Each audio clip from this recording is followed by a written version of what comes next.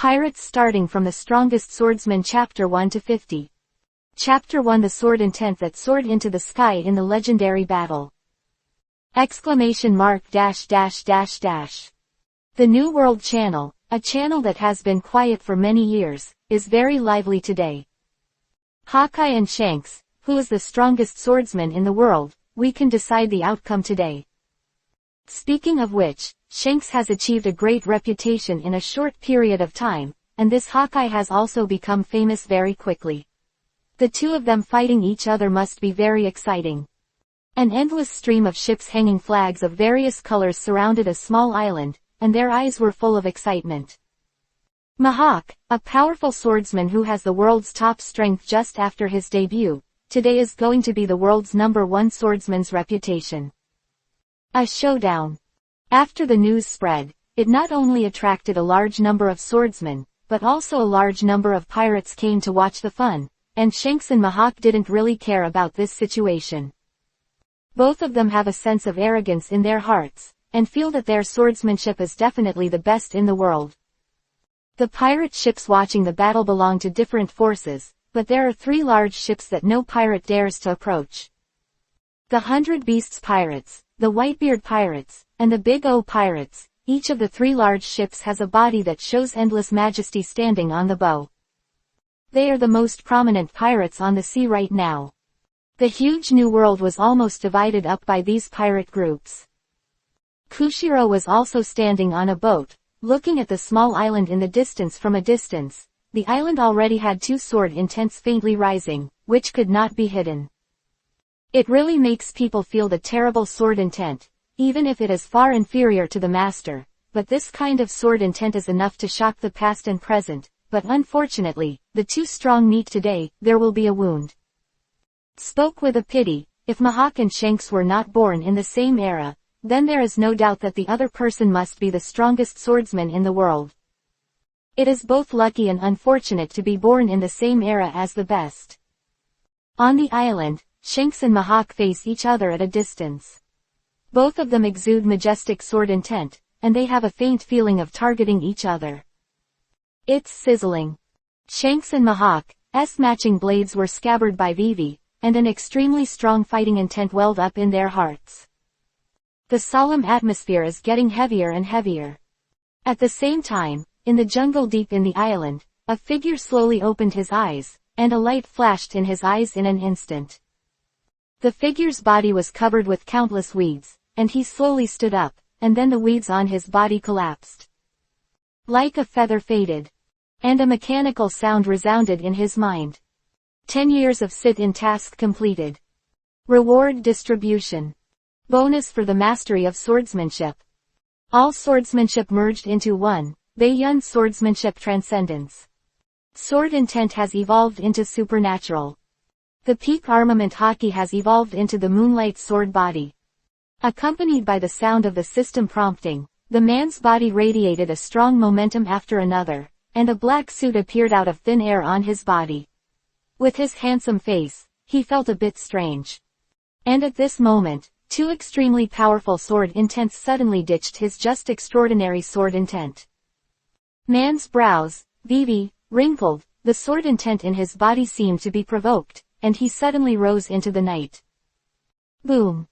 Although there was no sign of it, a strong explosion sounded within a radius of 10 miles. And the white clouds in the sky on the island were even more smashed. The pirates watching the battle on the outside were stunned.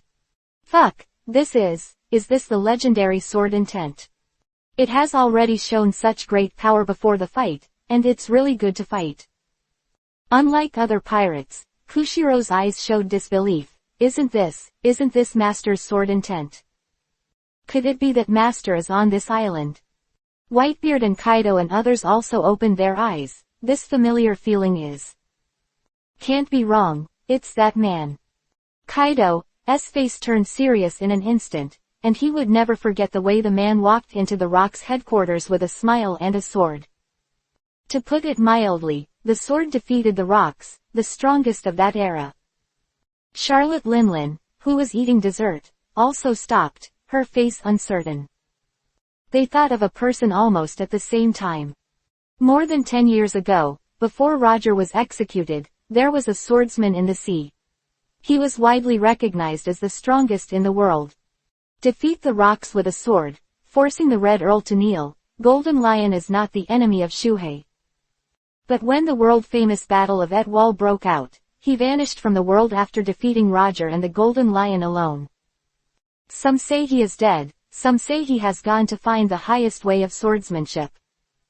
There are many legends in the world, and even because of the age, his name was even forgotten by the sea. He is Swordmaster Migat Angeli.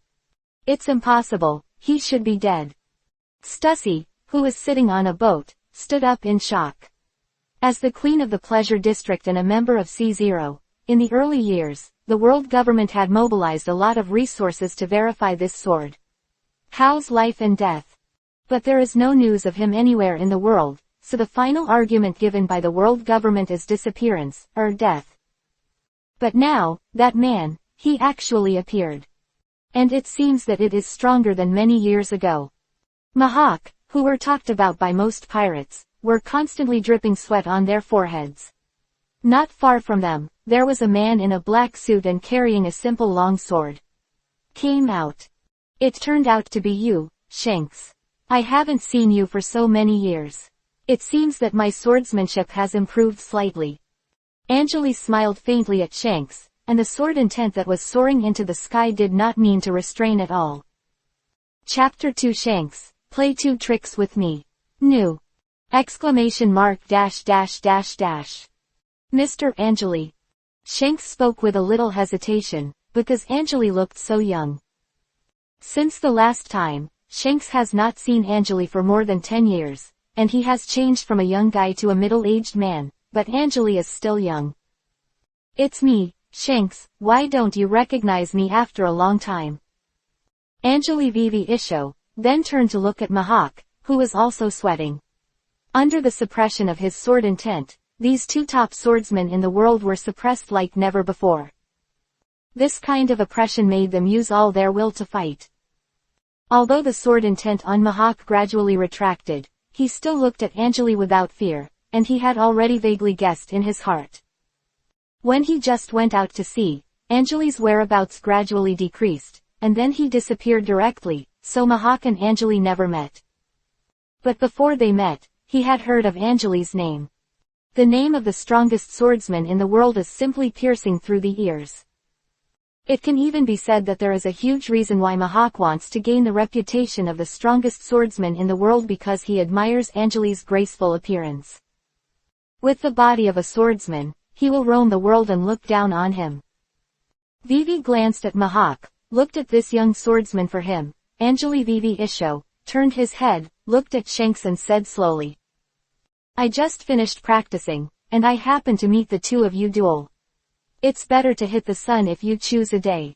It just so happens that my hands are a little itchy. Why don't you have a fight with me?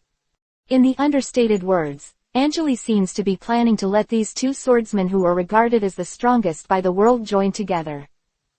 Mr. Angeli, it's not the same now. Mahawk's swordsmanship is also at its peak. If you want to fight for 2, I'm afraid you won't be able to. Shanks spoke neither humble nor arrogant, and the arrogance that belonged to the swordsman in his heart made him a little dissatisfied with Angeli's big move. Really? Eyes narrowed at Vivi, his right hand shook, and the long sword with the sheath was held upside down, and an extremely powerful and domineering sword intent swept out with a much more tyrannical momentum than before. Shanks and Mahawk were startled at the same time, and the 2 of them immediately released their own sword intent frantically to counter the crushing of Angeli's sword intent. This is a battle only for swordsmen. The 3 sword intents suddenly rose into the night, and the birds on the entire island fell to the ground in an instant. The sword intent had too much influence on the living beings. After reaching their step, it is not uncommon for the sword intent born of the will to interfere with reality. The 3-sword chi that soared into the sky had a faint hint of color. From the outside of the island, an extremely sturdy black chi was constantly pressing down on the other 2, 1 red and 1 green sword intent. At this moment, all the pirates know that something is wrong. That sudden, super powerful sword intent, no one has ever seen it. Moreover, the combination of the two sword intents, green and red, is only slightly able to resist the black sword intent. That's right, it's definitely Angeli, ha ha ha, the old man just said. I'm not dead, how could that guy be dead? Whitebeard laughed and opened his mouth, holding the barrel-sized wine glass in his hand, and drank it down boldly, as if he was happy to meet an old friend. Conversation between swordsmen, all you need is a sword. You two, you still look a bit like the next sword, you can take it, it will kill people. Released a powerful sword intent to suppress Shanks and Mahawk, had a smile on the corner of his mouth, and the simple and unpretentious long sword in his hand was unsheathed in an instant. Baiyun's swordsmanship Luyun. 3,000 miles of flowing clouds turned around, and a huge white cloud sword gathered from the sky and slashed down suddenly. The huge white cloud longsword can even be clearly seen by people from 10 nautical miles away. Shanks and Mahawk's eyes shrank at the same time, the black sword and the western sword, these two famous swords that have been across the sea for more than 10 years, were instantly unsheathed. Gur and burn. Black knife dawn. One red and one green, two powerful sword chi soared into the sky at the same time. The 2,000-meter long sword chi directly slashed towards the white cloud long sword that fell from the sky. The sky roared like a mad thunder, and the seawater around the entire island spun wildly and flowed outwards, and waves of waves caused great swaying of the surrounding ships of low tonnage. In an instant, the white long sword collided with the two sword chi. Boom! The dazzling flash disappeared in a flash, and everyone could only close their eyes. The extremely dazzling light was wrapped in the scattered sword energy, and suddenly pushed to the four directions. Boom! After the sword energy like a circular sound wave swept away everything within a few nautical miles around the island, the sea water that came back was several meters high. The huge whirling wave seemed to engulf the entire island. Not bad, you can actually take the first sword, so what about the second sword? Hearing Angeli's words, the expressions of Mahawk and Shanks changed drastically at the same time. The dignity of the swordsman did not allow them to retreat, and now, Angeli's displayed strength was completely different from theirs. The two who had been close friends for a long time, looked at each other tacitly, and at the same time opened their paces, holding swords in both hands, looked at Angeli in the distance, and suddenly shouted and roared at the same time. Secret skill double death. Chapter 3 As long as he lives, he is the strongest. New! Exclamation mark dash dash dash dash. One red and one green sword chi entangled together in an instant, and they grew rapidly, turning into a red and green sword chi wave that rushed straight to Angeli. The red and green sword chi spun like a high-speed rotating head. In the frantic rotation, where the sword chi wave passed, the island's surface was scraped off abruptly.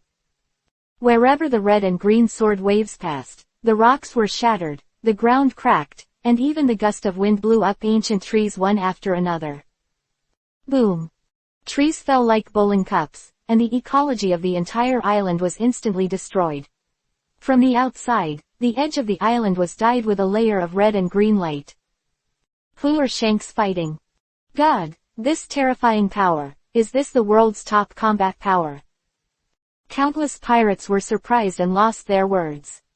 The combined blow of Shanks and Mahawk, he always had an understated smile on his face, and the long sword Vivi in his hand was lowered.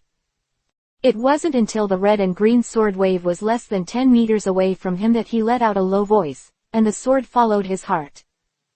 Baiyun West Wind.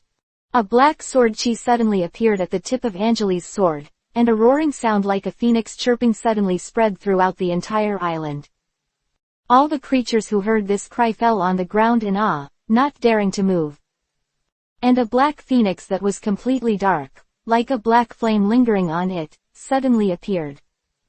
The phoenix spread its wings suddenly. Shenjun's wind head showed a fierce light. Looking at the incoming red and green sword wave, it suddenly spread its wings for dozens of meters. Chiang chiang. Like a phoenix clattering between gold and iron, it suddenly exploded, and the black fire phoenix suddenly rushed forward. The red-green sword energy wave instantly hit the black phoenix. When the two collided, an extremely large wind pressure was generated, and in the blink of an eye, all the trees within a few miles around the two flew up into the sky. Crazy rocks and sand are all over the entire battlefield. Angeli and the others' feet even steadied themselves under the great wind pressure, and they couldn't help sinking into the ground a few inches. The red-green sword wave smashed the black fire phoenix inch by inch, and the tiny cracks gradually spread on the black phoenix, but with the constant struggle of the phoenix, biting. The red-green sword wave is decreasing at an extremely fast speed. In less than 30 seconds, Jian Kibo and Black Phoenix both showed signs of decline, and two roars that shook the heavens and the earth suddenly sounded. Drink! Ah! X2. With the roars of Shanks and Mahawk, the red and green sword waves suddenly flourished like a rejuvenation. Only. Phoenix is immortal. The phoenix that was about to shatter suddenly changed. The figure of hundreds of meters suddenly turned into a giant beast with a height of 400 to 500 meters, enough to swallow the sky. Chiang chiang. The black phoenix roared suddenly, and the black pointed mouth suddenly opened, like a dragon absorbing water, and the huge red-green sword wave was suddenly swallowed by the black phoenix. That phoenix even looked at Shanks and Mahawk with a fierce look. Chiang chiang. Just when Shanks and Mahawk were about to go all out, the black phoenix suddenly rushed to the sky and exploded. A black-dominated, red and green mixed, sword energy waves like fireworks bloomed in the sky. With a smile, walked up to the panting Shanks and Mahawk, his sword already sheathed. Shanks looked at Angeli, who was light and cloudless, and said with a wry smile on his face. Mr. Angeli, I haven't seen you for many years. I didn't expect you to still look the same. At that moment, I really thought I was trying my best. Angeli Vivi Isho said. Just try your hand at random, how can you make you work hard? I just have itchy hands, let's go here today. You kid hasn't regressed for so many years, I'm still very satisfied. Mahawk, who had a slightly nervous expression, and after giving the other party a positive look, Angeli smiled faintly. Don't be too nervous. Among the many juniors I have met, you are considered very good. Compared with this guy Shanks, you are not too bad.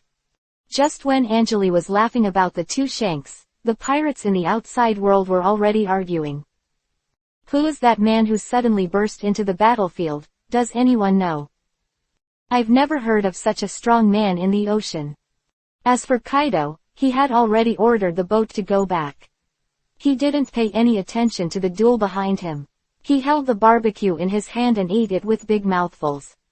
His eyes showed a little thought. When that man comes out, this sea will add a little more fun. The world's #1 swordsman. As long as that man is alive, he is the pinnacle of the times, standing before and after time, invincible, the strongest swordsman. Chapter 4 Train 34 Emperor-level disciples. ! Just when all the pirates' onlookers were arguing, Shanks and Mahawk walked out of the island, and the pirates watching on the boat could only see a little exchange between the two.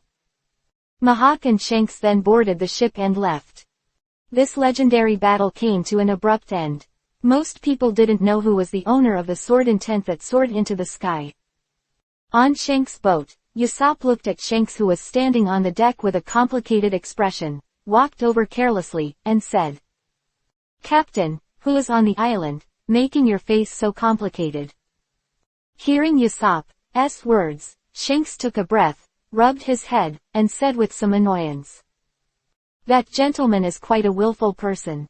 Now the sea has gradually formed a pattern of separatism.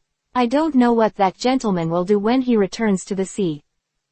The information Shanks revealed made Usopp very curious, and he looked at Shanks with curiosity in his eyes. Captain, who is it? It's Migat Angeli, the strongest swordsman who once conquered an era. After hearing this name, Usopp's eyes instantly trembled. Angeli. Although he has never met the owner of this name, but a long time ago, he almost grew up listening to this person's prestige.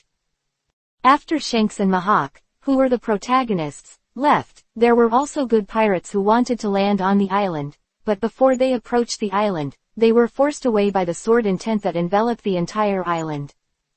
Before letting the ship leave, Stussy took a deep look at the island. The man who stood above all heroes like a monster appeared again, and the times would surely be turbulent. On the other hand, a small boat approached the island in a hurry. Koshiro stood on the boat with a nervous expression. He was a little overwhelmed when he met his teacher again after many years. When he approached the island with the boat, the overbearing sword intent instantly enveloped him. Boom! In the spiritual world, Koshiro instantly seemed to hear a loud ringing of Hong Zhang Dalu. 2 bright red nosebleeds flowed from his nose instantly, and then the whole person even knelt down. PFF'd. The boat was directly smashed out of a slump. Even though Koshiro's strength is enough to be praised as a swordsman in the entire sea, he is as powerless as a child in front of Angeli's domineering sword intent. It was extremely difficult. He exuded the sword intent that he had cultivated for many years, a sword intent that was like a white light, tenacious and unyielding from Koshiro's body. Angeli, who was sitting on a big tree to pass the time, suddenly sensed a very familiar sword intent. After giving Vivi a strange surprise, he frowned, and then quickly remembered that the owner of this sword intent was. Who? There was a smile on the corner of his mouth. Angeli turned over, and a little under his feet, the sword intent so huge that enveloped the entire island suddenly dissipated. When Angeli's domineering sword intent dissipated, Koshiro barely stabilized his figure and almost collapsed on the boat. Fortunately, the will of Kendo that he had practiced for many years supported him to maintain his figure. A violent gust of wind suddenly entered his ears with a bang. Boom! Koshiro looked up suddenly, and only after he looked up did he find that Angeli, who was wearing a black suit and looked handsome, was standing on the bow of the boat with a smile on his face. And behind Angeli, there are dozens of meters of seawater, breaking a trench that is tens of meters deep. The seawater rising into the sky is like a water dragon that wants to devour everything, roaring and rushing towards the sky. But what struck Koshiro like being struck by lightning was that, amid all the turmoil, the boat stopped motionless on the sea, and an extremely domineering and sharp sword energy was suppressing the boat, making it enough to stand still in the monstrous waves. Looking at the familiar yet unfamiliar figure in front of him, Koshiro said with trembling and respect. Master. Koshiro, what are you doing so restrained, are you all right? Angeli said with a smile, and he sat on the bow casually. Hearing the master's concern, Koshiro stood up quickly. After Angeli took the initiative to put away the sword intent, he was fine after a while. It's okay, it's just that I haven't seen the master for so many years, so I'm a little excited. I just don't know what the master plans to do next. Koshiro stood up and respectfully opened his mouth to Angeli. His eyes showed admiration, and Angeli could be said to have cultivated him with one hand. Looking at Koshiro's expression, Angeli's heart moved to Vivi. Although Koshiro's strength was not the strongest, he was respectful enough to respect his teacher. Back then, he disappeared without a trace, and he didn't know how long the child had been looking for him. Vivi sighed. Angeli looked at Koshiro and smiled. I'll be fine next time. Why don't I go to your dojo to live there and see how you've changed over the years? I don't know if it's inconvenient. Hearing these words, Koshiro's expression suddenly changed greatly, and he immediately nodded his head in a hurry, and said in a very happy tone. How can it be inconvenient to be able to make tea again with the master? It is a long-cherished wish in Koshiro's heart to be able to reunite with Angeli. Now that Angeli is willing to stay at his dojo, he is extremely welcome. Suddenly, a mechanical system prompt sounded in Angeli's mind. Ding! Cultivate 30 disciples with great sword intent, combat power equal to the 4 emperors. Task completion time limit, 30 years. The mission is mandatory and cannot be refused. Task reward. For every disciple who cultivates a sword intent mastery, you can draw a lottery once, and complete the overall task reward space teleportation technology. Space teleportation. You can create mutual portals in 2 different worlds. Chapter 5 The Disciple of the Peerless Genius is at hand. Exclamation mark dash dash dash dash. Cultivating 30 disciples with great sword intent. Space teleportation. You can create mutual teleportation portals in 2 different worlds. Anjali's body shook vivi, and his eyes couldn't help showing desire. This is the way for him to start the time and space battle.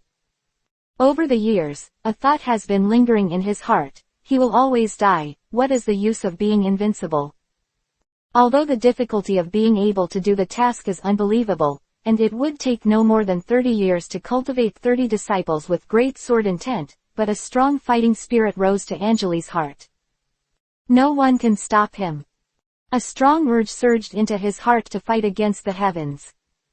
Find a way to live forever. Taking a deep breath, Anjali looked at the respectful disciple in front of him, Koshiro, and now his eyes were shining brightly. He originally planned to go to Swordsman village to retire. But now, it's different. Koshiro, are you willing to continue to follow me in ascetic cultivation and climb the more beautiful scenery on the road of Kendo? Anjali spoke slowly, with a smile on his face, and cultivated a disciple of the 4th Emperor level with a great sword intent. Koshiro is a good candidate. The 4 emperors are stronger frontline characters than Marine Admiral, and each of them can be called a rare genius for decades. He can't miss any seedlings. It's just that he doesn't know if Koshiro still has a heart to climb towards the supreme Kendo. Koshiro's eyes lit up with joy. For so many years, he had been obsessed with Kendo. After Anjali disappeared, he even opened a dojo, which he kept practicing every day.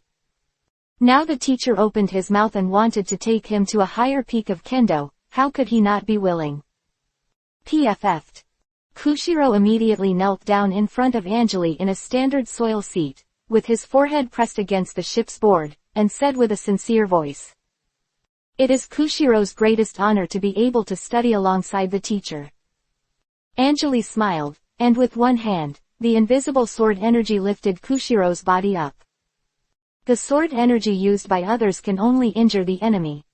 But in Anjali's hands, the sword chi can be firm and soft, and the yin and yang are in harmony. Feeling his teacher's Kendo attainment, Koshiro's eyes are already full of brilliance. He can't wait, his Kendo has been stuck for many years. I came to watch the battle between Shanks and Hawkeye just to go a step further. I didn't expect to meet the teacher. Let's go, Koshiro, let's go back to your dojo first. As Anjali opened his mouth, Koshiro nodded immediately, and then the boat suddenly moved without wind. Although Koshiro didn't have the strength of Shanks and Mahawk, he was far inferior to Anjali. However, with his strength, it is no problem to control a small boat going with sword energy. In Anjali's observation, Koshiro's Kendo realm has been stabilized at the level of sword intent and comprehension, and the so-called Kendo is divided into many realms. From the lowest level of the first glimpse of the door, all the way up, integrate and penetrate, enter the hall, have a little success, gradually enter the good state, become pure, and understand, in order to achieve the great achievement, reach the pinnacle, unparalleled in the world, extraordinary and holy. This is a complete realm all the way. Even Mahawk and Shanks have only reached the peak of the realm, and Anjali has completely overwhelmed the 2 big realms. Many years ago, Anjali's swordsmanship was unparalleled in the world. When he was called the strongest swordsman in the world, he used his unparalleled swordsmanship to dominate the world and defeat the rocks with his sword. Under the control of Koshiro, the boat moved towards Swordsman village at a very fast speed. Along the way, the 2 of them got hungry and approached the nearby islands to find something to eat and drink. Under the control of Sword Chi, the boat arrived at the location of Swordsman village at a very fast speed. Because of Anjali, Koshiro, who had barely crossed the windless belt, walked directly from the windless belt to the great route this time. Under Anjali's transcendent divine sword intent, none of the sea kings rushed over to send people's heads, and all sea beasts were far away from the 2 of them. And now, Swordsman village was already in front of the 2 of them, very close at hand. Anjali's eyes showed a bit of elation. On this small island, there are 2 peerless Kendo geniuses. Zoro, Kuina. As for saying that women's innate conditions are not as good as men's, so women can't become peerless swordsmen. Anjali's mouth is upturned. This is just the opinion of ordinary people. Boom. The boat jumped up from the sea and smashed directly into the beach on the edge of the island, but Anjali couldn't wait to trigger it directly with sword energy, making the boat like an arrow from the string. Koshiro stood up from the ground in embarrassment. The boat that had carried the two of them for a long time had become fragmented, but Anjali was still light and clear. Looking at Koshiro, Anjali said with a smile. Let's go. Chapter 6 Master, please teach me to practice swords. New book request. Exclamation mark dash dash dash dash. In Seymourjiji village, in Yixin dojo, a man, a woman, and two children are holding wooden swords to hedge wildly. Bang bang bang. Although they only used wooden swords, the two of them fought each other, and they even brought a lot of power in the martial arts arena in Yixin dojo, which even ordinary adults could not do. The onlookers of the dojo disciples applauded the two even more. Come on Kuina, let Zoro lose 100 times in a row today. Lives Auto, you can't win senior sister Kuina, just admit defeat, ha ha ha. The children's laughter filled the sky, and the battle between the two of them reached the most critical point. Zoro held a wooden sword in each hand. Under Kuina's flaw, one rushed forward, and the two were one-on-one. Locked Kuina's neck and waist like a horizontal slash. Zoro's eyes showed excitement. As long as this move hits, Kuina is absolutely impossible to get up. And he can also end his 99-time losing streak. But what he never imagined was that Kuina's body stagnated in the air for a moment, like it was stagnant in the air. And the wooden sword in Kuina's hand suddenly jabbed forward with the momentum of thunder. PFF'd. Zoro's head collided with Kuina's wooden sword instantly. Under the impact of his own and Kuina's attack, Zoro immediately felt dizzy. The whole person staggered back and took a few steps back, and then sat directly on the ground. Seeing Zoro's defeat, the children in the dojo burst into laughter and said cooingly. Oh, Zoro, you lost again, plus it's 100 times this time. You can't beat Miss Kuina, give it up. Zoro didn't take other people's words to heart at all. Sitting on the ground, Zoro shook his head, trying to drive away the feeling of dizziness. He looked at Kuina with dizzy eyes, and said unconvinced. If you weren't 2 years older than me and had longer arms than me, you wouldn't have stabbed me in the head with your sword just now. Kuina said he isho. But if you lose, you lose. Swordsmen are fighting, but it makes no sense. If you fought a pirate just now, you would be dead. Girls grow faster than boys. At this age, when Kuina's words are a bit rude, Zoro is instantly angry. Just when Zoro got up and wanted to fight Kuina, a smiling voice entered everyone's mind. Not bad, not even 10 years old, these two children, each of them has reached the point of first glimpse of Kendo. Koshiro, you teach well. Hearing this voice, everyone turned to look at the door of the dojo, only to see Koshiro walking respectfully behind a young man in a black suit. Vivi bowed his head, and even picked up the other party's words and said. The teacher is overrated, it's all because these two children are talented. Koshiro does not take credit, although he is humble, but what he thinks in his heart is that it would be better to let the teacher take action and guide his daughter, and it would be better if he could accept Kuina as his apprentice. Anjali Vivi Isho, he didn't say anything to Koshiro anymore, they were all family. He took 2 steps directly to Zoro and Kuina, and smiled. Do you want to learn the strongest swordsmanship in the world and become the strongest swordsman?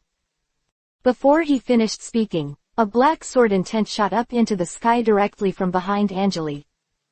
A simple and flowerless long sword is made of black, and it hangs in the sky of the island in the blink of an eye, reaching a length of hundreds of meters.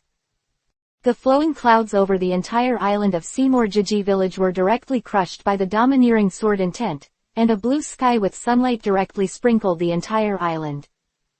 This black long sword is the real image of Anjali's sword intent. Hanging in the sky, although the appearance looks very simple, a slightly restrained domineering cannot be concealed and announced to everyone. It is the center. Under Anjali's control, the sword intent did not spread to the island and the Yixin dojo, so everyone just felt the domineering sword intent and the power beyond their imagination, but they didn't knelt down and vomited blood like Koshiro felt it directly. Both Kuina and Zoro's eyes lit up. Such powerful swordsmen appeared in front of them and wanted to accept them as apprentices. The two were almost born for Kendo, so how could they not want to, but they looked at Koshiro at the same time. One day as a teacher and one as a lifelong father. One was picked up by Koshiro, and the other was Koshiro's daughter. How could they easily worship other people? Even if this person is Anjali, he is very strong. However, the teacher's way is more important in the hearts of the two young children. Koshiro looked at Zoro and Kuina's eyes with a smile on his face, and said, "Don't worry, he is my teacher, that is, your ancestor. After all, the teacher is just officially accepting you."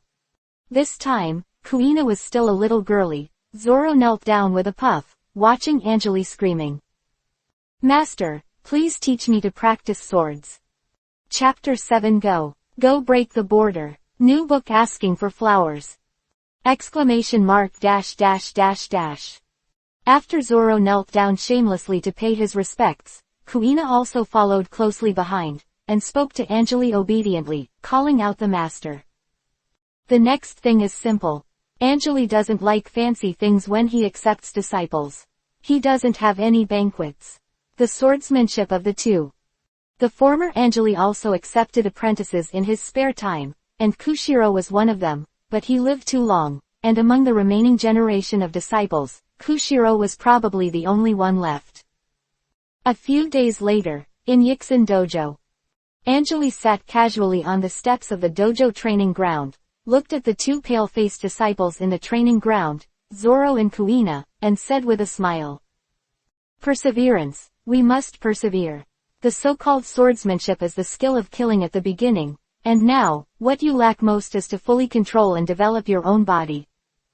Kuina's expression was calm, and Zoro on the side was about to roll his eyes. The two were stomping on horses, bending forward with both hands, and one was holding a dumbbell that weighed about 100 pounds. There were two dark iron blocks hanging from his thighs, each weighing more than 100 jin, and a bowl of water was on top of his head. Anjali asked them not to spill it at all. In such a standing position, Anjali asked them to hold on for half an hour, and if the water spilled out in the middle, they would start over for that long. Koshiro stood beside Anjali and looked at Kuina with a distressed look. After all, she was his own daughter, but he believed that Anjali had a deep meaning in doing so.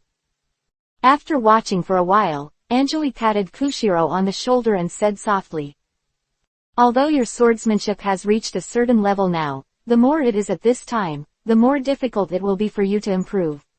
After you get to the next level, there will be few people who can beat you in your swordsmanship above the sea. But after so many years of peaceful life, the fierce and murderous aura in your heart has gradually dissipated. If you want to break the mirror now, the most important thing is to be strong. In 3 days, I'll take you to a place where there will be something that will allow you to break the mirror." Hearing the teacher's words, Koshiro was startled, and sure enough, the teacher standing on the top of the mountain saw his fault at a glance, and gave him a way forward. It's not that Koshiro didn't know his own problems before, but he just had a daughter and let Koshiro go through all kinds of life and death trials to break through the realm, which made Koshiro hesitate. What will happen to his daughter if he dies? Now that Anjali is back, even if he dies in the Kendo breakthrough, Anjali is fully capable of taking care of Kuina for the rest of his life as a swordsman. Koshiro's mentality gradually began to change. He still wanted to climb to the peak of the supreme Kendo, and see all the mountains and small mountains. "It's hard work, teacher." Koshiro Vivi bowed, showing his highest respect to Ange. 3 days later, and after several days of basic training, Anjali finally decided to teach the two of them swordsmanship. In the martial arts field of Yixin Dojo, Anjali looked at the two little guys in front of him with a serious expression and said in a deep voice, "Zoro, Kuina, learn swordsmanship. You will inevitably face strong enemies in the future, and even take risks to seek opportunities for breakthroughs. Are you ready? If you learn my swordsmanship and enter my door, you will live and die in the future. Don't resent others. The sound of Jinjay mixed with the murderous aura from the shop made Kuina and Zoro immediately stunned, but then Zoro gritted his teeth and nodded, looking at Anjali and said, Master, as long as you can learn stronger swordsmanship, even if you die, it doesn't matter. I already had this realization. And Kuina nodded sharply, with determination in her eyes. As a girl, she had long known that her path in Kendo would gradually end. This is a problem that even Koshiro can't solve, and she is fond of swordsmanship. Now that she has the opportunity to come into contact with the supreme swordsmanship, she must seize it if she is desperate. After feeling the determination of the two, Anjali Vivi nodded and said in a deep voice. Very well, I appreciate your determination. Next, I will teach the two of you, one swordsmanship for each, and Marine Admiral will not be your opponent after you have mastered it. Zoro, the Azure Dragon swordsmanship will be taught to you. Before he finished speaking, a black sword energy shot out from Anjali's body. Boom. In the sound wave explosion, the black sword energy quickly condensed into a lifelike black dragon in the sky. Aang. The black dragon is 100 meters long, opened its huge mouth, and suddenly roared at the sky. Kuina, the unicorn swordsmanship will be taught to you. Similarly, a black sword energy is above, condensing into a unicorn appearance. One dragon and one unicorn roared and roared in the air. The sound was so loud that the sea outside the island even raised a huge wave. The people on the island looked up to the sky one after another. After seeing the Qilin and the black dragon in the sky, everyone was shocked. Is this Mr. Koshiro from the Isshin Dojo? No, absolutely not. Mr. Koshiro's moves are not like this. The big man is here. Zoro and Kuina in front of Anjali are now showing incomparable joy, looking at the unicorn and black dragon in the sky. A feeling of supreme Kendo within reach, poured into their hearts. And with a flick of Anjali's hand, the huge unicorn and black dragon suddenly fell from the sky, and plunged into Zoro and Kuina's bodies one by one. The methods of cultivation have all been engraved in your minds, remember them in the future, and practice diligently. In the faint voice, Zoro and Kuina rolled their eyes and fell to the ground. The two sword intents that Anjali penetrated into their bodies, each representing the Qilin and the Azure Dragon method. Not only that, these two sword energies are rapidly improving the bodies of the two, and these two sword energies will automatically protect Zoro and Kuina when their lives are in danger. As soon as the two fell down, Anjali waved his hand, and the sword she carried the two bodies into a room in the dojo. Koshiro hurriedly sent people to take care of the two children. At this time, Anjali walked up to Koshiro and smiled.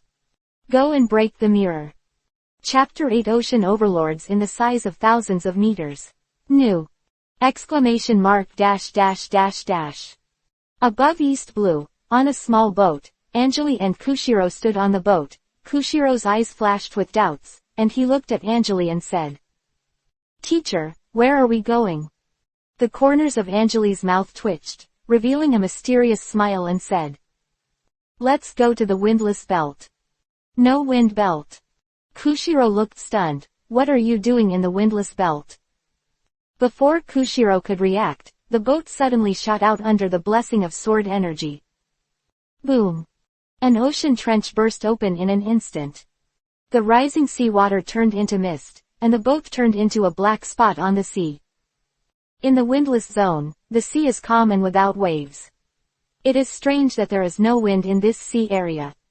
In the distance, a small boat slowly appears. Teacher, what are we doing here? Koshiro's body was a little embarrassed. He looked at Anjali's awkward opening. He galloped for a few days. The boat brought too much seawater. After the seawater soaked his clothes, it turned into salt crystals, turning his clothes into salt crystals. Piece by piece. As for Anjali, under the shroud of the delicate sword energy, his whole person was as spotless as if he had just set off. Turning back, looking at Koshiro who was embarrassed, Anjali said lightly. Jump down with me. Jump off. Koshiro's eyes shrank, and before he could react, he was copied by Anjali, and the two jumped into the bottom of the sea like fish. After practicing swordsmanship to a certain level, it does strengthen the internal organs, but it does not mean that you will not drown in water. After Koshiro held his breath in a hurry, he began to practice the exercises. The whole person did not dare to speak, and looked at Anjali who was beside him and winked wildly. Anjali Vivi Isho, the sword energy condensed on the surface of the body, and the two of them suddenly fell. I don't know how long it took to fall, but Koshiro only felt that he had fallen into a bottomless abyss, and the sword energy in his body was consumed very fast in order to maintain his vitality. Anjali took Koshiro directly into the seabed of the windless belt. Patting Koshiro on the shoulder, Anjali signaled him to pay attention to the surrounding environment. After Koshiro finally opened his eyes and looked at the blue seabed around him, Anjali pointed in one direction. Immediately afterwards, in the direction of Anjali's finger, a Neptune the size of an island appeared. Just the diameter of the visual inspection, I am afraid it is several thousand meters. Koshiro's eyes shrank instantly. He looked at the Aquaman in disbelief, and then at Anjali who was constantly comparing the Aquaman. An extremely absurd feeling came to Koshiro's heart. Is the teacher asking him to challenge this sea king? Break through with life and death. Before Koshiro could confirm Anjali's thoughts, Anjali, who had been waiting for Koshiro's action, slapped his hand, and the sword energy brought endless undercurrents and sent Koshiro to the behemoth like a killer whale. Looking at Koshiro's nervous expression, Anjali raised a smile on the corner of his mouth.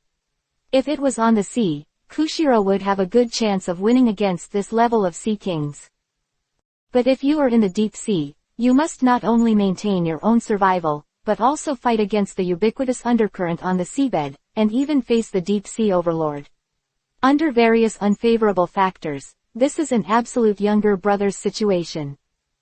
However, it is this kind of crisis that can make a swordsman break through. If Koshiro breaks through to the realm of attaining the ultimate achievement, and then breaks through another realm, then it is the ultimate sword intent, which is equivalent to the role of the fourth emperor level combat power. To achieve this state, it is absolutely impossible without sufficient awareness. Holding the sword in both hands, Anjali quietly looked ahead. A shocking battle was about to begin. Whether Koshiro could break through to the threshold of Admiral's combat power depends on today. Stabilizing his body and holding his breath, Koshiro faced the approaching killer whale. His heart gradually calmed down, and his eyes gradually sharpened. The long sword around his waist was instantly unsheathed by him.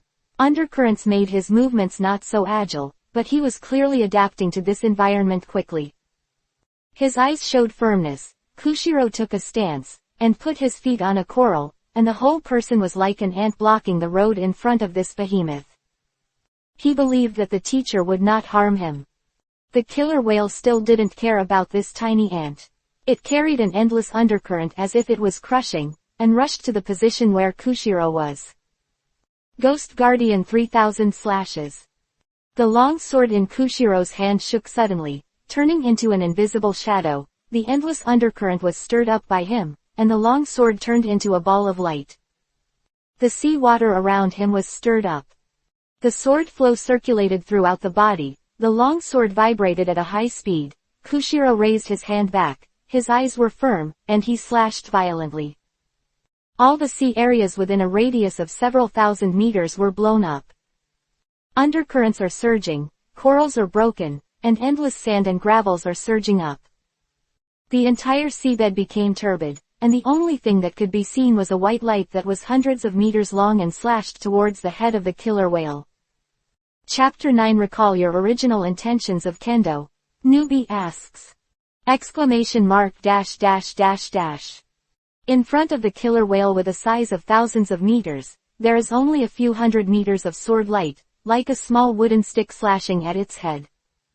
The sea area was turbulent in an instant, and the giant eyes of the killer whale looked at the creatures provoking him in front of him, and he let out a loud roar.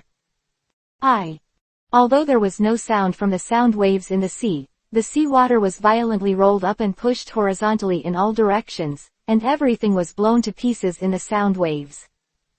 And the killer whale directly slammed into the sword light, and the eyes of unknown size were full of bloodthirsty and violent. No creature has ever dared to provoke its majesty as a king under the sea. Great sound and hopeful sound. Image is invisible. The sword light and the head of the killer whale collided, and bursts of silent but frantic power instantly erupted within a few thousand meters around the two sides. Undercurrents surged into the sky. On the calm sea with no wind, one after another sea water rises into the sky. Straight to hundreds of meters. The sword light shattered silently under the head of the killer whale, and pieces scattered on the seabed like cherry blossoms, but the killer whale made a more violent sound. It bleeds. Into the Ru directly appeared on the head of the killer whale, and the length of the wound was up to 100 meters. For a time, there was blood in front of Koshiro. The shattering of the sword light was as he expected, although he was equally uncomfortable. He should even be very uncomfortable because he had to hold his breath and forcibly suppress the minor injuries caused by the impact of the 5 internal organs in his body. But he had no intention of doing the math, and before the killer whale opened his mouth and took a sharp breath, he jumped up. Seawater, gravel, coral, swimming fish, everything was swallowed in an instant after the killer whale opened up the giant.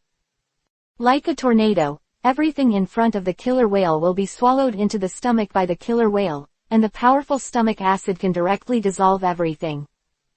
As for Koshiro, stepping on the sea water, every step of the way, undercurrents suddenly erupted under his feet.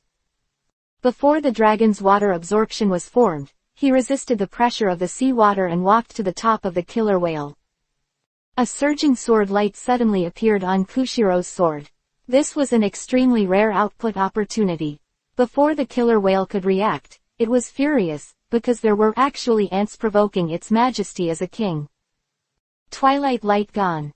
Most of the sword energy in the body erupted, and the sword light on the long sword in Koshiro's hand was as strong as tomorrow. Condensed and contracted, but only a few dozen meters were illuminated. Koshiro's eyes revealed firmness under the sword light. Angeli couldn't help but clapped his hands, not chaotic in the face of danger.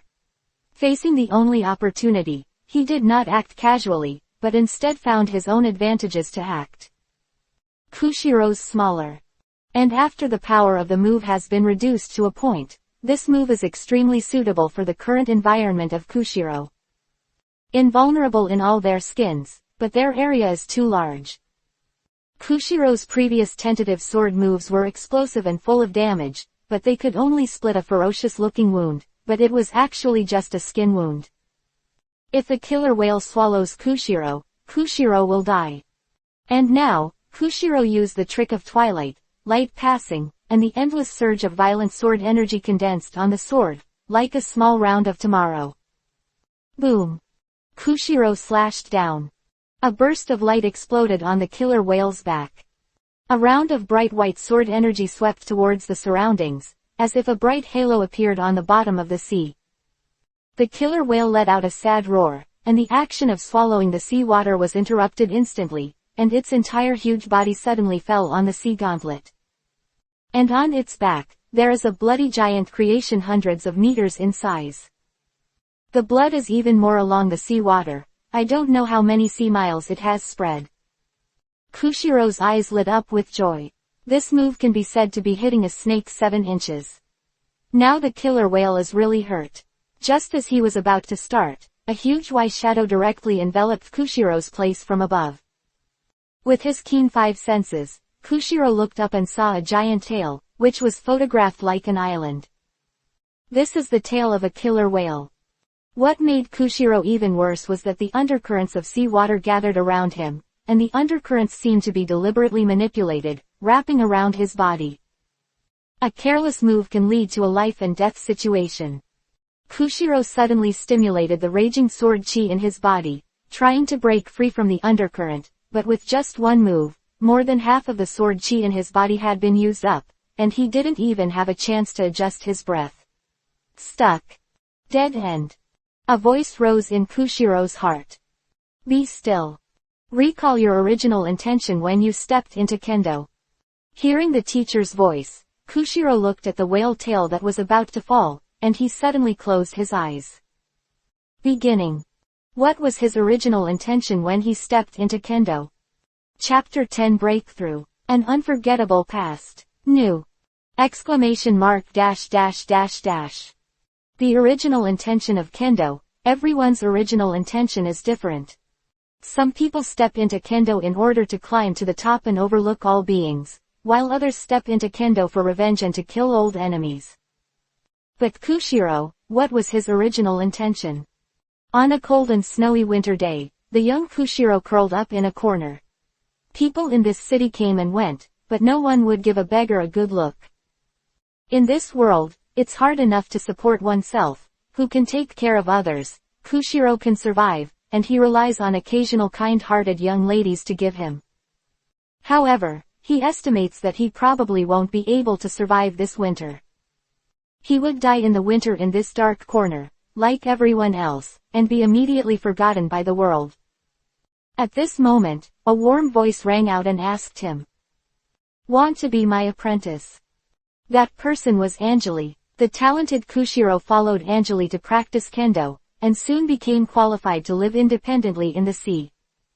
However, what he could never forget was the figure who died of starvation on the street in those winter days. He wondered if he would be able to see the moon the next day. And the original intention of stepping into Kendo, is to live, to be alone in poverty, and to live in harmony with the world. The realm that had not loosened for a long time, suddenly began to loosen, like the feeling of a tender bud encountering rain flooded Koshiro's heart. He opened his eyes, and the whole person's momentum has changed. At that moment, he understood himself, penetrated his heart, and controlled his own Koshiro. At this moment, the realm of Kendo has taken another step. The violent whale tail slammed down, and the endless sea water burst. Koshiro suddenly moved. The copyright of the novel resource belongs to the original author.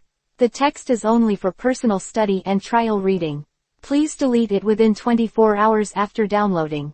Please support subscribing to Genuine Novels and refuse piracy. This novel was first published by Dragon. Feilu's Novel Internal Group 1,142,529,731. Feilu's Novel Internal Group 2,929,082,961.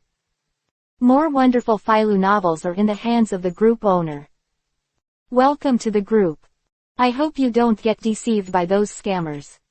One after another undercurrent was smashed by the long sword, and a majestic, immobile aura emanated from his sword.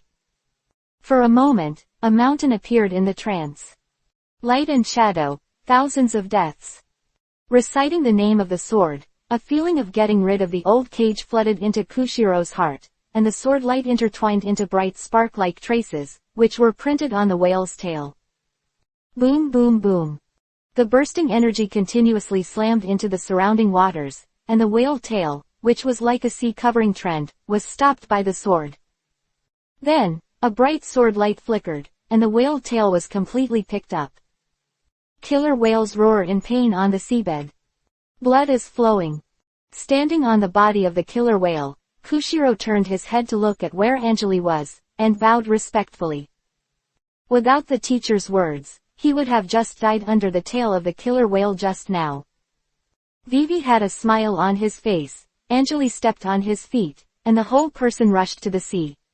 Koshiro had broken through, then this journey could be over. Seeing the teacher's figure rise, Koshiro hurriedly followed.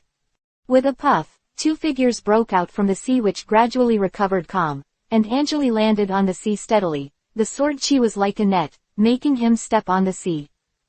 Feeling the sea water all over his body, Anjali Vivi mobilized his sword energy, and the water stains all over his body were taken away in an instant. In a blink of an eye, he returned to his spotless appearance before departure. And he turned his head to look at Koshiro, and found that Koshiro, whose realm had improved a step, also learned Anjali in a similar manner. After a while, the seawater on Koshiro's body was cleared, but the salt crystals made Koshiro turn white. Anjali couldn't help but wanted to laugh a little, looked at Koshiro and said with a light smile. Well, after this breakthrough, your swordsmanship is no longer worthy of your realm. At that time, I will teach you a swordsmanship that matches your current realm. Koshiro nodded immediately, and there was some embarrassment in his heart. Then the two of them retrieved the previous boat and began to go back to their home. After Koshiro broke through to the ultimate achievement, they only needed to cooperate with the swordsmanship training taught by Anjali. There will be no difficulty in entering the realm of sword will, because the most difficult obstacle, the original intention of Kendo, has been broken. As long as Koshiro cultivates diligently, he can enter this realm naturally. This is a realm that can compete with the four emperors. On the way back to Isshin Dojo, Anjali looked at Koshiro, who was standing on the bow of the boat and was steering the boat going, touched his chin, and said softly. If Koshiro, Zoro and Kuina were only in one dojo, East Blue, the pace of progress would be very slow. Let's move to Sabaody Archipelago, a place with enough opponents for Zoro and Kuina to grow up. These words are not only for Zoro and Anjali, but also for Anjali. Sabaody Archipelago, as a large area where the floating population gathers in this world, has a higher probability of encountering Kendo geniuses. Koshiro turned his head, looked at Anjali's calm face, and said with a smile. What the teacher said is that after I go back, I will arrange the relocation. Swordsmen must have strong enough opponents to temper themselves. Zoro and Kuina can't always fight each other in the future, they need to see blood more. The so-called sword is the weapon of killing. Anjali Vivi raised his head, leaned against the wall of the boat, nodded to Koshiro, looked at the blue sky in the sky, a smile twitched at the corner of his mouth, fighting the heavens. For this goal, he will also train 30 disciples at the level of the four emperors as soon as possible. Chapter 11 Go, Sabaody Archipelago. New book! Exclamation mark dash dash dash dash. In an instant, Anjali and the others returned to Yixin Dojo for half a month. At Anjali's will, Koshiro dismissed all the dojo disciples in the past half-month. And bought a big boat to sail to the Sabaody Archipelago. Now, they've packed everything up and boarded the boat, ready to head to the Sabaody Archipelago. Zoro and Kuina stood on the bow deck excitedly, watching the ship slowly leave the port. A sense of excitement and freshness filled the hearts of the two children. After leaving Yixin Dojo, they are about to go to a bigger world under Anjali's care.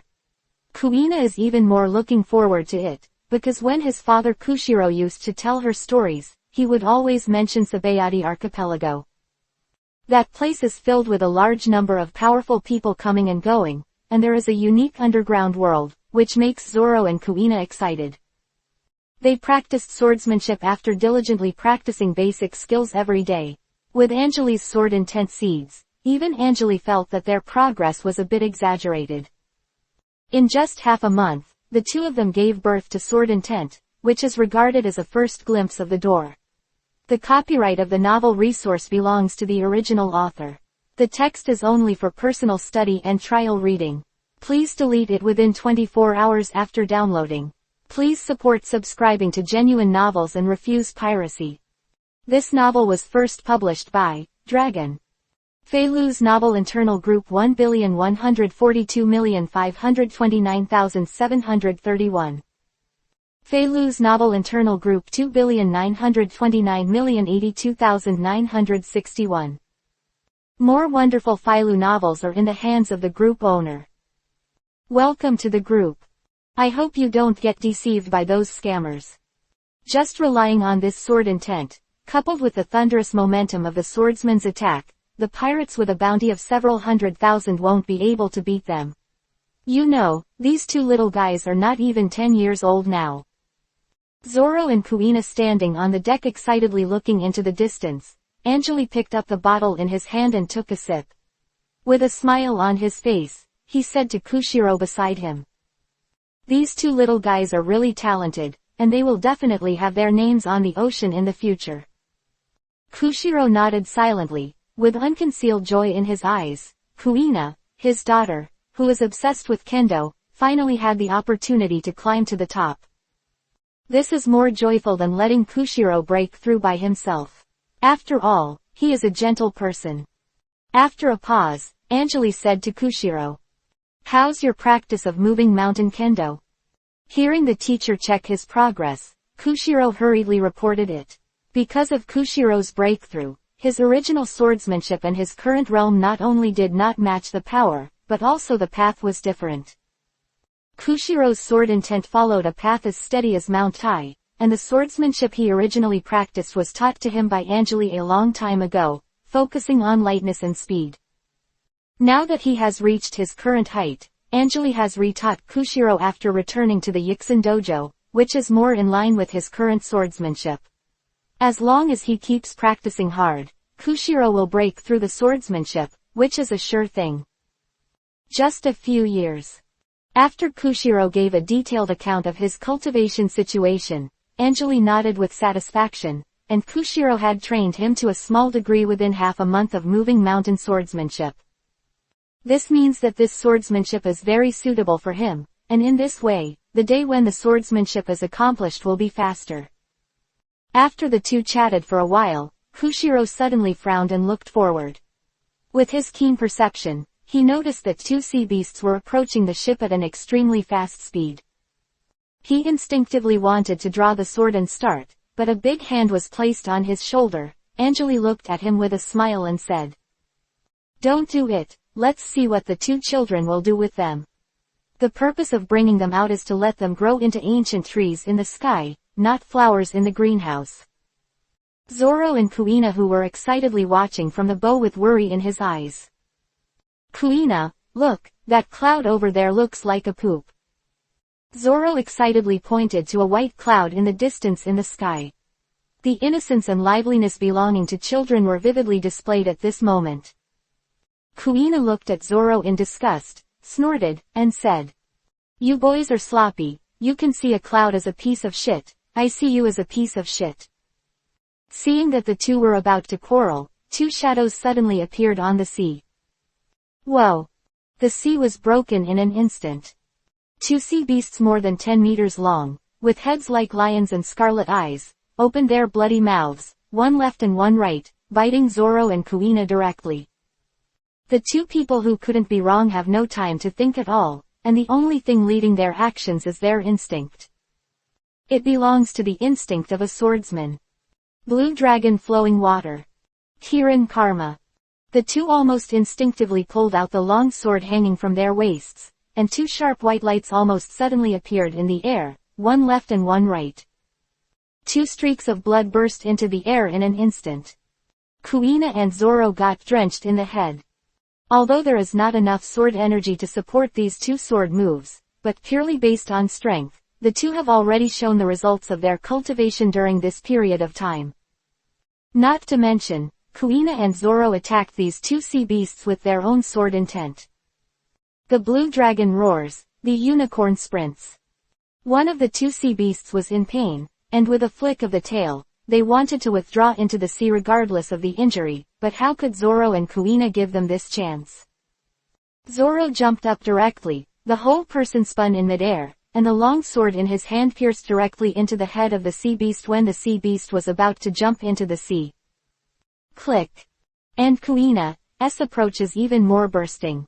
Zoro is too small to reach the long sword. Kuina's body has already grown. She jumped directly out of the bow, and the long sword lifted. The sea beast was directly gutted by her. Blood and internal organs instantly covered the sea. Looking at the battle between the two, Anjali couldn't help applauding and said with admiration, "Koshiro, the fighting instincts of the two of them will make their opponents feel extremely headaches in the future."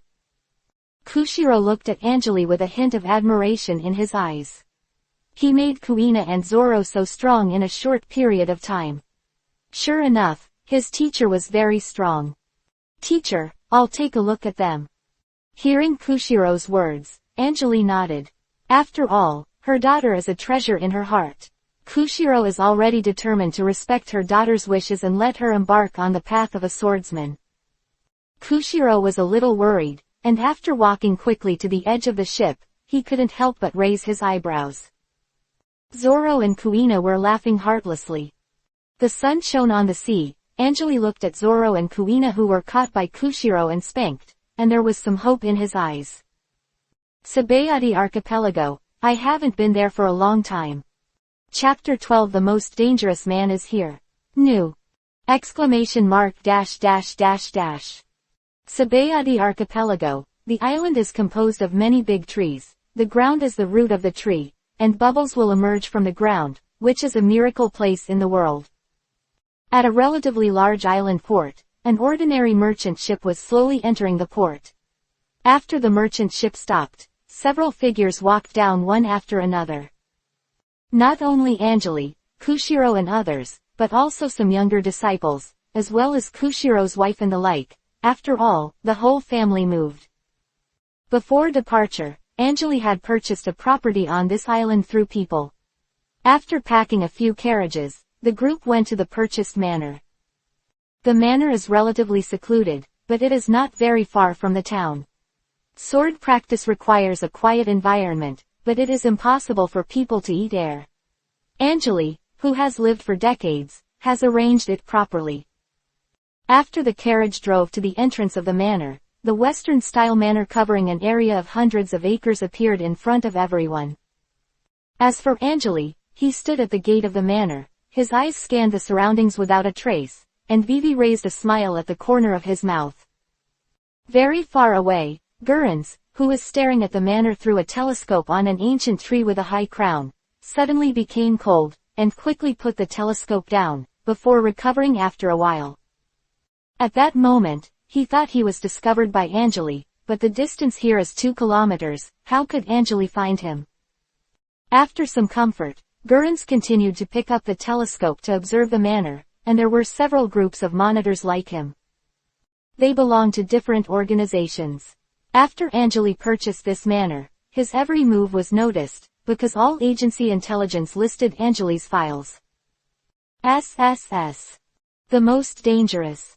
These people, because they understood the danger of Angeli, chose to observe and monitor them from a very long distance, and never approached this manor.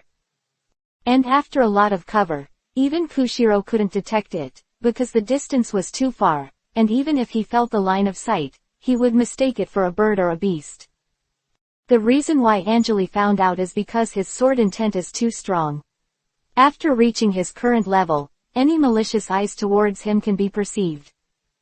In the next half-month, the performance of Angeli and his party was not unusual, and the empty manor was directly turned into a martial arts field.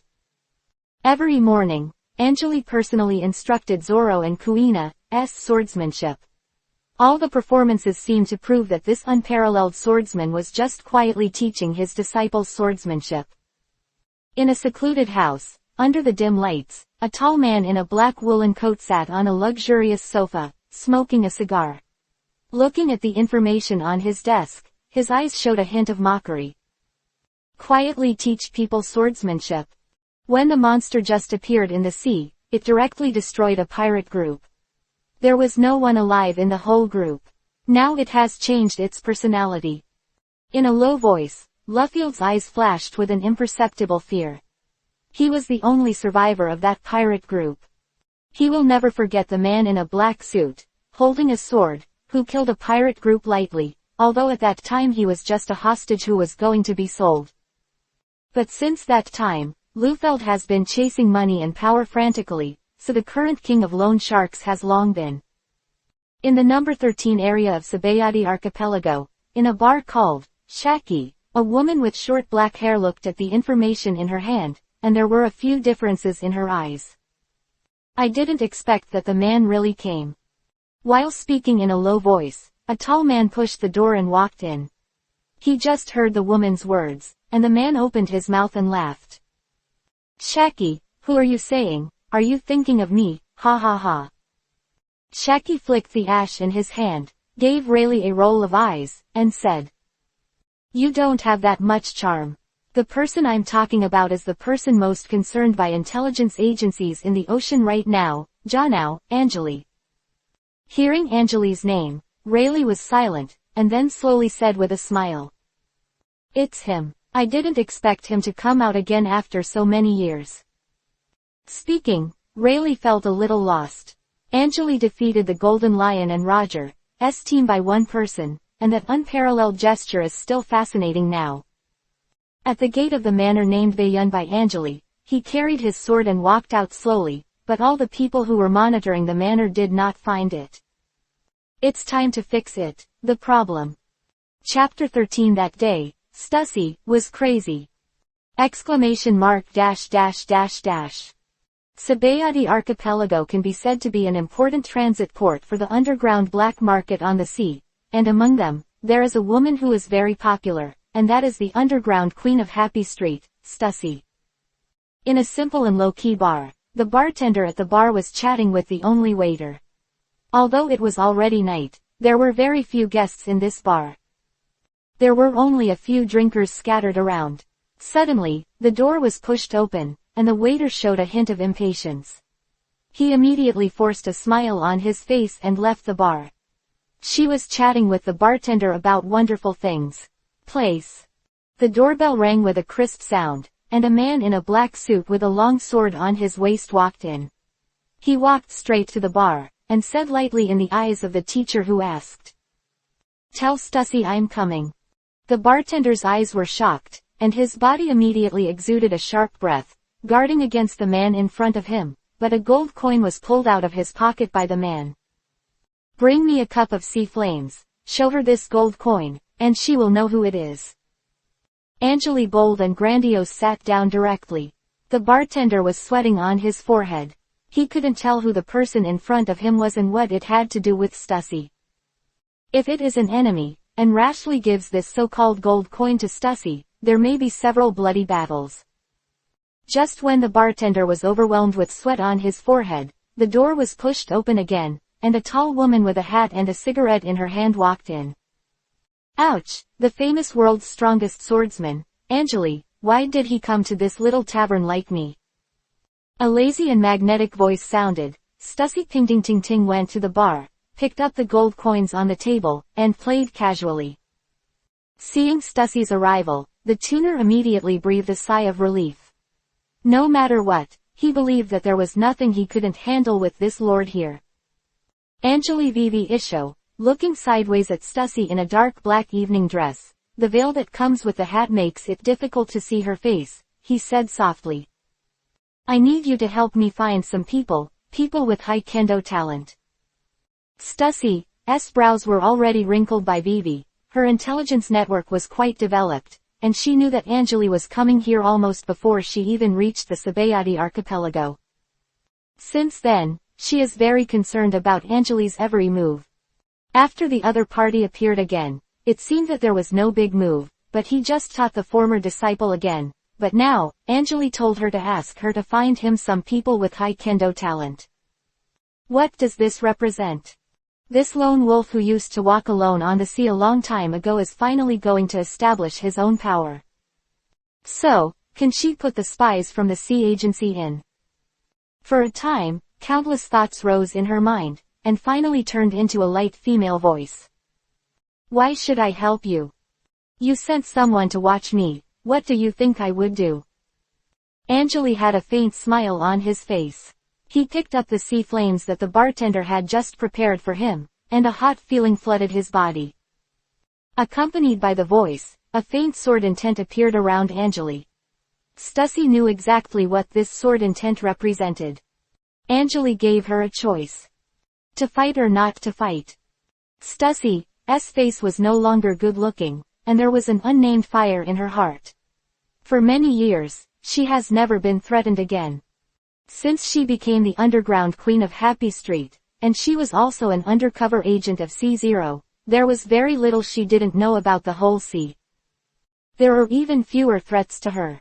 Although the pattern of the four emperors is about to take shape on the sea now, as a king in the dark world, he also occupies a high position in the intelligence agencies of the world government. Stussy has been black and white for many years. Her knuckles were slightly white, which was a symptom of exertion, but she did not dare to be presumptuous in front of Angeli. Because this man has always done what he says, Stussy has no doubt that if he chooses to fight, then Angeli will be able to kill her with one sword. In the dark world, the weak are killed by the strong. This is really normal. It's just that she hasn't considered herself a weakling for a long time. In return, this matter is written off, and I will not expose the fact that you are C0. When Stussy was about to be unable to restrain himself, Angeli threw a card. It's still king. Stussy's face almost stiffened. How did Angeli know that she was a C0 undercover? She has never been exposed for so many years. An urge to vomit blood rose in Stussy's heart, and he just sent someone to monitor Angeli, but he didn't expect the meat to be eaten, and he made a mess.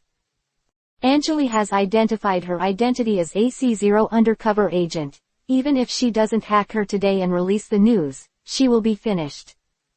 He couldn't beat it, and the gate of life was tightly held in Angeli's hand again. Stussy was extremely uncomfortable now. How? Angeli put down the wine glass, and there was a bit of indifference between his words. After a stalemate for a few seconds, Stussy said with a smile that was uglier than crying. Since it's your request, I'll definitely do it. Then, I hope you can do it as soon as possible. In addition, drive away the other people who are under surveillance. Leaving a faint ending, Angeli got up and left. As the voice fell, the man in the black suit left the bar, and after he left, the bar was slapped to pieces by Stussy. It is said that Stussy was crazy that day. Chapter 14 The Pose of a Peerless Genius. New book for freshness. ! After Angeli went to Stussy's place, the environment around Bayonne Manor was instantly clean, and Feld and the others didn't know what happened to Stussy. He actually sent someone to kill all the spies of the others, and he even put on a pose. If you don't agree, then you'll be dead. Everyone was stunned. They just wanted to monitor Angeli, but they didn't plan to have a large-scale bloodshed. After all, everyone came out for money, not. So, Feld and the others endured abruptly. After all, as one of the kings of the dark world, Stussy is far more powerful than others. Full-scale conflict with Stussy over a currently unclear event is not worth it. And soon, when Angeli was teaching his disciples leisurely, batches of school-age children were sent to Angeli, but without exception, they were all abandoned by him. What he wants is the aptitude to be able to enter the 4 Emperor-level combat power, not to cultivate a swordsman casually, which is useless to him. This day, Angeli was sitting on the edge of the rebuilt martial arts field in Bayonne Manor, watching Zoro and Kuina's duel training with a dull expression. Drink, ah! Zoro shouted, his feet a little, and the whole person rose into the sky, holding a long sword in each of his left and right hands, and slashed towards Kuina one up and one down, like a blue dragon roaring out, choosing someone to devour. The strong wind sounded like a dragon roar. When Kuina rolled over, her whole body seemed to fall down, and she fell back in an instant. Only when her waist was about to fall to the ground, her thighs exerted force, and her whole body stopped on the ground with a very low posture. Then, an extremely violent force burst out on Kuina's legs, and she kicked Zoro's sword hilt from bottom to top. Under the pain, Zoro's face changed. He wanted to grit his teeth and continue the sword move, but after being kicked by Kuina, his sword move was slightly shifted. The difference was 1,000 miles away. Kuina swept and circled directly one by one. The whole person clicked on the ground with one foot and flew from the ground to the right. Like a fierce beast, the wooden sword hit Zoro from left to right. On the ribs. Let Zoro pump, and the whole person is directly pumped into the air. After falling to the ground, he screamed in pain. Kuina looked at Zoro with a smile and said, "Counting this time, you have lost to me 389 times, Zoro, but you have never beat me once." Hearing Kuina's words, Zoro stood up unconvinced and said angrily, "Come again, hit again." Zoro thinks he is a dignified man and can't beat a mere woman, it's too embarrassing. But at this time, Angeli clapped his palms, both of them looked over when they were shocked, and then heard Angeli speak lightly. After training, go to physical training. As a swordsman, physical fitness is also an extremely important part. Hearing Angeli's words, Zoro's face was the same as the eggplant that Frost had beaten. He glanced at Kuina unconvinced, put the wooden sword back into his waist, and walked to the physical training venue with an angry face. He was screaming while walking. "Kuina, next time I will definitely beat you." Kuina replied viciously. Looking at the noise of the two little guys, Angeli smiled lightly. At this moment, the housekeeper of Bayun Manor came over and whispered to Angeli. "Lord Angeli, another group of carriages is coming." The housekeeper's words moved Angeli's heart and nodded. He stood up and motioned for the housekeeper to lead the way. The two left the training ground directly. On the west side of the manor, a group of carriages arrives on time every day. After Angeli has seen the carriages one by one, they will leave again. These carriages are school-age children arranged by Stussy. Each has a little talent, and Stussy does her best, even if she is the queen of Happy Street. Sabaody Archipelago also has a lot of human trafficking. But the Kendo talent required by Angeli, this kind of thing, Stussy can't distinguish at all. She can only get as many people as possible. After reaching the place where the carriages were parked, a group of energetic men in suits greeted Angeli one after another. Angeli nodded casually, and then began to check the carriages one by one. Angeli's criteria for checking his swordsmanship talent is very simple. He put his hands on the opponent's forehead one by one, shrouded in a very weak sword intent. The sword intent will change to 30 kinds in 1 second, and each one can break through to 4 emperors level. If the child does not respond to any kind of sword intent, then it will not meet Angeli's requirements, because this level of swordsmanship requires extremely high resonance between practitioners and swordsmanship. Unless it is a peerless genius of the past and present, who can create a swordsmanship by himself and arrive, otherwise, it is absolutely impossible to reach the peak of the intention when this swordsmanship was created. After checking the carriages one by one, Angeli was a little disappointed. Over the past few days, he has checked thousands of children, and none of them have the qualifications that he is satisfied with. Although he knew that there were only 4 such combat powers at the level of the 4 emperors in the entire world, and there should be very few people who had the qualifications to break through to this level, but people would be disappointed if they couldn't bear it. When he walked to the last carriage, Angeli pulled the curtain of the car and checked the children one by one.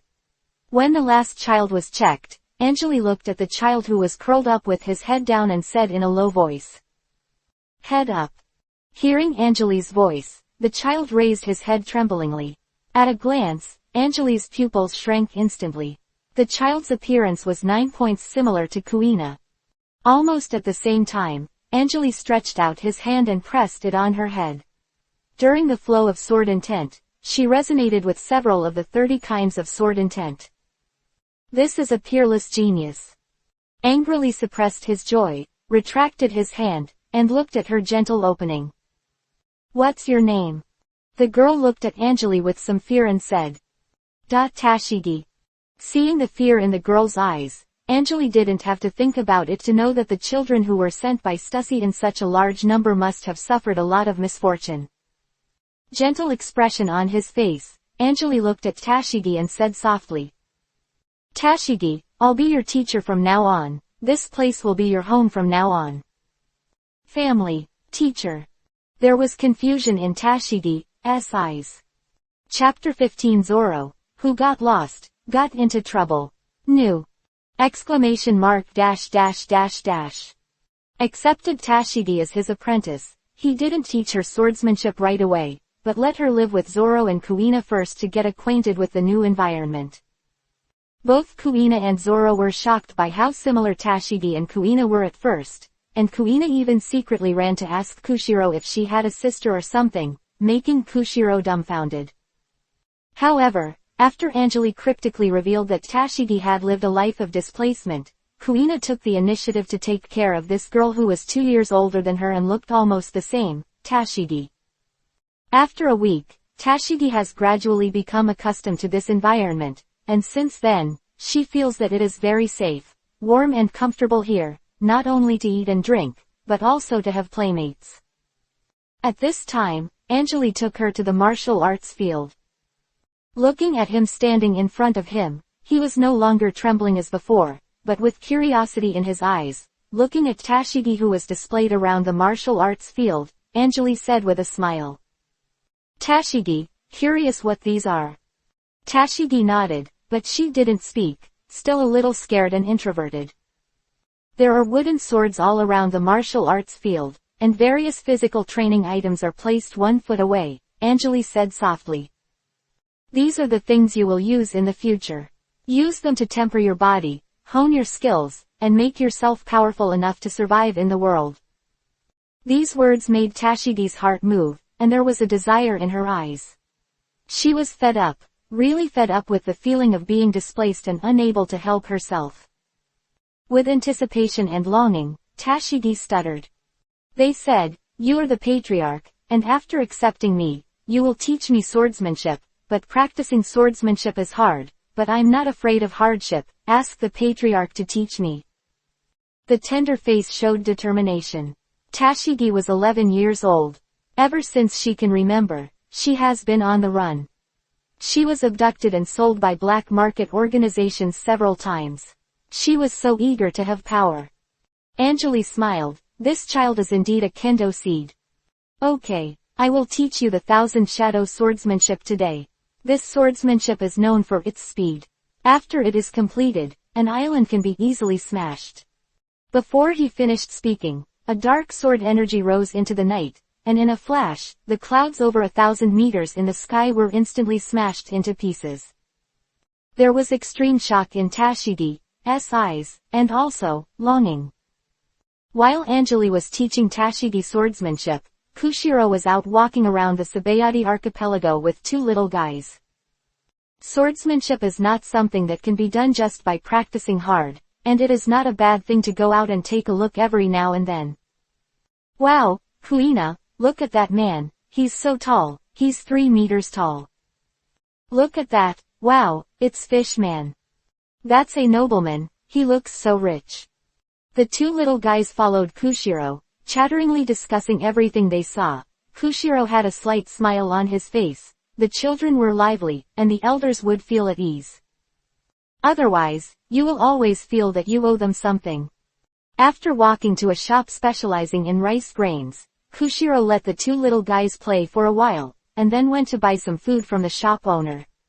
After a while, Koshiro paid the money, told the boss his address, and walked out. Just as soon as he came out, his face changed, and Zoro and Kuina were gone. Figures on the street came and went. Koshiro looked around, but he didn't see the figures of the 2 little guys.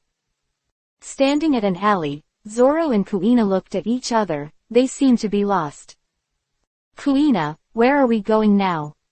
Zoro looked at Kuina dumbfoundedly, and the 2 were attracted by the lively crowd, and they disappeared after walking around. Kuina's mouth twitched, slapped Zoro's head with a slap, and roared. It's not you, you are running around with people. Otherwise, how could you get lost? Kuina completely forgot, and she happily followed Zoro around. The habit of women being unreasonable probably started when she was a child. Zoro was suddenly unconvinced and shouted at Kuina a few times. Then he saw a bar at the entrance of the alley. He immediately smeared oil on the soles of his feet and ran there, still shouting. If you don't get lost, I'll find someone to ask if you don't. Seeing the figure of Zoro trotting, Kuina hurriedly followed, and had already lost with Koshiro, but she couldn't be separated from Zoro anymore. The 2 rushed into a bar called Shaki's Rip-Off Bar, one after the other. Shaki was propping on the bar with one hand, and he was smoking a cigarette when he suddenly saw the door being pushed open. A smile instantly hung on his face, and he said, "Oh, it's a guest, you want to buy something, I have any news." A young male voice immediately responded to Shaki. "Kuina, did you hear that? This Obasan knows everything." "Obasan, I want to know how to get home." Shaki's face twitched. "Obasan, who's your name?" Looking forward, I found that there were 2 stinky little devils in front of me. The guy with the green algae head was looking at him with a carefree face. The girl who walked in behind covered his face and looked at himself with an apologetic look. Rayleigh, who was sitting in the bar and drinking, burst into laughter when he saw the performance of these two daredevils coming in one after the other. "Shaki, someone said that you were Obasan." I laughed so hard. Women can't escape the years after all. Shaki turned his head suddenly and roared at Rayleigh. "Shut up." I copied something in my hand and threw it away. With a bang, Rayleigh was smashed over. Zoro looked at this scene and was stunned. He seemed to be in trouble. Chapter 16 got some of his skills. New book request! Exclamation mark dash dash dash dash. After Zoro and Kuina were lost, Koshiro was so anxious that he swayed his body and flew into the sky. He didn't hesitate to consume the majestic sword energy, stepping on the void and stepping on the sky, looking for these two little guys. But within a radius of 5 miles, after looking over and over again, he couldn't find Zoro and Kuina. With a ruthless heart, Koshiro stood above the void and waved his hands. Endless majestic sword intent surged out of him. His eyes closed instantly, and he carefully sensed Zoro and Kuina, the weak sword intent. Any swordsman, named J, is unyielding. When encountering other sword intents, even if he is as weak as a fire, he will still shine with his own light, but this is the method. Caused a shocking riot. No matter what everyone in this area is doing, they suddenly feel as if they have encountered a natural disaster. The birds in the sky neighed and fell to the ground, and the pedestrians on the street fell directly on the ground, and waves of invisible sword intent coercion continued to suppress within a radius of 5 miles. No one can escape. The weak characters can't bear it at all and get down on the ground, while the strong ones can barely hold on, but under the pressure of Kushiro's sword intent, only a few people in this area can persevere. After all, he can be regarded as a first-line character in this sea, and he can't handle ordinary goods at all. Marine stations stationed in this area. After the majestic sword intent pressure came, the soldiers of the entire base fell like straw. Some soldiers were just in the process of artillery training. After they fell, the unmanned artillery aimed directly at their former colleagues, and the fire and miserable screams instantly shot into the sky. The only one who could resist this coercive action was the left-behind officer in the station, Marineg 10 base, a lieutenant colonel under the Marine headquarters, and he picked up the phone bug with difficulty. To Marine base, who was controlling Sabaody Archipelago, he rolled his eyes and fainted. And a middle-aged greasy man in a yellow suit is lying on the deck of a warship, about to enter the port of Sabaody Archipelago. A corner of his cape was blown up by the wind, revealing the word Admiral. Kushiro's eyes were tightly closed, and the sword intent swept across like a wave. It didn't take long before he sensed the weak sword intent of Zoro and Kuina, which appeared in his perception like two white flames. As soon as his eyes opened, his eyes flashed, and he stepped on. Boom. Koshiro moved instantly. Boom. The air rolled like a thunderstorm, and the sky exploded with air waves. As if a beast appeared. Locking the position of Zoro and Kuina, Koshiro smashed indirectly. Boom. The building with the bar sign suddenly fell into ruins. A huge hole appeared from the dome, pieces of waste bricks were smashed in all directions, and a puff of dust spread all over the room. Eyes lit up a little bit of red light, and he suddenly looked in the direction of Zoro and Kuina. When the smoke cleared, Zoro and Kuina were coughing while covering their faces. They each held a bottle of fruit juice in their hands. Seeing that the two of them were all right, Koshiro hurriedly breathed a sigh of relief, stepped forward to the two of them, and said with a feeling of fear in his mouth. "You two scared me to death," and suddenly disappeared. "Do you know that this will scare people to death?" At the moment when he found out that Zoro and Kuina disappeared, he thought a lot. What kind of enemies came to the door? Human traffickers, all kinds of things. Worrying about it, he just swept away with his sword intent regardless.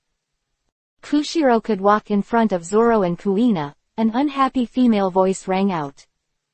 "You're the parent of these two little devils, aren't you? Just find someone and smash the roof of my house. How do you calculate this amount?" The words were sturdy, and a cigarette butt cut through the air and smashed directly in front of Koshiro's eyes. This time, Koshiro stopped. Vivi's eyes shrank. The timing of the cigarette butt was exactly the same as his chi fluctuations, and the other party had to know that he was the owner of the sword intent that enveloped a few miles just now. Knowing this situation, he also showed his strength to him. This situation means that the other party is very strong. Shaki, who had jumped out of the counter, and Rayleigh, who stood up and walked behind Shaki, and said in a deep voice, "You two, I don't have enough money on me for compensation, but when I go back, I will definitely have people send enough money as a gift. As for the offense of these two little devils, I'll make amends for them here."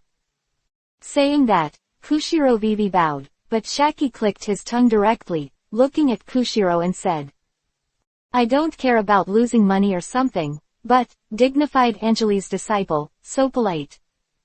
When he roamed the sea, he was never so polite. I'd like to try it out, you've got some real biography of him."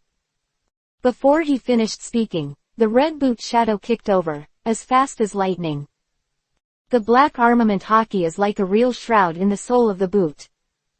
A hint of helplessness flashed in Rayleigh's eyes, Koshiro's eyes shrank, and the sword in his waist suddenly unsheathed. Hirayama Reclamation.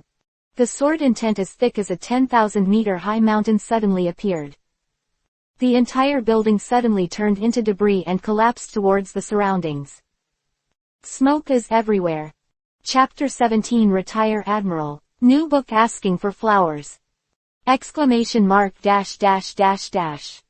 The phantom of the majestic mountain appeared instantly. The majestic sword energy merged into the mountain shadow and appeared suddenly. Where the original building was, only a mountain was left.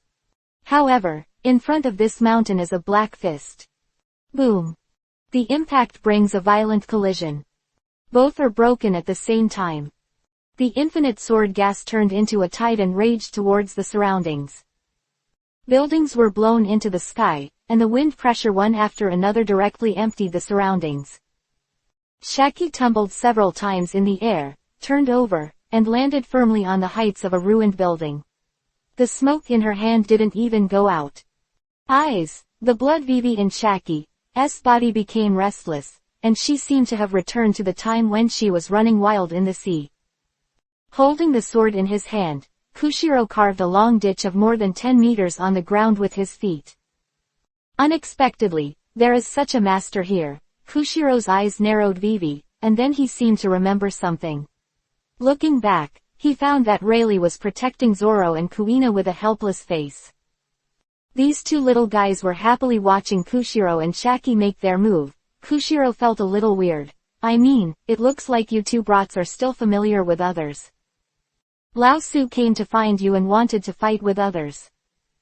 However, Koshiro and Rayleigh did not know each other. When Rayleigh was rampant in the sea, Koshiro was learning swords on a small island with Angelina. Later, after Angelist went to the waves, Koshiro himself had no intention of being famous for fighting, so he never went out to the sea. Since then, Rayleigh's appearance has changed a lot, and if it is not very familiar, it will not be recognized. At this moment, a Jiao suddenly sounded. You dare to look around when you are fighting with people. It seems that you have not learned the style of that lord who is unparalleled in fighting.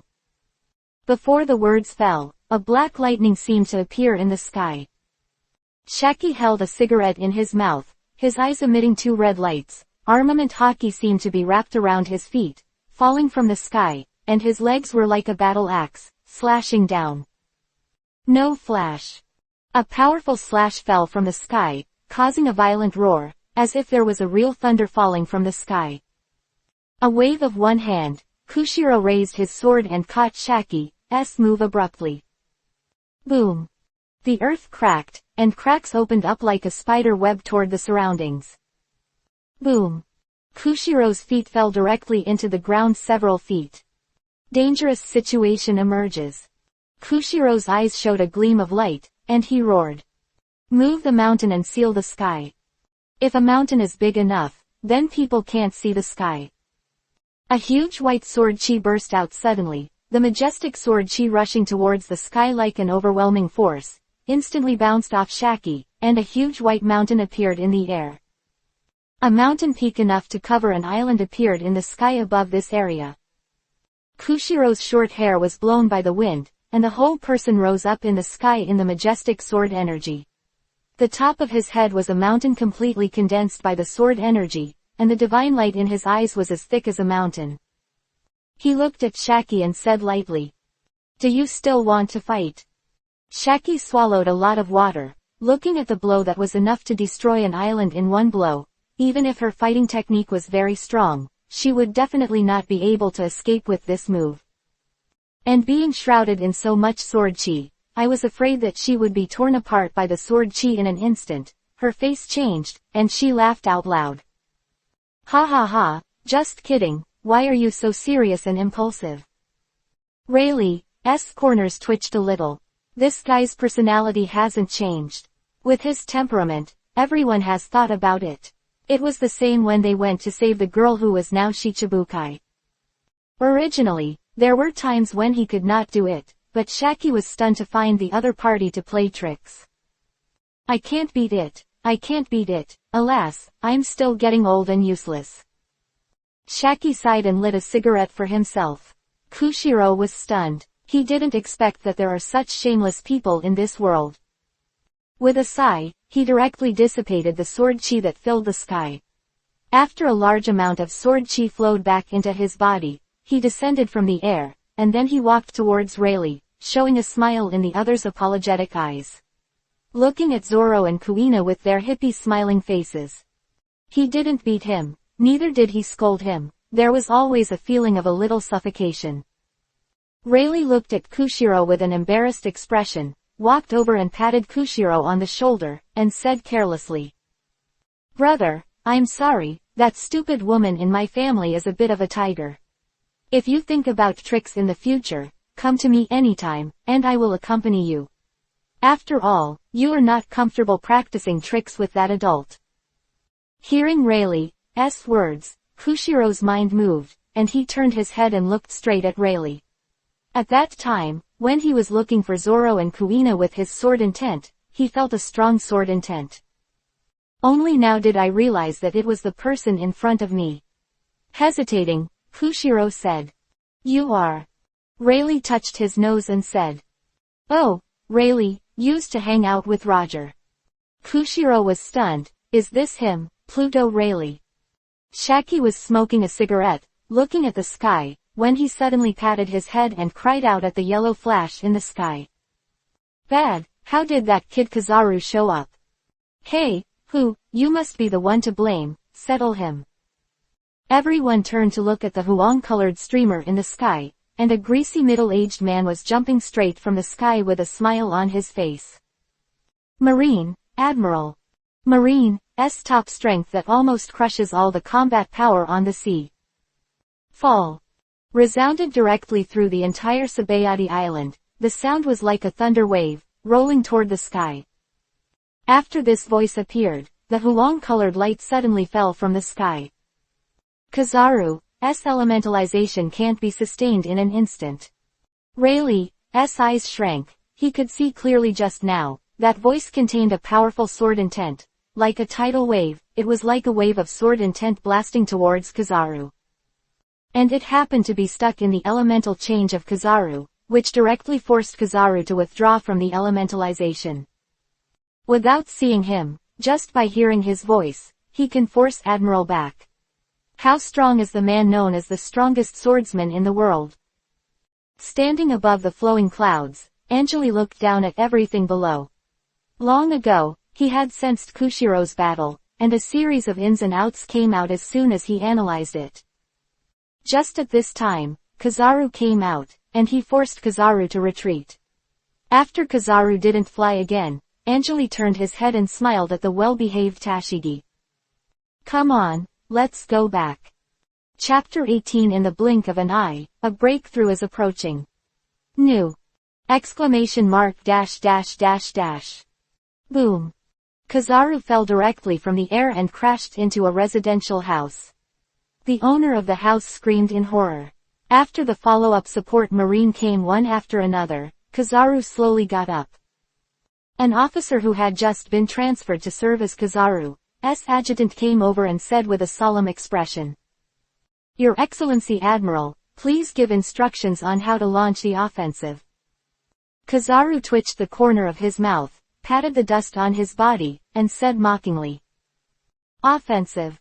Is it because you can't think about it, or is that person unable to lift the sword?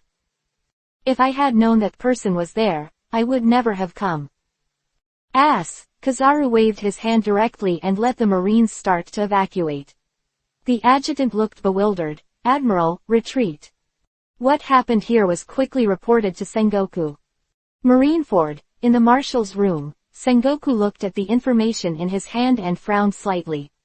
In fact, Stussy also sent the information about Angeli to the world government through the channel of C0.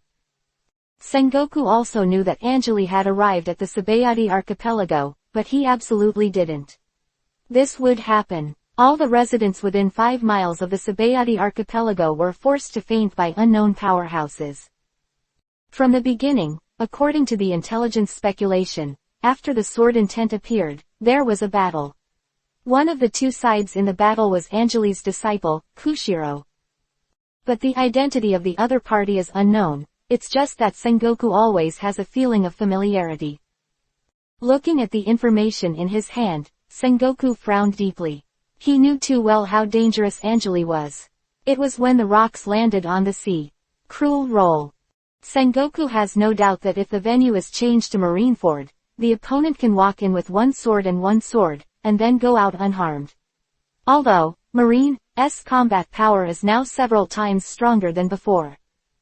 The door of the marshal's room was suddenly pushed open, and Garp walked in carelessly, holding a bag of potato chips in his hand, chewing heavily. Seeing Garp coming in, Sengoku casually put down the information in his hand, looked up at Garp and said lightly, "Garp, what are the odds of winning if you fight Angeli?" Speaking, Sengoku had some thought in his eyes. Garp is Marine's strongest. When I was young, I was able to directly kill rocks. Although I am not in my prime now, my state is still at its peak. Angeli. Fight him, even if the two of us fight together, I'm afraid there is no chance of winning. He appeared not long ago and directly forced back the two boys, Hawkeye and Shanks. Can we force these two back directly? Garp said, munching on the potato chips, and dumping the chips in his hand into his mouth, completely ignoring Sengoku's headache. Angel. Sengoku murmured and tapped his fingers on the table. At this moment, he listed Angeli as the most powerful enemy Marine could face. People who have experienced that era will be afraid of that man. That is, one person and one sword, the heroic appearance of the world. It is recognized that the world's strongest swordsman. The end. In the Sabaody archipelago, the incident caused by Koshiro finally came to an end, except for a few more classified projects in Marine. In this way, Angeli took the disciples for several years. Zoro, Kuina, Tashigi, the progress of the three people is changing with each passing day, and they are monsters under the teaching of Angeli. The three of them reached a point of slight success almost at the same time. At this point, the pirates with tens of millions of bounties are not the opponents of the three at all. Not to mention, the tacit understanding that Zoro and Kuina have cultivated through years of training. Once the two join forces, their combat power will be doubled. And one of the things that makes Angeli most happy is that Koshiro is about to break through. To break through to the pinnacle of achievement, that is the appropriate level of combat power of the four emperors. When he met Shanks and Hawkeye, these two little guys for him were the level of combat power. The Star River was scattered in the world, and in the darkness, Angeli sat in the courtyard, quietly watching the bright moon in the sky. Before that, Koshiro walked out of the door alone. He knew that Koshiro planned to make a breakthrough, and this time, he planned to find someone to fight for a breakthrough. If he made a breakthrough against Angeli, he would eventually lose the meaning of a last-ditch fight, because Angeli, as Koshiro's master, would eventually scruple him. On the quiet street, Koshiro walked to the door of a bar, knocked lightly on the door, and walked in directly. As soon as he walked in, a heroic female voice sounded. "Oh, little brother, here we go again, the last time you were beaten wasn't enough." Shaki smoked a cigarette and looked at Koshiro with a smile. Since that time a few years ago, Koshiro came to Rayleigh to discuss things. During this process, his swordsmanship improved very quickly. But Rayleigh's combat power is not entirely composed of swordsmanship after all, but after adding various abilities, Rayleigh's combat power is indeed a weaker 4 Emperor level. After all, the original Rayleigh was known as the right wrist of One Piece King of Pirates. Politely at Shaki, and then looked at Rayleigh. At this time, Rayleigh had put down his glass and looked over. The eyes of the two met in the air, and after feeling the different aura on each other's body, Rayleigh's face became serious and stood up, and said with a seriousness. "Are you going to break through?" Koshiro nodded, a trace of temperament that belonged to a swordsman rose, and he said in a deep voice. "I came here today for this matter, to have a fight with you. Life or death." Chapter 19 Sword Chi that dances like cherry blossoms. New book. ! Kushiro's expression was solemn, and a sharp temperament lingered around Rao's body, slowly pouring out. This sign of breakthrough, even the sword intent as thick as Mount Tai could not be suppressed. It can be seen how long Koshiro has accumulated in order to be able to break the mirror steadily. Shaki slammed the table and shouted. "If you want to fight elsewhere, don't tear down my old lady's bar again." Face suddenly showed embarrassment. He nodded to Shaki, and turned to leave. He knew that Rayleigh would not refuse. Sure enough, Rayleigh followed Koshiro and left the bar directly, and after the two left, Shaki also closed the store directly, a breakthrough by a peerless swordsman. Once in a lifetime. Shaki missed such an opportunity to watch a play.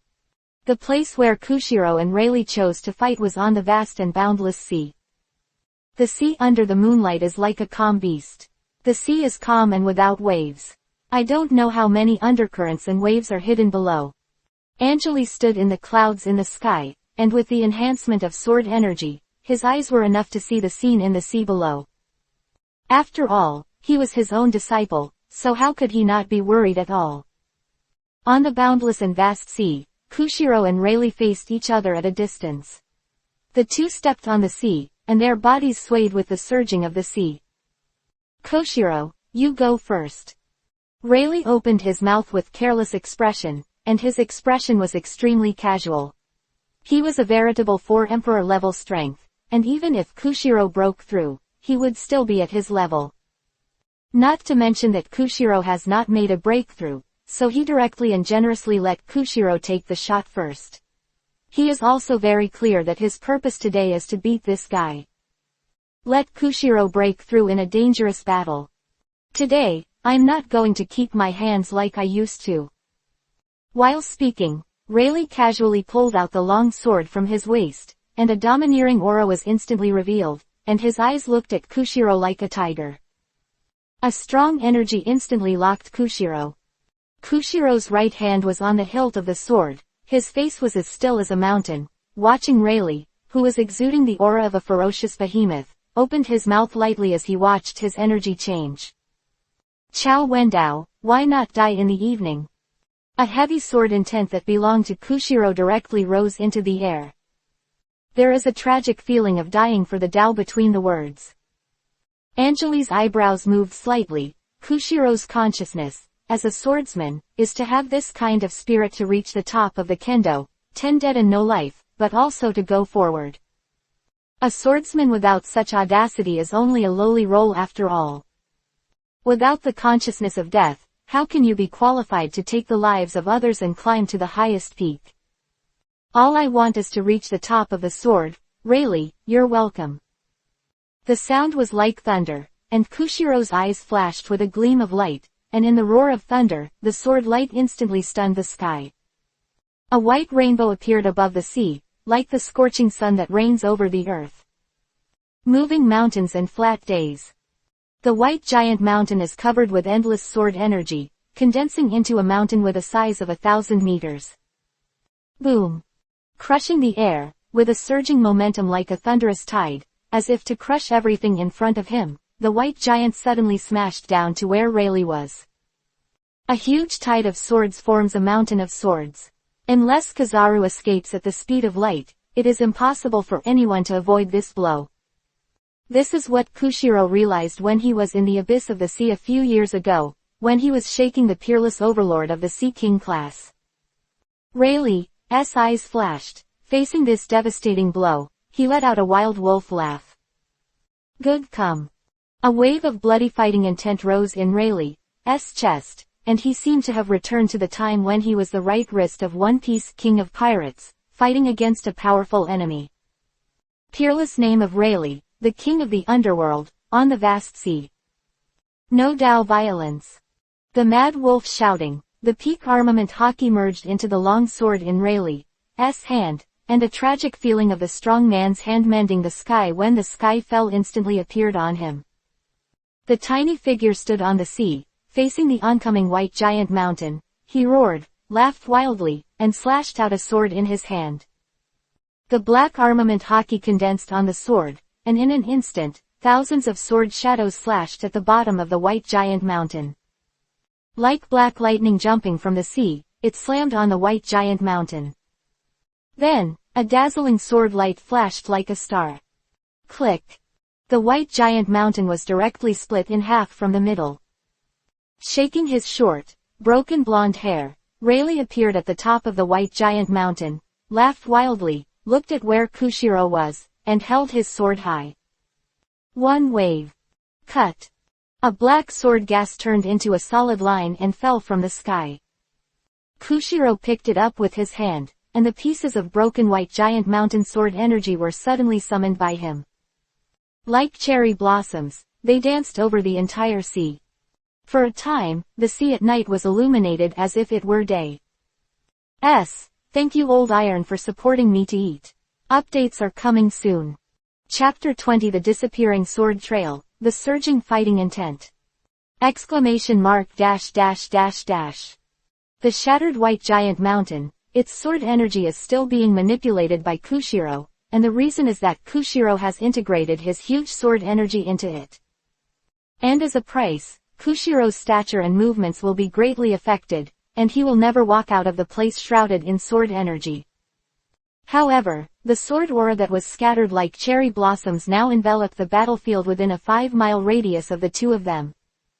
Get up! Koshiro burst out drinking, his eyes widened.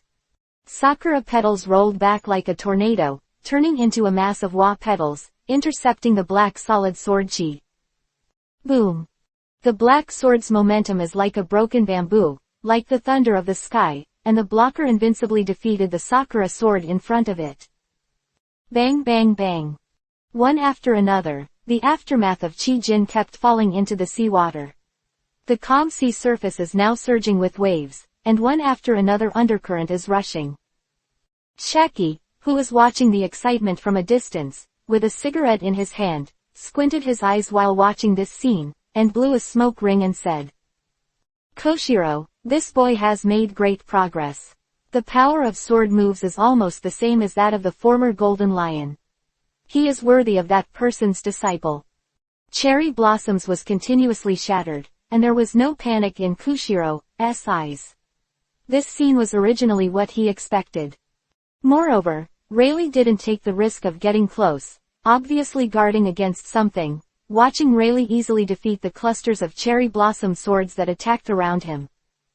Kushiro's heart froze. He wanted to sell a flaw and let Rayleigh rush forward, but now the opponent chose to fight against him, costing Koshiro, which made Koshiro decide to continue the attack. To maintain such a huge Sakura sword aura, Koshiro had to consume an extremely large amount of sword energy, and with his mind, his original tactics were to let Rayleigh get close, and then fight Rayleigh in close combat. Koshiro, who turned the battlefield into a home court, has an absolute geographical advantage in this environment. But now Rayleigh won't come, so, Koshiro will go. Drink. With a loud shout, Koshiro took a big step, and the whole person rose from the ground like a shooting star. The sword force broke through the air, and the cherry blossom sword chi moved with him, directly slamming into the black solid sword chi. Boom! Koshiro directly broke the sword chi that was making waves in one fell swoop, and after that, he continued to rush towards Rayleigh with clusters of cherry blossom sword chi. The sword chi of the cherry blossoms seemed to be summoned, and they flocked to the place of Koshiro. Within a moment, a sword chi like a blue dragon appeared.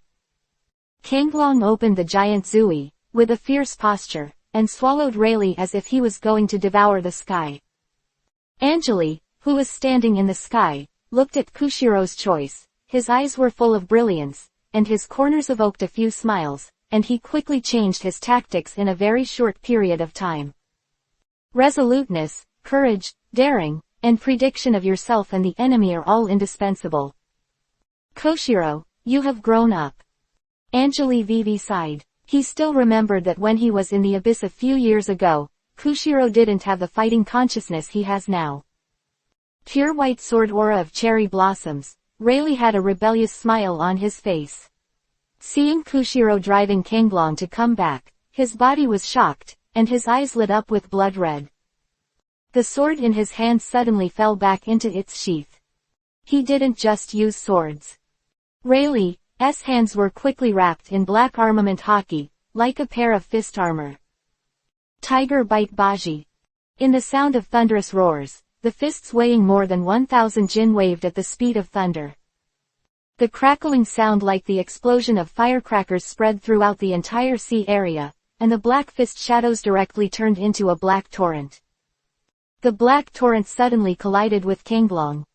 The two were deadlocked for only 1,000th of a second, and the black torrent and the white dragon each had a collapse-like performance. The cracks appeared on the white Kanglong, and the shadow of the black torrent was reduced like a torrential rain. In an instant, a shocking explosion erupted on the spot. The two rays of light, black and white, were raised separately and intermingled, making it even more inseparable, and the white sword energy swept across the sea directly like a dust wave. The sea is bursting. Makes people feel the dull banging sound of Shang's mouth, and it is an endless explosion, until the white sword light disappears. Shaki only saw that Rayleigh was covering his head with one hand, his eyes were looking at everything around him, and Koshiro disappeared. Rayleigh gasped heavily. The outbreak just now was a huge burden even for him, but at the last moment, he clearly wanted to grab Koshiro, but the other party disappeared. This bizarre fighting style is completely unlike Koshiro's sword intent. Moreover, the bursting sword energy disappeared too quickly, as if it was man-made, even if the battle-hardened Rayleigh hadn't roamed the sea for many years. But this kind of conspiracy atmosphere, he is very keen. Koshiro, he must be preparing for a fatal blow. Rayleigh's eyes showed fighting intent, and he licked his horns. This sense of danger at the last minute is the most exciting and bloody excitement. Come on, Koshiro, don't let me down. The roar blasted the entire battlefield, and the fighting spirit emanating from Rayleigh became more and more high. Anjali's corners twitched. Koshiro, this guy is a bit interesting. Chapter 21 Overturning the Sea. Overturn the River. New book. ! The sea, suddenly separated. The endless seawater rose into the sky from a mile away from the center of Rayleigh, in a circular posture, from bottom to top, spread into the sky hundreds of meters, forming a water curtain one after another. The azure blue water looks clear and magical under Gecko's penetration. The sea surface that Rayleigh stepped on is dozens of meters away, and the sea water is like a torrent, rushing towards the surrounding like a ring. The seabed hundreds of meters deep appeared instantly. The water beneath Rayleigh's feet disappeared like a star. These happen almost at the same time. In an instant, a huge seawater cage appeared. Koshiro stood a few miles away, the sweat on his face poured out like a waterfall, and all the sword energy and sword intent erupted. This was his decisive move. At the moment when the white-blue dragon shattered, he dived into the sea with the endless sword light, and quickly left the place for several kilometers, and the disappeared sword energy even merged into the seawater. Driven by sword intent, sword chi envelops seawater, and this shocking scene appears. Cover the sea. Koshiro roared, his eyes exuding crazy fighting intent.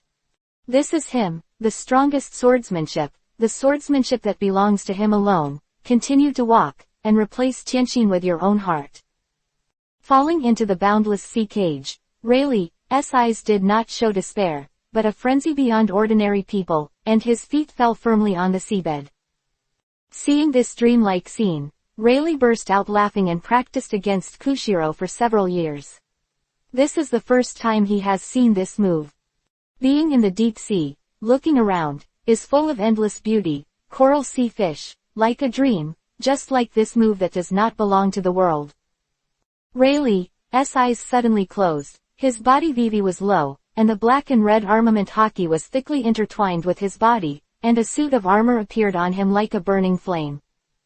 This is full force. The sky-like seawater seemed to gather in the air endlessly. A huge circular water curtain appeared in Shaki's eyes, and she was a little dazed.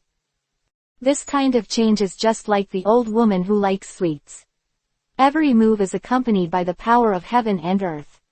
This guy has become so strong. Shaki clicked his tongue. At this time, the seawater has reached the limit that Koshiro can mobilize, and his complexion is exposed with blue veins. Fall. A sudden burst of drink. The seawater in the sky, as if under the penetration of the bright gecko, like thousands of brilliance, poured into the trench. Infinite seawater fell from the sky, like a galaxy falling from the sky. The seawater not only has a huge momentum and impact, but what is even more terrifying is that the seawater also contains the sword energy and sword intent of Koshiro. This is almost a blow. The power of heaven and earth. Boom boom boom. Seawater fell from the sky. Rayleigh's closed eyes suddenly opened. He raised his head, suddenly facing the sky. The roaring sea of anger was printed in his eyes. Boom. Rayleigh stepped on both feet, and the seabed under his feet made a sound of caving, and the cracks like a spider web quickly spread on the seabed. The coral collapsed, and the fish turned into meat foam. Under the shock of the huge force, he actually soared into the sky. What burns in his eyes is the inextinguishable fighting spirit. All his life, he has been fighting against pirates and against marine. Pluto Rayleigh's reputation was killed. He never retreated. Secret skill Chinxia. The beautiful sunset blooms on the bottom of the sea, the endless seawater pours down, and the bright purple light spreads in the sea, just like the sunset when the sunset falls. The sword energy surged in the seawater, constantly tearing the infinite rays of light, and the sword intent was like a sensitive poisonous snake, driving the sword energy to tear the weak spots of the rays of light. Infinite Xiaoguang bluntly resisted thousands of tons of seawater countercurrent and infinite sword energy. After the purple glow resisted the seawater for a moment, it instantly condensed into a small group, and the seawater that lost its resistance instantly fell on the seabed like a waterfall. Before the majestic seawater recoiled with sword energy, the condensed rays of light burst instantly. The endless blue water exploded in an instant.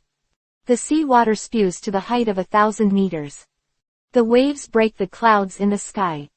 Rayleigh, whose armament hockey armor was shattered, appeared on the sea with staggered injuries on his body.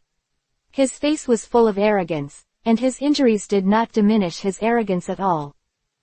Instead, he showed a more powerful fighting spirit. In the distance, Koshiro watched this scene with a wry smile on the corner of his mouth. The sky-high seawater turned into countless scattered raindrops, swaying in all directions, and Koshiro was soaked all over in an instant. Reluctantly supporting his body, Koshiro watched Rayleigh come step by step. His whole body was exhausted by the last blow just now.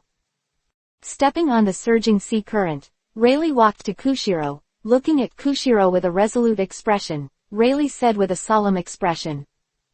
I didn't expect you to use your swordsmanship to provoke celestial phenomena. I am now looking forward to what kind of powerful swordsmanship you will show in the future. Koshiro looked at Rayleigh, but his eyes showed sincerity. This time, I would like to thank you for fighting with me and helping me break through the situation.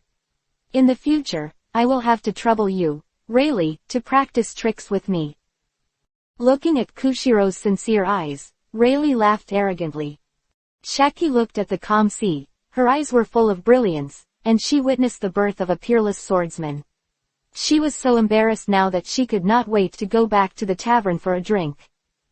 Thinking of this, she looked at Koshiro with bad intentions, and she would definitely drag this kid to get drunk for a while, and fight with Rayleigh every 3 days. Angeli in the sky looked at the scene in the sea below, with a smile on his face, because he heard the system prompt just now. Ding! The host has successfully cultivated a disciple of sword intent. The reward is randomly drawn once. Ahem, it's cool to watch, please vote and support the author. As soon as I update, you won't vote, I'm dizzy. Chapter 22 You, go to see. New book request. ! The sound of the system in his mind made Angeli squinted at Vivi, and he drew a lottery. He hadn't heard this sound for a long time. This system, called the strongest, provided Angeli with many magical items in the past. Without exception, they all provided Angeli with great help, and this time he didn't know what he could draw. The blue interface that only Angeli could see emerged during his mobilization. In the upper right corner of the concise interface, there was the word, lottery, flashing with golden light. Angeli pressed the void, and the word Vivi, which was shining with golden light, collapsed, and then a blue vortex appeared. The azure blue star shone and appeared, and then it quickly spun up. After spinning violently for dozens of seconds, an extremely simple blue box jumped out of the vortex. As soon as Angeli stretched out his hand, the function of the contents in the box appeared in his mind. A flash of surprise flashed in Angeli's eyes. There was actually a time-space wormhole in this blue box. As long as it was used, a time-space wormhole door could be established for 30 days. His heart moved, this thing might be useful at some point, and after a little thought, he put the blue box in his arms. At this time, Koshiro and Rayleigh had already left the sea below. A little under his feet, Angeli's figure instantly disappeared under the bright gecko. The next day, everyone in Bayun Manor started their activities as usual, and none of Zoro and others knew about Koshiro's breakthrough last night. After several years, Zoro and others have grown into teenagers. In the martial arts field in the manor, Angeli appeared there early. Drink, ah! Zoro roared and roared, his feet exerted strength, his whole body chi energy flowed, and his sword chi burst out in an instant. The long sword turned into a green light, and thousands of swords were stabbed in an instant. Blue dragon spit water. A green dragon appeared roaring, moving from side to side, and charged towards Kuina with swift and lightning power. Karma fire 3000 Cassix slash. Has grown into a girly appearance, twitched her brows, and her sword intent radiated from her body. Her heroic appearance was heartbreaking, and accompanied by a low growl, a red light was aroused. The sword in Kuina's hand suddenly came out of its sheath. Flashing red. The 3000 Cassix turned into a red line, and precisely slashed at the neck of Kalong. Boom. The emerald dragon suddenly turned into green shattering light. Confidant, Zoro got out of the dry land and jumped up, avoiding Kuina's next floor. The entire martial arts field was shaken by it. After several years, this martial arts field built in that year has been modeled by time under the use of a few little ghosts. Dang dang.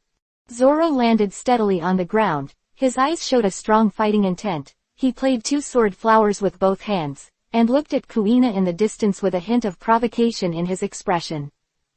Kuina looked at Zoro with a smile and said, "You boy, your skin is itchy again today, right?" Was taught by Angeli, perfectly made up for the strength of being a woman and broke through her own limits. Now her strength is still stably holding Zoro's front line. Zoro, who couldn't stand the aggression, said immediately, "What is itchy skin? If you have the ability, come and beat me today." He had completely forgotten the fact that, over the years, he had played thousands of times and never beat Kuina once. After the morning exercise every day, Zoro always has a fight with Kuina, and every time he has not won, Tashigi watched Zoro put on a pose, and couldn't help but snickered a few times. Clap, to applause attracted the attention of several people. Anjali walked over with a smile. After seeing the eyes of several people turn around, Anjali said in a calm tone. In the future, let's go to see. Only Zoro, but also Kuina and Tashigi were stunned. Suddenly, Anjali said, "Hi, what's going on? Master, are you going to drive me away?" Tashigi opened his mouth with a few pitiful gazes, and the look in Anjali's eyes made me feel pity. Kuina and Zoro also put away their long swords and looked at Anjali with nervous expressions. Looking at Tashigi's eyes, Anjali couldn't help laughing. With a big laugh, Anjali said, "Why are you driving you away? It's just that you have reached this stage of cultivation. If you don't experience life and death, and you don't see the vastness of the entire world, your swordsmanship ends here. A swordsman, if he doesn't go to see the whole world, he doesn't go to fight with countless strong men, and he doesn't go through life and death, how can he penetrate the supreme swordsmanship? One cannot cultivate the four emperors by cultivating behind closed doors." And the sound of footsteps entered the ears of several people, and Koshiro's warm voice also rang out. "The teacher is right. With Kendo in your heart, you must go out to sea. Only by seeing the vastness of the world can you keep improving your Kendo. You must know that the Kendo of several people, the progress is so fast, that Koshiro is amazed, but the more this is, the more you have to go to see. The frog at the bottom of the well can never stand on the top of the peak. Let's go to see, the boat, it has been prepared." Anjali's voice spoke slowly, with a few smiles on his face. The three of them were all disciples he was very satisfied with, but the more this was the case, the more he had to let them experience the wind and rain. The flowers in the greenhouse can never become ancient trees. Chapter 23 Arrival, the capital of seven waters. New book! ! 3 years before Luffy went to sea, Zoro, Kuina, Tashigi, who were Anjali's disciples, in the Sabaody underground islands, went to sea. On a small boat, Zoro was lying on the boat with a toothpick in his mouth, looking at Kuina who was sitting on the side of the boat and sighing. He said indifferently. "Kuina, what are you sighing for? You just don't have anything to eat. When we encounter pirates, we'd better grab them." Zoro's carefree tone didn't take the matter of forgetting food to heart at all. Kuina's forehead twitched. She shouldn't let Zoro take the food. This idiot didn't bring anything at all except his 2 swords. You know, Anjali only gave them one small boat, and they said it was for the big boat and they didn't have anyone to drive it, so they simply gave 2 small wooden boats.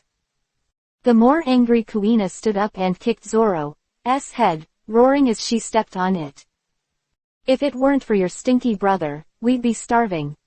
And Tashigi is gone." Yes, not long after they went to sea, an unexpected storm caused the 2 boats to be separated. After they left the range of the storm, Kuina didn't see Tashigi. Now that they are tired, hungry, and their companions are separated, Kuina can't be blamed.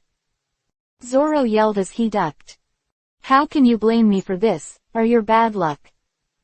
Apart from making Zoro more beating, this remark has no practical benefit. On the Sabaody archipelago, Anjali also packed his bags and planned to embark on a new journey to train 34 Emperor-level swordsmen.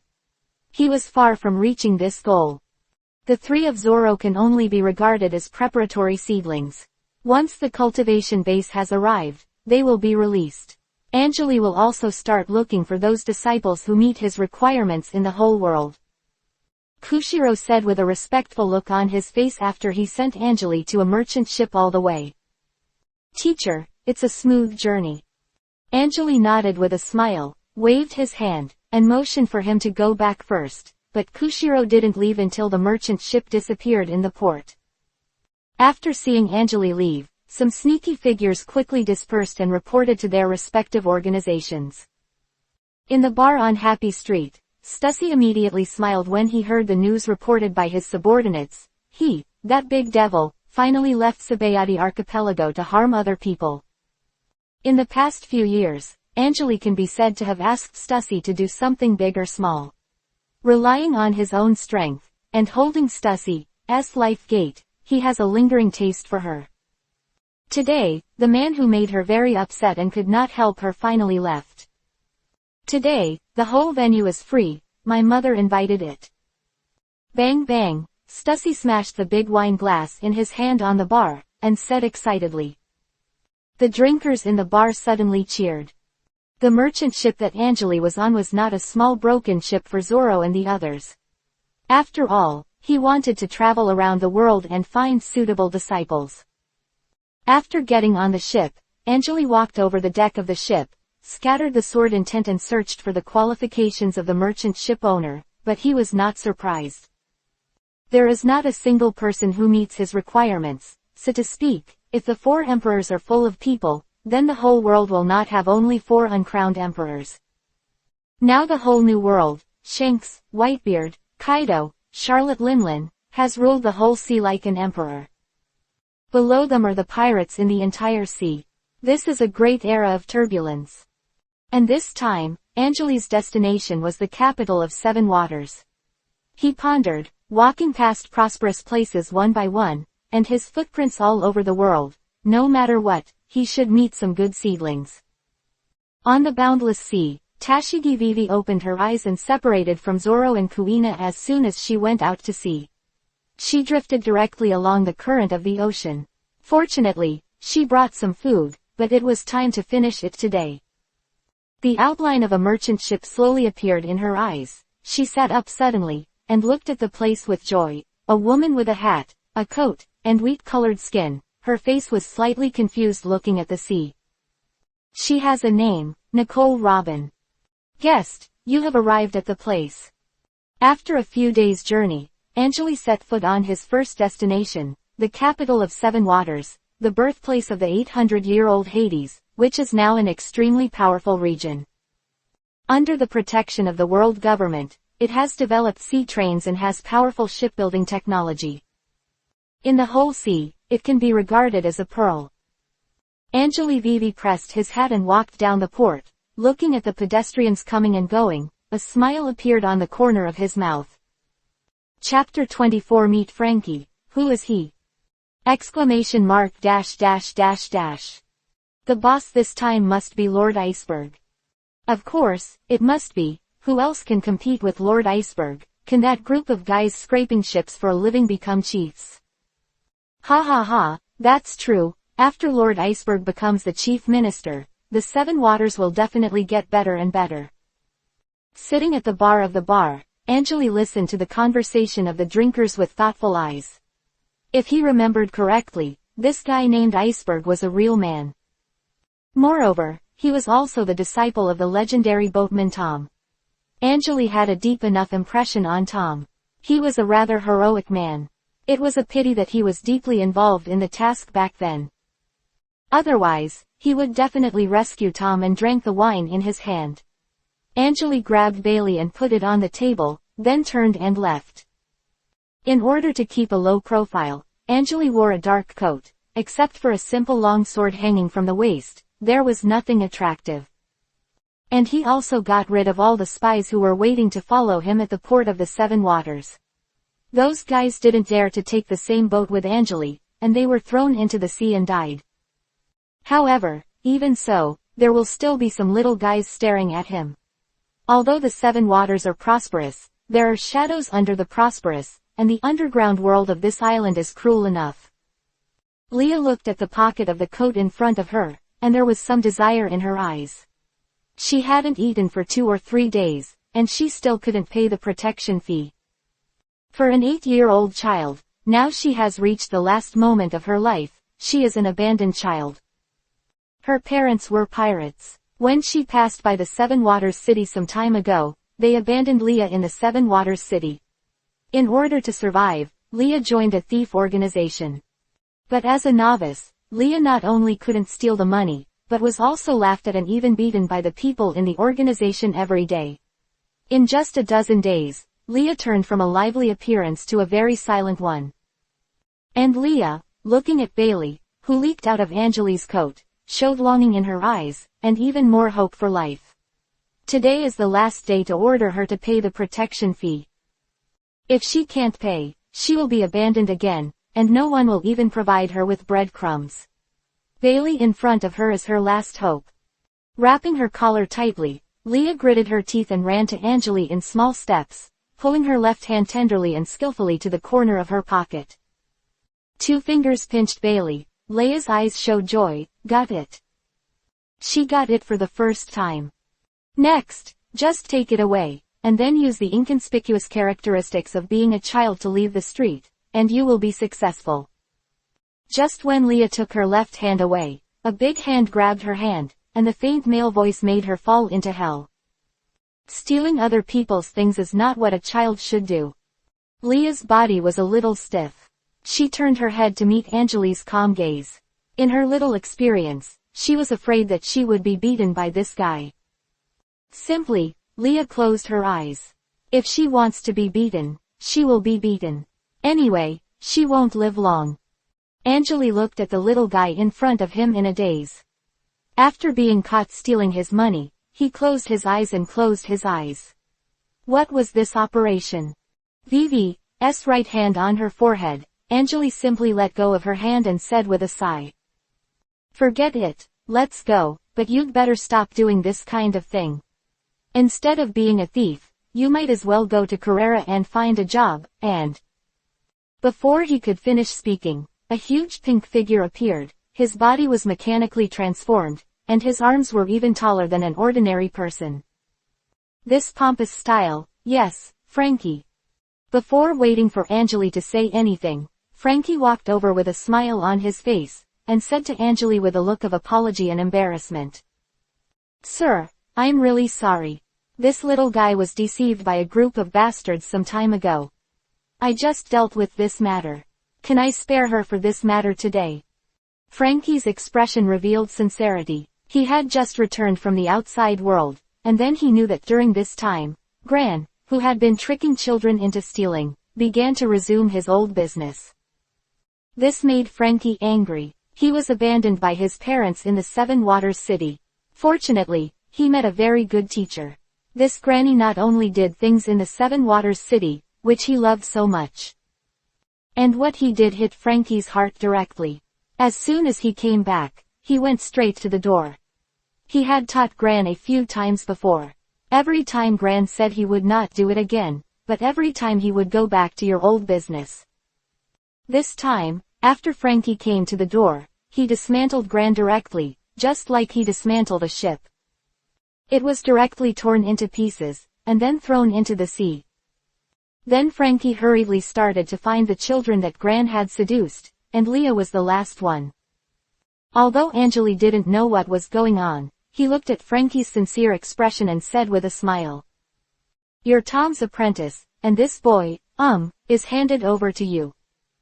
After speaking, Anjali put his hands in his pockets. Vivi staggered away from Franky's body, and walked forward. Franky looked stunned for a moment, and then suddenly became serious. Tom has been dead for many years, and there are very few people who know Franky as Tom's disciple. It could even be said that after everyone thought Franky was dead, only Iceberg, who was raised by Tom with him, knew. Now, this man actually knows that he is Tom's disciple. Who is he? Franky's eyes flickered, and Leah was a little confused now. What happened? Chapter 25 Experienced Disciple, France Burden. ! And just when Anjali set foot on the capital of Seven Waters, Zoro and Kuina actually got on a merchant ship and arrived at East Blue, and they also got into a big incident. Shell's Town, a restaurant. The atmosphere in the restaurant is tense. The meals on Zoro and Kuina's tables have been knocked over, and the corners of Zoro's mouth are still full of greasy. A young man dressed in bells and whistles with malicious eyes, followed by two Marines, was looking at Kuina and said with a smile. I said, as long as this girl goes with me, I will treat this as if it never happened, or I will treat you as pirates and issue a warrant. The 153rd branch is in this town, and my invincible father, Colonel Monka, sits here in person. Don't be ignorant. Helmeppo spoke arrogantly, but the marine soldiers behind him revealed a faint disgust towards Helmeppo, and the restaurant owner shivered and hid in the counter. Looking at Helmeppo, his eyes were full of unhappiness, but there was nothing he could do. Helmeppo was the son of Colonel Monka, and Colonel Monka was the controller of the 153 Marine Branch. And the 153 Marine Branch is the master of this island. No one can defy Monka's will on this small island. The corners of Kuina's brows twitched.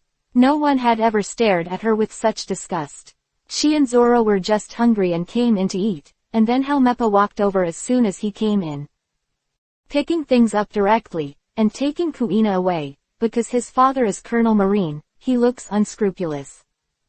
Kuina and Zoro were already full of rage. What if I don't? Kuina nibbled her silver teeth and watched Helmeppo's mouth full of anger. Then you can only be treated as pirates and executed in this town. Helmeppo laughed and said, not thinking that a human life is an important thing. Then do you know that murderers must bear the consciousness of being killed? Growl, Kuina couldn't take it anymore. Kendo is sincere, and all you want is to have an idea. Kirin Bele. Before leaving, the famous sword and dai characters given to him by his father Koshiro brazenly unsheathed. Affiliated to one of the 21 workers of Dakue Dao. In the whole world, there are only 21 peerless swords.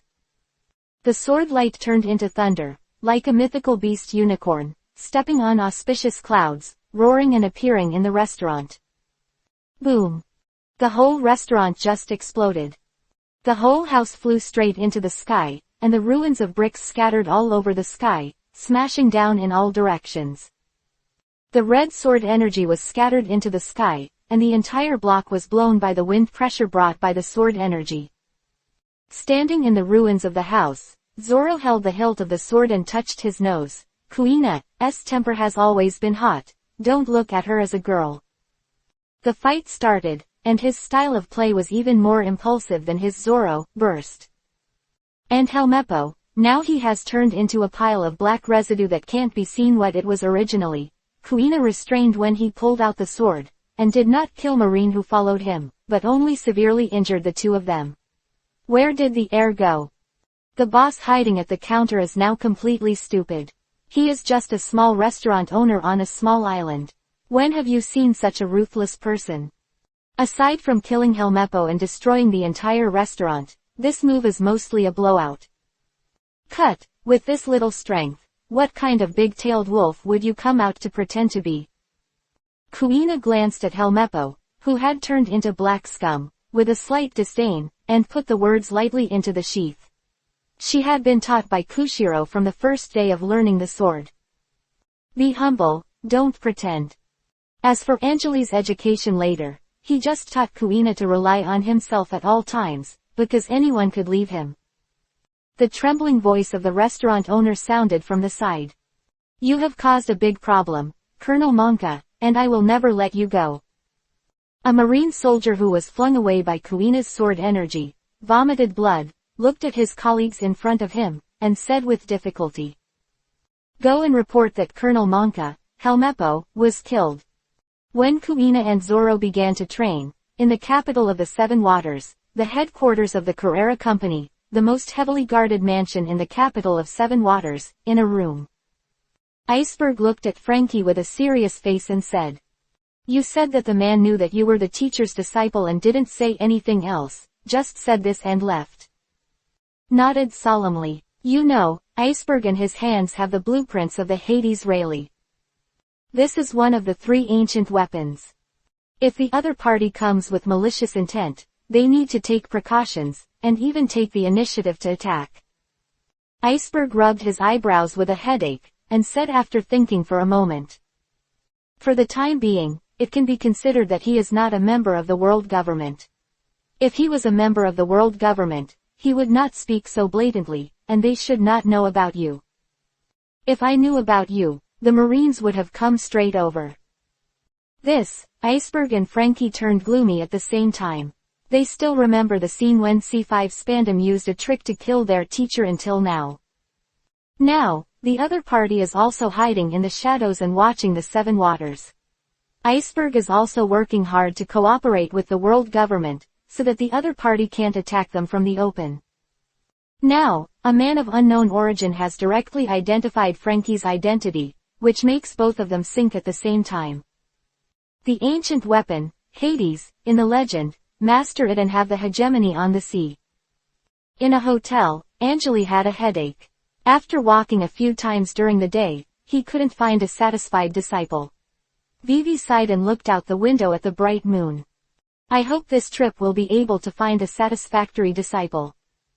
Chapter 26 Boy, be my disciple! !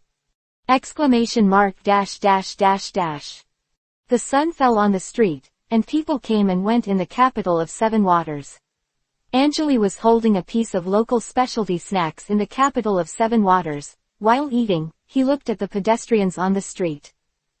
From time to time, Anjali exudes a few strands of sword intent to test the aptitude of passers-by, but all actions are unsuccessful. As for why he didn't stay in Sabaody Archipelago, and let the kings of the underground world continue to send people over for him, he was very quiet and thoughtful, and after several years, he never met another disciple. Anjali simply left, and stayed in one place every day with no results, so he simply changed to traveling the world. Maybe he was lucky enough to meet one after a long time. Anyway, Koshiro is now a 4 Emperor level combat power, and he can hold the situation. When will this day be ahead? Come a satisfied disciple Tilda. Anjali Vivi sighed, pressed the brim of the hat on his head, and continued to walk among the crowd. In an alley, 2 figures were watching Anjali's figure. Iceberg looked at Anjali with a solemn expression, and said softly, Franky, is that him? Franky nodded. After the two of them met, they found out Anjali's information, but what made them feel bad was that their intelligence network could not find Anjali's information. This proves that Anjali is either not famous, or that he is too famous and terrifying. It would be fine if it was the former, but Iceberg couldn't believe it. A person who could directly say that Franky was a teacher's disciple would be an unknown person. Gritting his teeth, Iceberg looked at Franky and said, Go directly to him and ask him what he wants, otherwise, we are too passive. Iceberg's words startled Franky, watching Iceberg speak solemnly. Iceberg, if you do that, if the other party is really malicious, we're going to have a hard time. Of course, Iceberg knew what Franky was referring to. If the other party came for Hades' design, and Iceberg sent it directly to the door, it would be like a tiger's mouth. However, now I can't find any information about the other party, and after observing for 2 days, Anjali seems to have been entrenched in the Seven Waters city. This made Iceberg even more uneasy. As for directly dispatching his subordinates to ambush, this is even more inadvisable. I don't know what organization the other party belongs to and what purpose. Killing the other party may make the situation more complicated and troublesome. For now, Iceberg can only bite the bullet and plan to go out in person and talk to Anjali to see what the other party wants. Looked at Iceberg's firm eyes, sighed helplessly, and then said with a smile on his face. Then let's go together. If something happens, I'll just beat him up. After speaking, Franky immediately raised his fists, revealing his sharp white teeth. Over the years, Franky has not only been engaged in the business of dismantling ships in the Seven Waters, but has also established a family. On weekdays, he has killed pirates who have no good intentions towards the Seven Waters. He maintains the Seven Waters capital in his own way, and his strength is even stronger in the Seven Waters capital. Iceberg nodded, a hint of warmth rose in his heart. Franky and him, growing up, even if there was a gap between the two, no matter whether the misunderstanding is resolved or not, both sides are a friendship that can make the other entrust their lives. After walking the streets for a whole morning, Anjali still found nothing. After walking into a restaurant at random, Anjali sat on a chair, ordered an order, turned sideways, and looked out the window. Often pedestrians. The door of the restaurant was pushed open by a figure, and a figure walked directly to the table where Anjali was. The person wearing a hat, half of his face was covered, making it difficult to see. After a few quick steps, he walked directly in front of Anjali's desk, pulled out the table and chairs, sat down, and looked at Anjali and said, "Sir, there are many things that make people linger in the Seven Waters. I don't know what you are looking for in this city." Iceberg, with a smile in front of him, shrugged, and opened his mouth with some humor. "You've been with me for 2 days, and you're here to tell me this, Tom's disciple." Iceberg froze. Sure enough, Franky was right, this guy knows a lot about them. Franky was at an alley opposite the restaurant. Many members of the Franky family were mobilized by him, and the strength of the Carrot Company was also mobilized nearby. If something happens to Iceberg, Franky swears to do something if he takes his life. "Don't think too much about it, little guy. Tom and I have known each other for a long time. It's a pity that when he was sent to the Ennie's lobby, I was caught up in trivial matters, otherwise I would have come forward to save him." He said that. Anjali took off his hat and put it on the table. The slightly messy short hair and handsome face made Iceberg's heart flash a touch of familiarity. The copyright of the novel resource belongs to the original author. The text is only for personal study and trial reading. Please delete it within 24 hours after downloading. Please support subscribing to Genuine Novels and refuse piracy. This novel was first published by Dragon. Feilu's novel internal group 1,142,529,731. Feilu's novel internal group 2,929,082,961. More wonderful Feilu novels are in the hands of the group owner. Welcome to the group. I hope you don't get deceived by those scammers. Doubt flashed in his eyes, the teacher's old friend. Then why hasn't he heard from the teacher? Anjali was also a little bit hurt at this time. He knew that he would not talk to Franky. When he was on the sea before, Tom had a good relationship with him, and he even gave him a boat. Now, the opponent's disciple is obviously a bit of a soldier, and he is considerate of the other party, but now he is watched and guarded every day, and it is indeed inconvenient for him to find a disciple. A little irritable, Anjali subconsciously threw a few strands of weak sword intent onto Iceberg. In recent years, he has been testing other people's aptitudes every day. When Anjali came back to his senses, the sword intent had been thrown out, and he instantly felt embarrassed, and a feeling of bullying the children came to his mind. However, something surprised him. A few strands of sword intent in Iceberg responded. This guy is actually a seedling who can practice Kendo to the level of the 4 emperors. Iceberg, who looked suddenly alert, and said, "Be my disciple. About the Pluto, I'll settle him. Tom's revenge, I can also help you avenge it." Chapter 27. This day, the blue dyes the sky. ! Iceberg looked stunned. What's going on? He didn't understand at all what happened, why this guy suddenly wanted to accept him as his apprentice, and, it seemed, this guy was younger than him. Accepting him as an apprentice, is there any mistake? If you want to accept him, it is also his apprentice. Looking at Iceberg's stunned expression, Anjali scratched his head, and suddenly a picture flashed in his mind. He instantly smiled and tapped lightly with his hand on the table. Dong dong dong dong. The rhythmic percussion sounded slowly and heavily, and Iceberg's expression changed from stunned to puzzled to sudden shock. He looked at Anjali in front of him, and said with a trembling voice, "How do you know the teacher's unique secret code?" Iceberg, who was surprised and trembling, Anjali laughed secretly. "What code? This is just a very popular Morse code in his previous life." When he was chatting with Tom at that time, Tom was troubled by how to establish his own independent code, and Anjali casually told him Morse code. Moreover, it is a mutated code of a certain Eastern power. All the codes correspond to simplified characters. It can be said that in this world, there is no one who can unlock this code. The code that Anjali typed out just now has only 2 words, Tom.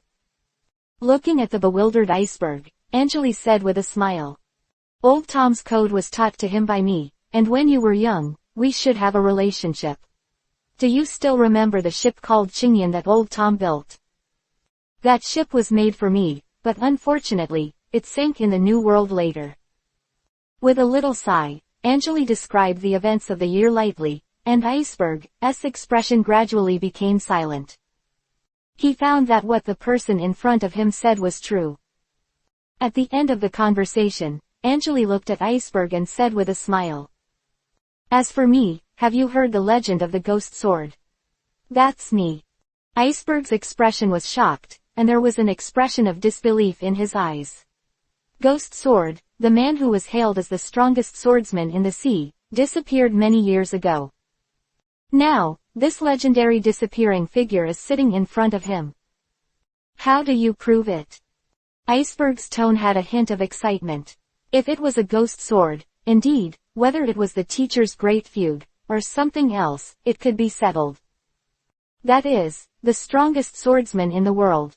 When he was very young, he heard the legend of the ghost sword.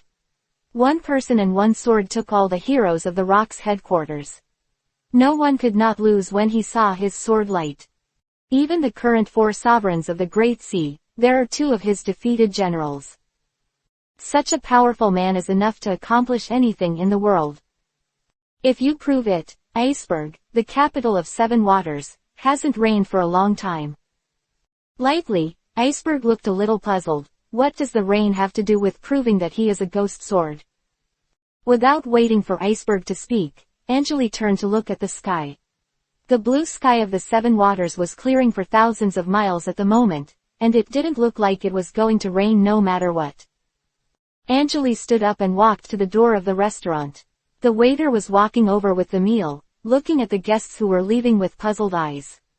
Just as he was about to call out to Anjali, his figure had already stepped out of the door. Wisps of sword energy surged around Anjali's body, and the violent and surging sword energy was mixed with sword intent. The moment he stepped out of the restaurant, it rose into the sky. The black sword energy rose into the night and directly enveloped the entire 7 waters. A strand of sword energy hangs upside down from the sky. Like a big black umbrella covering the entire 7 waters. Seeing this scene, Iceberg's eyes were shocked and he stood up suddenly. This strength is definitely the man in the legend. Franky was stunned at the corner. Who is this guy? This sword energy is actually so strong, it is only seen in my life. The residents of the 7 waters looked up at the sky, all stunned. What happened? Hundreds of silk-like barbs hung down from the sword energy like a giant black umbrella. After hooking into the sea water, Anjali raised his VV hands high with a smile on his face. He turned to look at Iceberg, his lips slightly parted. Get up. With a light drink, the giant black umbrella covering the entire 7 waters city suddenly dissipated. It turned into strands of black silk sword energy and poured into the endless sea, and then the waves surged. Like thousands of evil dragons bursting out from the bottom of the sea. A chain of black silk sword chi sticks to the water column and rises into the sky. On this day, the water column poured into the sky of the capital of 7 waters, and the whole city was dyed with a layer of blue sea water.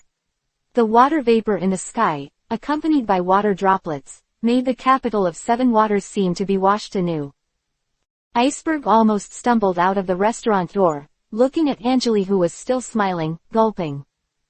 PFF'd. He knelt down. Please let me worship you as my teacher. Seeing Iceberg kneeling down, Franky's shocked heart no longer had the slightest turbulence. He twitched the corners of his mouth. What a monster. Chapter 28 Tashigi's smile, sad fate.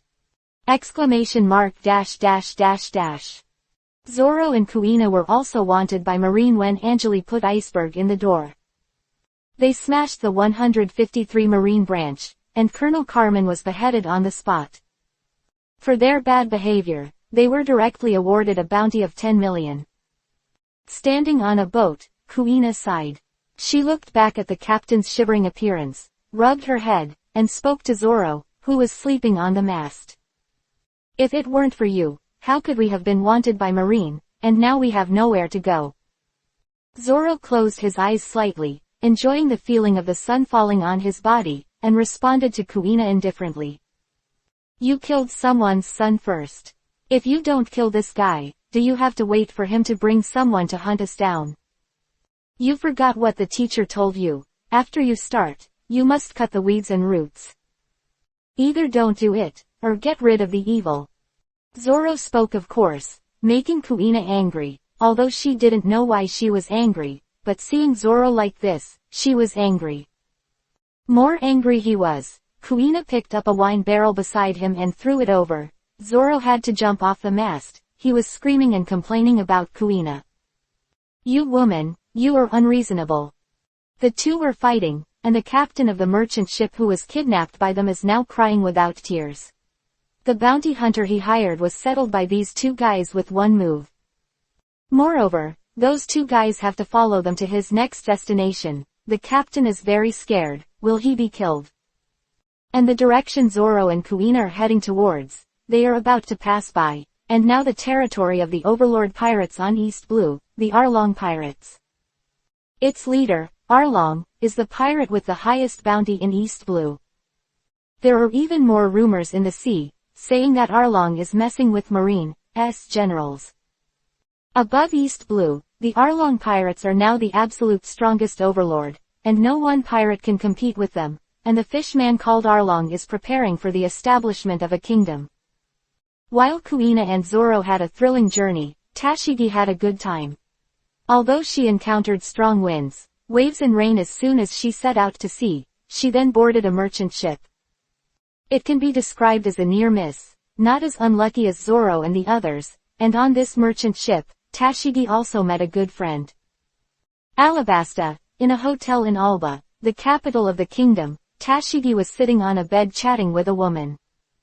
Sister Robin, you really have to promise that disgusting scarred man to be the vice president of his association. Tashigi said to Nicole Robin with a displeased face. They had just passed by when they came to Alabasta, but a man came directly to the door. And as soon as he came, he wanted to make Nicole Robin his vice president. Although it sounded that the man was a very powerful Shichibukai, Tashigi didn't feel it at all. No matter how powerful, can it be better than her teacher? She is not as powerful as her teacher, so what are you pretending to be? They are all stinky brothers. Nicole Robin showed a forced smile on her face, looked at Tashigi who was fighting for her, sighed, and said, Tashigi, there are some things that we can refuse if we want to refuse. Crocodile, as one of the Shichibukai under the king, is considered an overlord in the Great Route. Without him, we can't even leave Alabasta. Words. Nicole Robin revealed her helplessness towards fate and a trace of hidden sadness. Her hometown was destroyed by Buster Call when she was young. Later, she was named a witch and hid for a long time. Nicole Robin, who entered the Great Route, just wanted to hide her identity, investigate some things, and live a peaceful life by the way. However, she was still found by Crocodile. Tashigi in front of her, Nicole Robin couldn't bear to implicate this girl who just met and hit it off. The two were really happy when they got along. However, Nicole Robin is afraid of this joy, because fate always takes everything away from her. Don't be afraid of Sister Robin, I'll take you to run. Don't look at me like this, I'm actually very good at fighting. As Tashigi spoke, he patted the long sword on her waist. With a confident and proud face, the sword never left her body, which was a habit she had cultivated by Angeli since she was a child.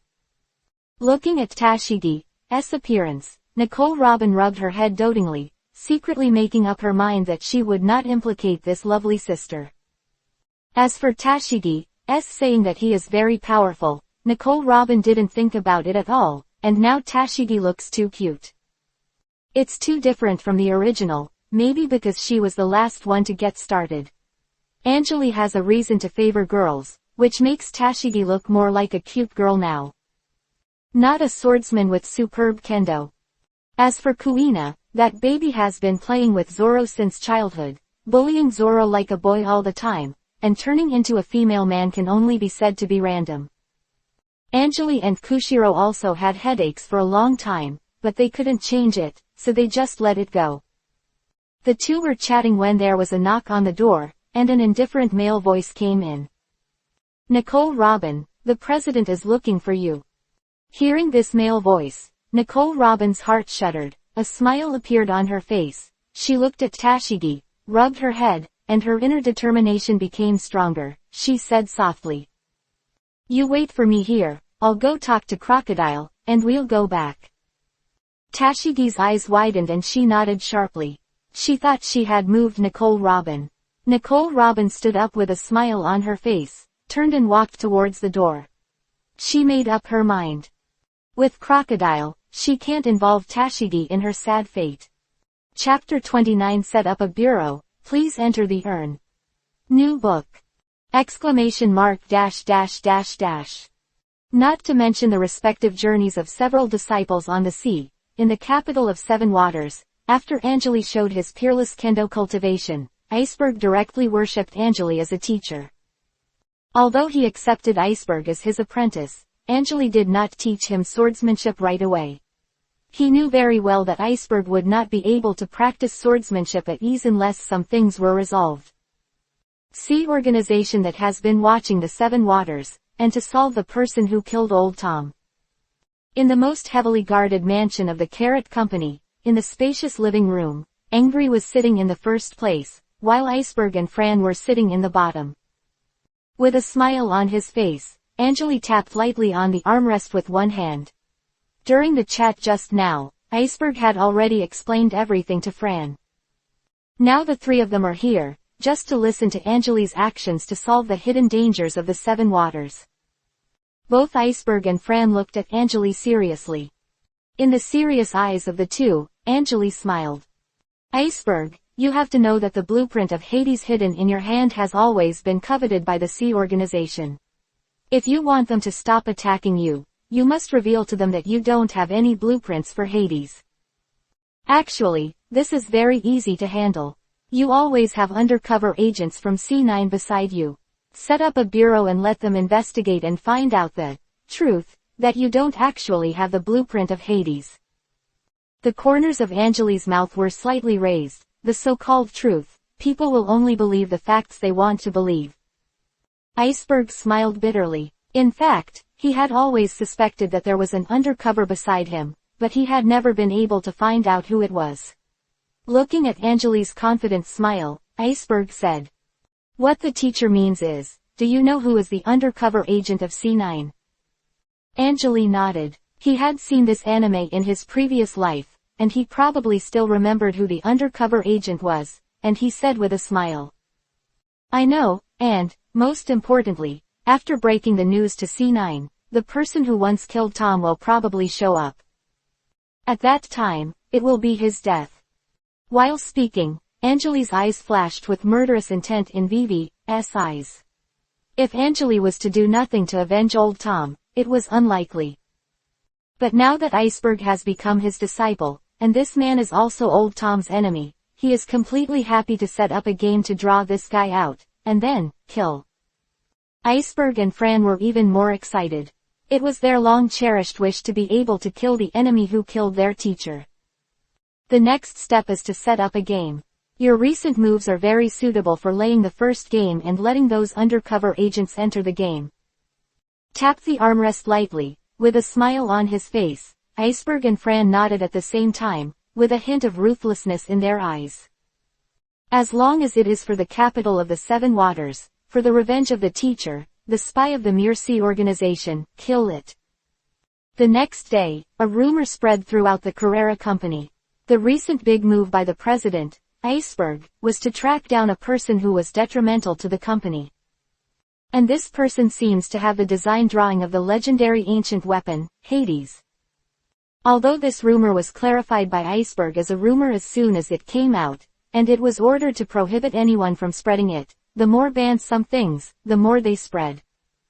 In the capital of Seven Waters, a pier, a secluded place with no one, a man and a woman are looking at each other. "What do you think of the rumors these days, Lucci?" The speaker is Khalifa, the current celebrity of Carrot Company, the beautiful secretary to the president, and the person standing with her is Rob Lucci, who has recently been promoted to the first dock shipyard to see wood and wood nail foreman. Face. Rob Lucci looked at the calm sea and said indifferently. Whether it's a rumor or not, we must pay attention. We are lurking in the Carrot Company to capture the legendary ancient weapon, the Pluto. Now there are rumors that the blueprints are in someone else's hands, and Iceberg's action is to grab the blueprints, which is a bit of a refutation, because our intelligence shows that Iceberg has the blueprints of Hades in his hands. Now there is conflicting information. No matter whether it is true or false, we have to verify it. We are here for this. Khalifa looked at the indifferent man in front of him.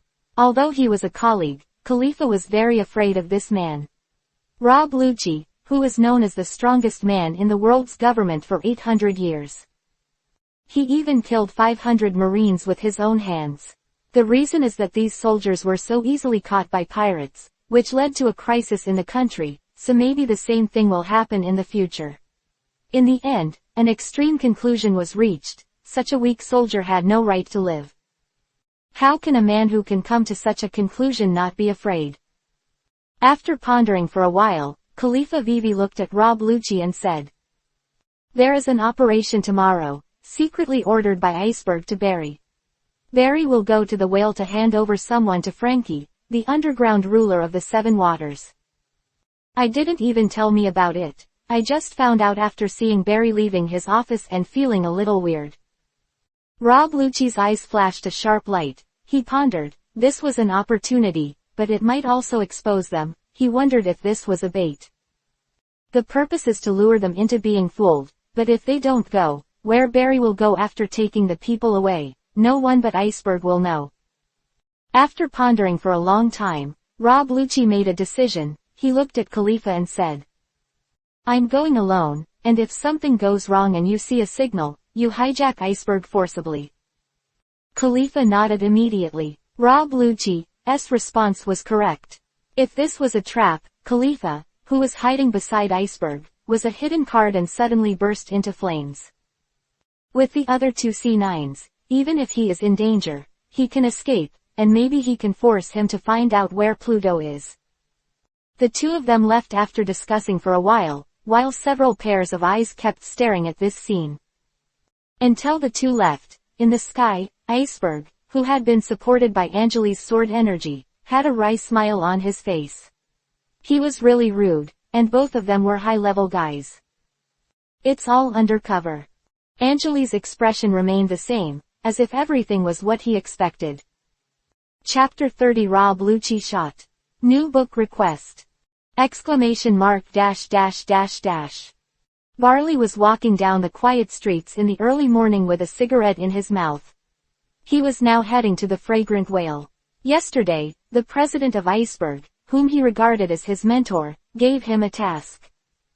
Go to the Fragrant Whale and meet Franky, the underground king of the Seven Waters. Although Bar doesn't know what's going on here, since Iceberg is speaking, he will definitely go. Go up the knife mountain and go down the oil pan, no matter what. A figure hung far behind Bar. He cleverly used various buildings to keep the angle from which he could see Bar, but Bar couldn't see him. This person is Rob Lucci. Bar went all the way to the whale, but he never found Rob Lucci behind him.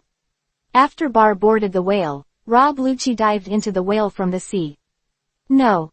Stepping on the tattered Fragrant Whale, Barry walked directly into the captain's room. Franky's huge body was sitting on a chair.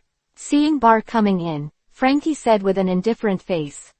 "I have already done what your president asked me to do. Did Bailey bring it?" Barley looked at the huge Franky, and was a little afraid that this guy would make a move. He immediately raised the bag in his hand and said, "Bailey's all here, you click." With that said, Barley put the bag of Bailey in his hand on the table in front of Franky. Franky didn't open it, but turned to look at the figure who was still in the corner, covered by the sack. "Road. Well, he's yours now, take him and get out." Although he didn't know what his boss wanted this person to do, Barley nodded, bypassing Franky and carrying the person trapped in the sack on his shoulders, and then planned to leave. In his heart, Bar felt that this job seemed a bit too simple, and anyone could do it, but the cautious look of the president came to his mind, and he immediately stepped up, intending to quickly arrive at the location explained by the president.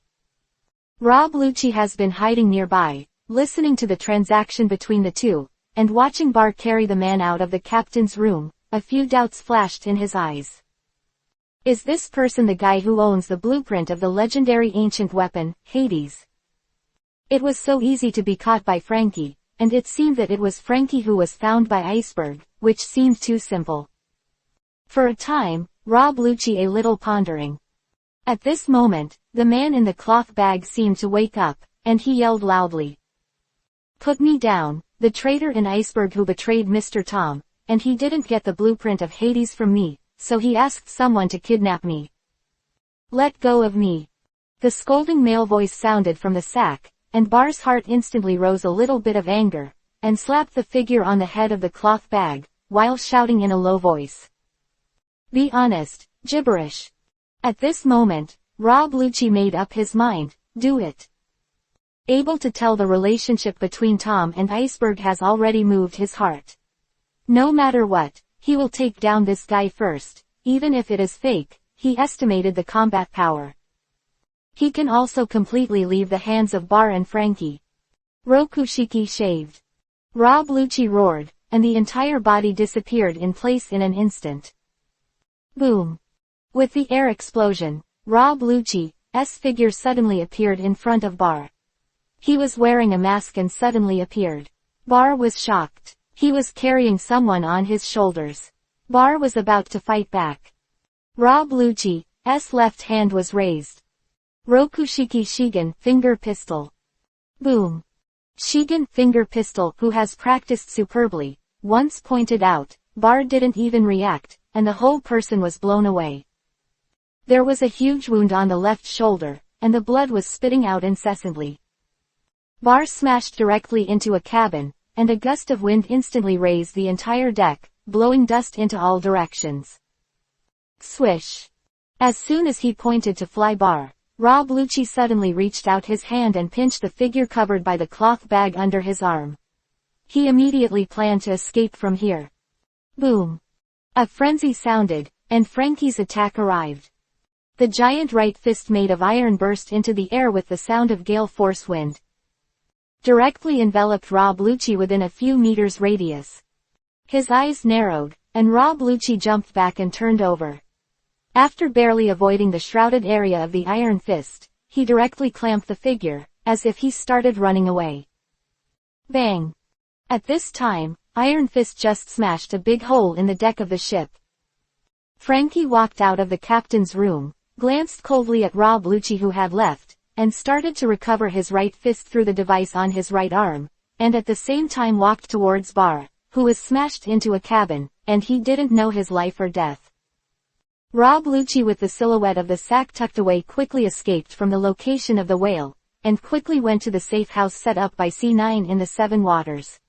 He wanted to torture him immediately. It's too late to change. Moreover, he expects that Iceberg will move soon, and his identity is likely to be exposed. Chapter 31 Rob Lucci's resoluteness. New! Exclamation mark dash dash dash dash. Bang! Rob Lucci directly threw the figure with the cloth bag on the ground. He had reached the safe house of C9, and was thrown on the ground by Rob Lucci.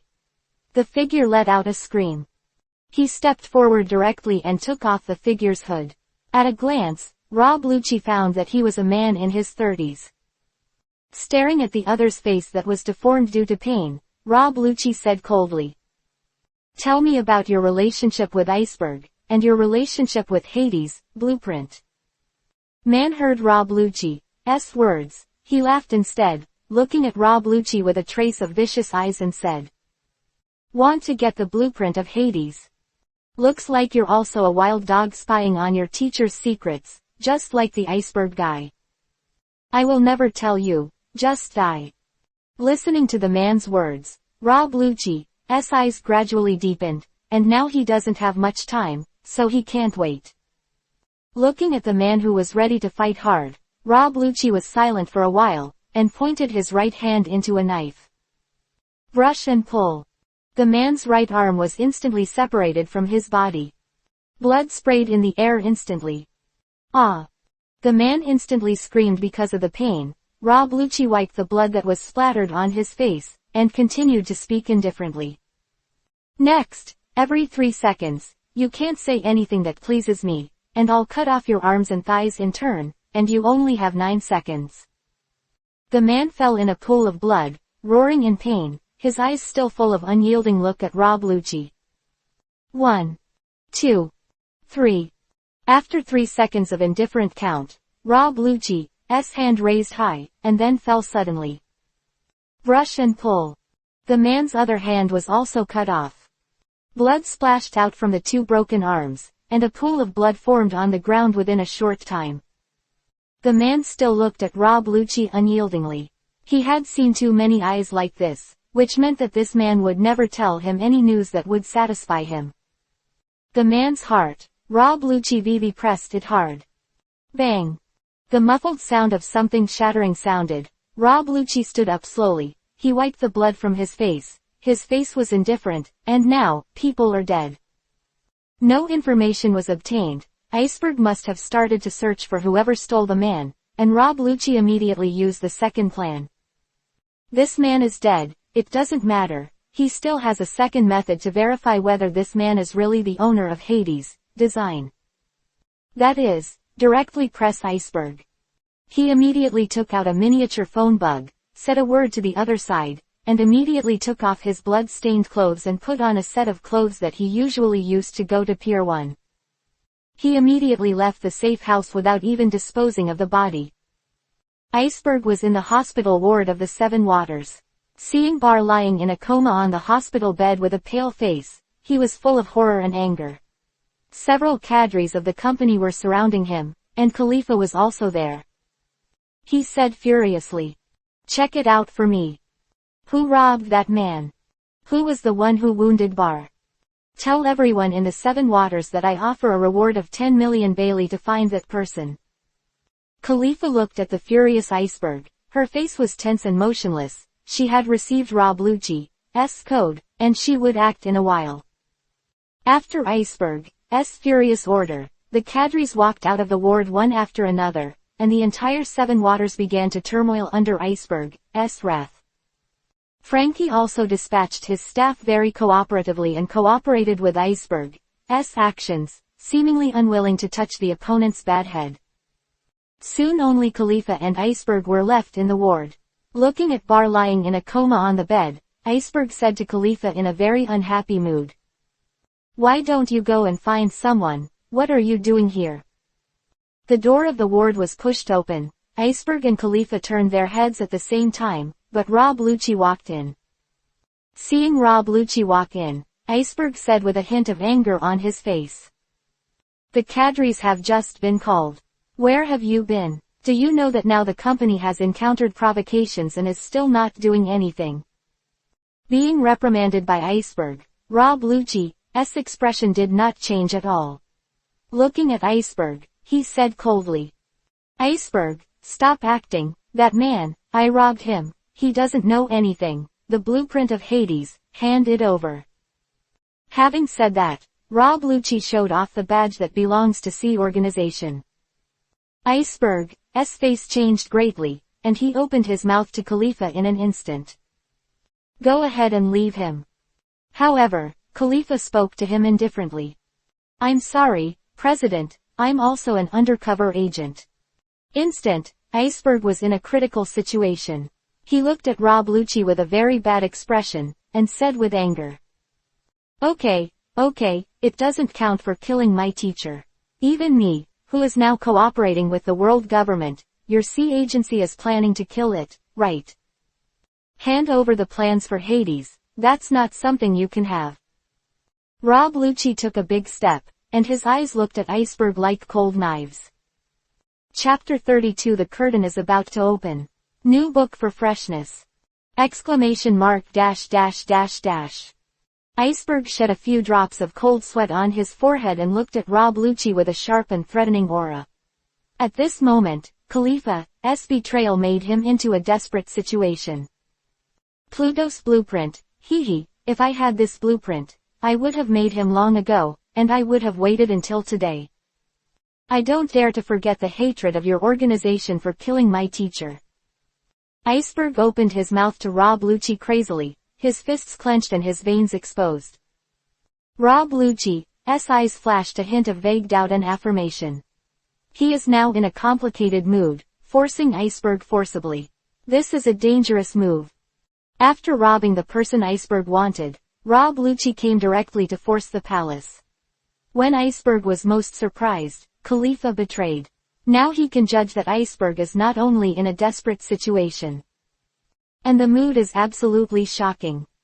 At this moment, Rob Lucci artificially created a desperate situation for Iceberg. In this environment, most people will give up their hiding. Rob Lucci is betting that he can cheat out the truth about Iceberg. Now it seems that Iceberg does not look like a lie, and the cause and effect are gradually strung together in Rob Lucci's mind. Iceberg, who has been forbearing for many years, silently develops the Seven Waters City, unites all the forces around him, and finally, he recently obtained information on the design drawings of the ancient weapon, Hades. He immediately dispatched people to make a big move, and even cooperated with the French family, and finally captured the former fellow apprentice brother. However, this person was robbed.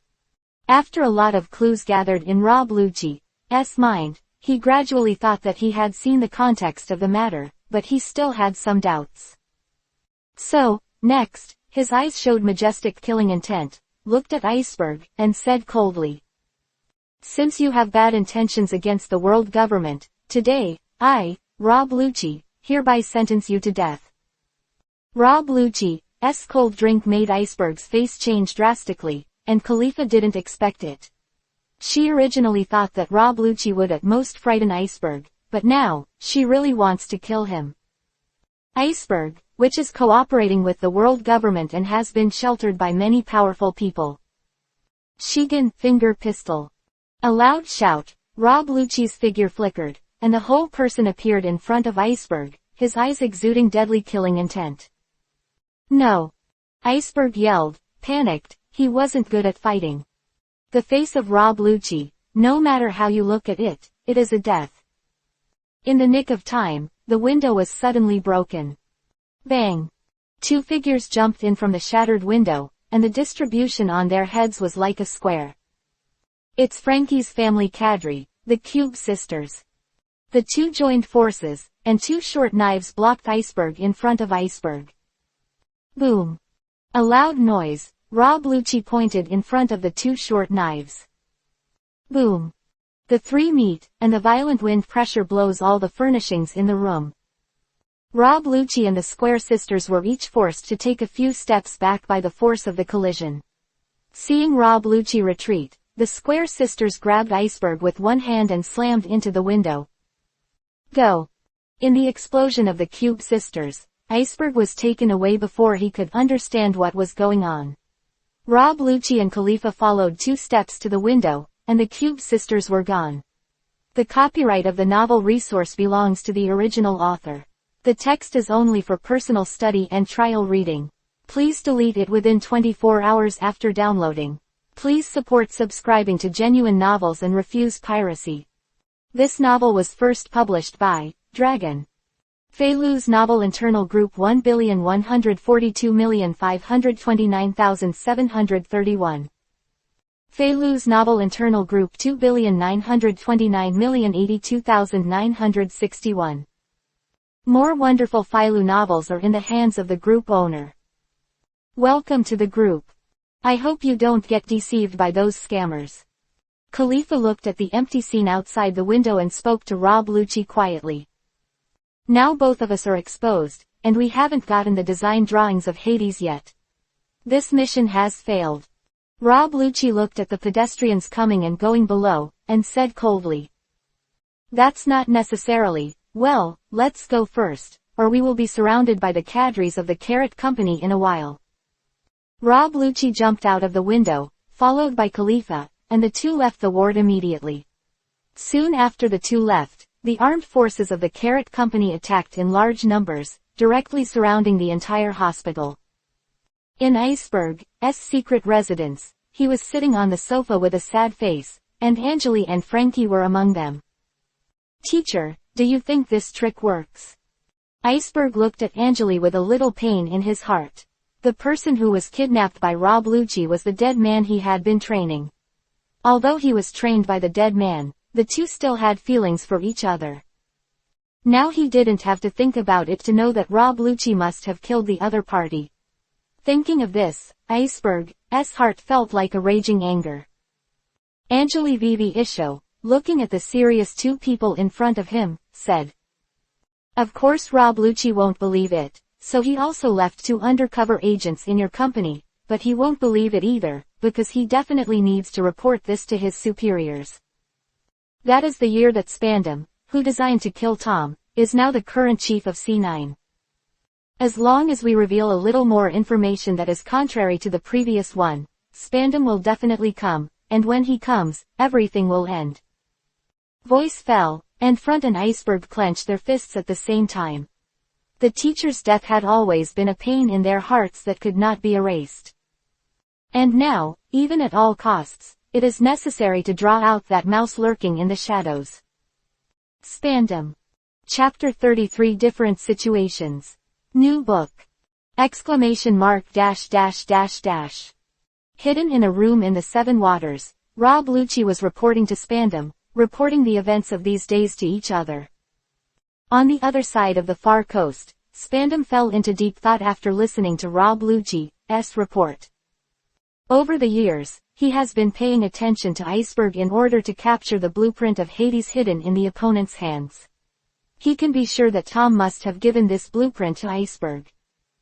Tom was designed by him to be sent to Eni's lobby. He was tortured in every possible way without revealing the whereabouts of the ancient weapon Pluto. At that time, he was sure that this drawing was in Iceberg's hands. But now, the intelligence reported by Rob Lucci shows that the blueprint is not in Iceberg's hands, but in the hands of another person, and that person has been killed by Rob Lucci. This caused Spandam to ponder, his hand on his chin, thinking about the truth behind the incident. After pondering for a long time, Spandam said to the phone bug, "You've been monitoring for a while, and there are 2 undetected undercover agents. Wait and see what Iceberg's next move is. If it is indeed proved that Iceberg does not have a blueprint of Hades, then I will apply for a buster call and completely destroy the Seven Waters." After he finished speaking, Spandam hung up the phone, a ruthless look in his eyes. He would never let Iceberg, who is dangerous to him, live in the world. Even if he destroys the Seven Waters, he will not hesitate. Rob Lucci, who was far away in the capital of Seven Waters, was instructed by Spandam and hid with Khalifa, waiting for the news of the other 2 undercover agents at any time. In the Seven Waters was changing. Zoro and Kuina, who were far away in East Blue, were full of anger. In Kokoyashi village, Kuina was full of indignation. She and Zoro got lost again. After they found the island at random, they heard something that made people grit their teeth. There is an Arlong pirate group entrenched here. For the so-called establishment of an empire, this illusory thing, they forcibly ordered the underground villages to pay money. If they can't pay, they will kill them directly. After hearing this, Kuina was so angry that she couldn't help but picked up another orange, tore off the peel, and put it in her mouth.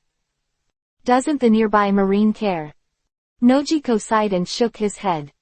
How could Marine care about such a thing? And that Arlong, I heard that he has an inexplicable relationship with Marine who governs this neighborhood. This made Kuina even more angry. After they landed on the island, they got lost again under Zoro's Lucci attribute, and after detouring to Nojiko's orange garden, they couldn't help being too hungry and started to eat. Nojiko found the 2 of them. After learning the reason, not only did he not drive them away, but instead brought them something to eat. After chatting, Kuina learned about the situation of Kokoyashi village. It really refreshed her 3 views. After eating the oranges in 3 bites, Kuina stood up and kicked Zoro who was still eating the oranges. She looked at Nojiko firmly and said, "Marine doesn't care about this, we care. Where is the Arlong pirates? take us there. I'm going to remove him today. Nojiko's face instantly showed surprise, and he looked at Kuina with a wry smile and said, "Forget it, don't go there. Arlong is the pirate with the highest bounty on East Blue. With a bounty of 20 million, all the pirates in East Blue are fleeing." 20 million, is that high? Don't worry, I'm a very good swordsman. Saying that, Kuina patted her scabbard. Zoro nodded in approval, a mere 20 million pirates and they haven't paid attention. And a figure had been listening to the conversation of several people not long ago. After Kuina said this, his eyes flashed, and he walked over in 2 steps and said, "I'll take you there." Hearing the voice, Nojiko turned his head and found that it was Nami. His face changed suddenly, and he drank it. "How can this kind of thing be messed up? Don't talk nonsense." By Nojiko, Nami's eyes showed stubbornness, and Kuinazui's corners twitched. As night fell behind the scenes, the 2 figures, one big and one small, sneaked out of Kokoyashi village. After the day, Nojiko, who found this situation, suddenly became angry and jumped, and held his forehead with one hand. "Nami, don't worry about it." At the same time, Tashigi, who came out to experience, is now fighting with blood. Brush and pull. 2 sword lights flashed. Tashigi picked up 2 time bombs that flew towards him, and looked at Nicole Robin, who was fighting with Sarah, the owner of the thorn fruit. Bang bang bang. Sarah's hands and feet grew from long thorns and thorns from time to time, and her figure kept shaking, making Nico Robin's flower fruit completely unable to catch her figure.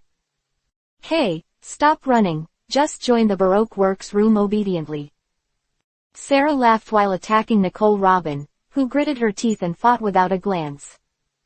Tashigi looked at Nicole Robin, who was suppressed by Sarah, with anger flashing in her eyes, and a vicious wind suddenly slashed at the back of her head.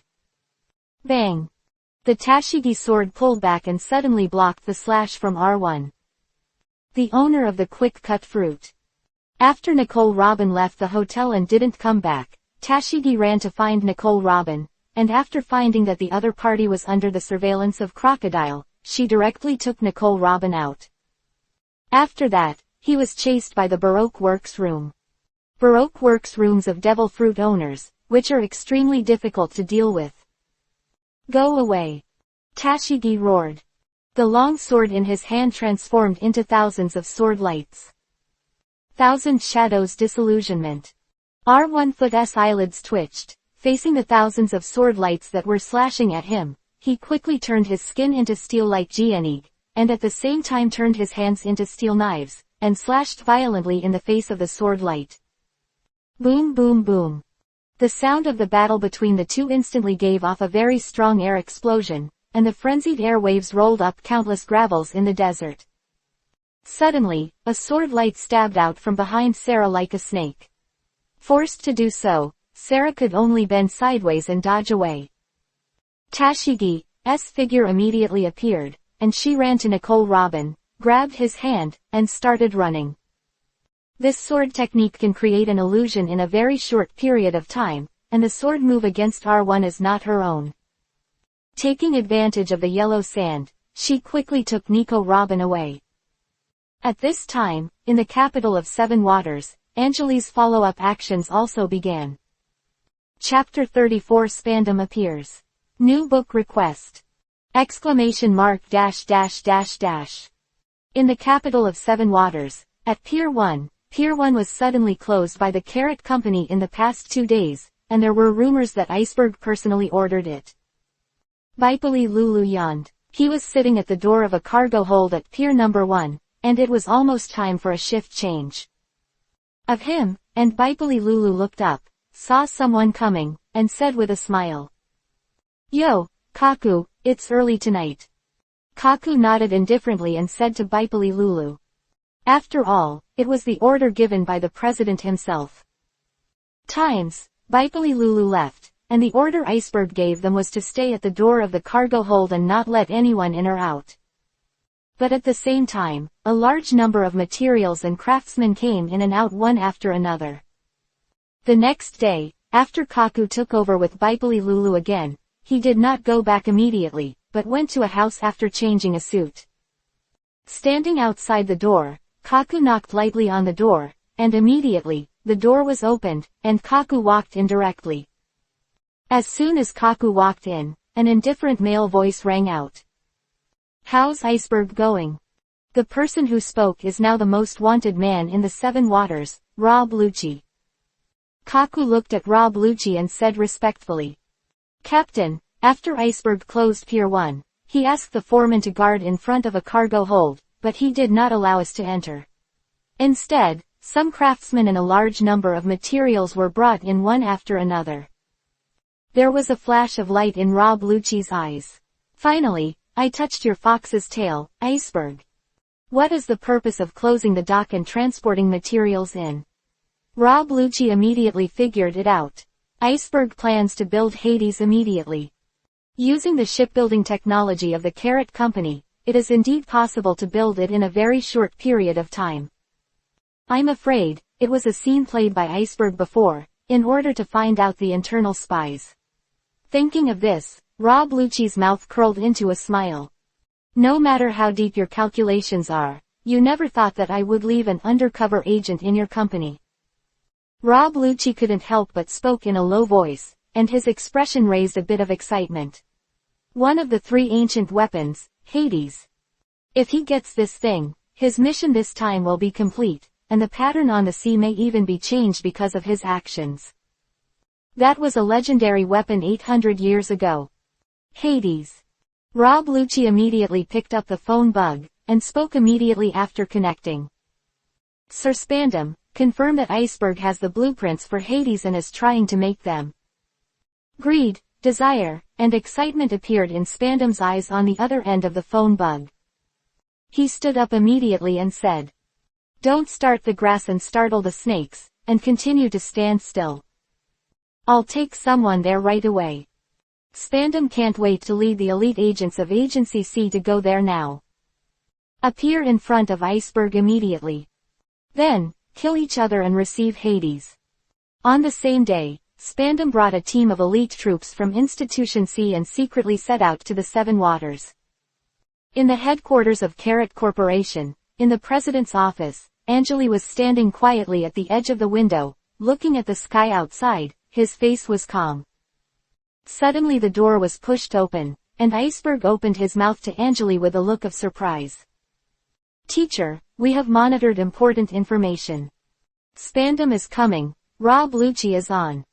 Excited Iceberg blushed. He couldn't help his excitement. Angeli turned his head and showed a smile. Momonga will always be fooled because he can't contain his greed. Relax, wait for him to come. Iceberg and Fran can be said to have worked hard these days to implement Angeli's plan.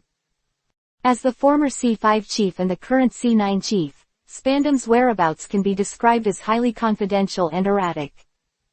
Now, the prey has finally appeared, and Angeli can also close the net. Not only can his old friend Tom's revenge be avenged, but Iceberg's heart has fallen, and the knot in his heart has been untied. Follow him back to learn swordsmanship. A few days later, Rob Lucci stood low-key in front of a port. Not long after, a simple ship docked in the port, and a group of people walked down from it one after another. The person in the lead was wearing a hood mask and looked quite weird. Seeing the person coming, Rob Lucci said in a low voice, "Sir." Spandam waved his hand casually, looking at Rob Lucci's excited eyes and said, "Where is Iceberg now?" At the Carrot headquarters, there has been no going out. Spandam could hardly contain his excitement. He immediately raised his cloak and turned around to give orders to his subordinates. "All of them. Teams 1 and 2 and Khalifa head to Pier 1. Team 3 come with me and go directly to the Carrot Company." In a grand manner, Spandam gave an order at the pier where people came and went, and his eyes were full of madness and excitement. "Yes." With the high-pitched response, the two teams immediately separated and followed Khalifa to Pier 1, where Kaku was already waiting. Spandam turned around, looked at Rob Lucci, and said excitedly, "Go and find Iceberg." Facing the excited Spandam, Rob Lucci felt a little uneasy in his heart. Chapter 35 Atonement. Spandam. New. Exclamation mark dash dash dash dash. The headquarters of Carrot Corporation, the peaceful headquarters building in the past has now been destroyed. The people lying all over the place were lying on the ground. Spandam slowly stepped into the Carrot headquarters. His eyes glowed with excitement, and Rob Lucci followed closely behind him. The two of them walked all the way to the door of the president's office with the help of their subordinates. Spandam slowly stopped, stood at the door of the president's room, took a deep breath, and then spoke to Rob Lucci in a low voice.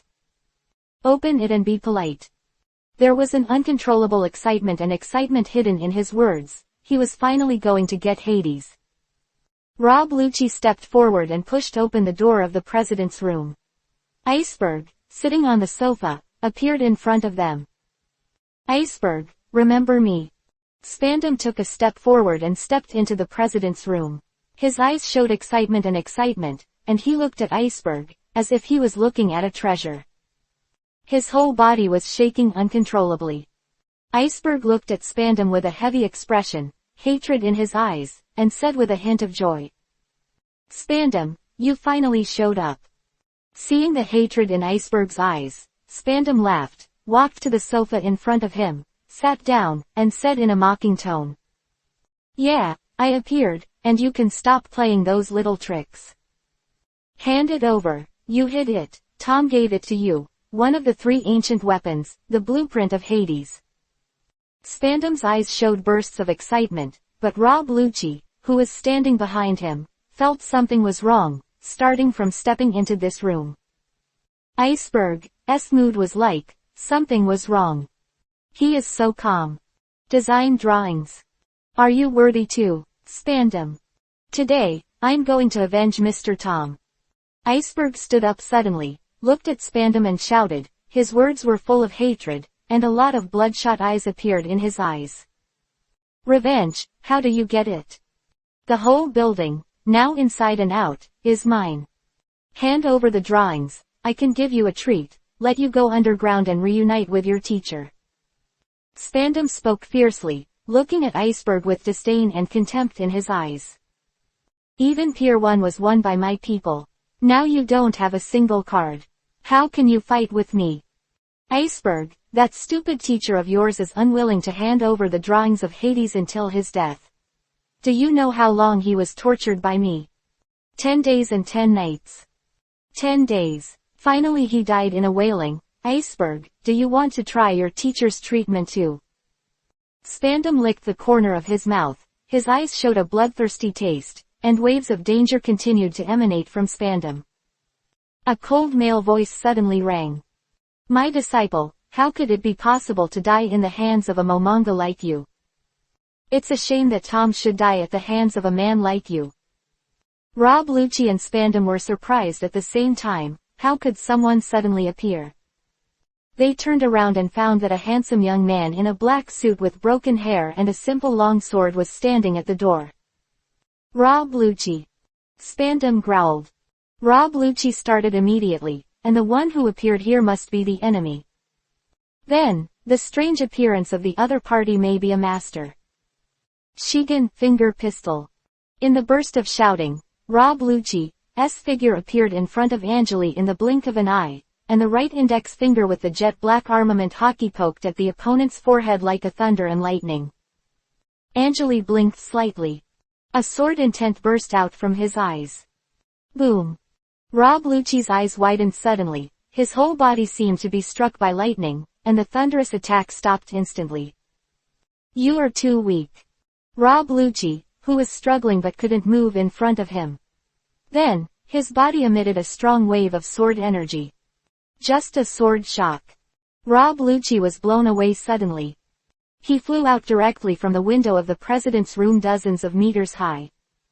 Spandam's eyes trembled and he couldn't help but take 2 steps back. He couldn't believe it in his heart.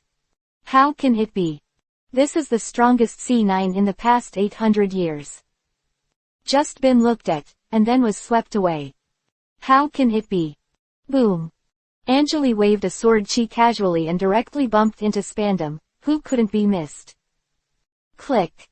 Spandam was spinning in midair, blood was pouring out of his mouth, and there were some visceral fragments.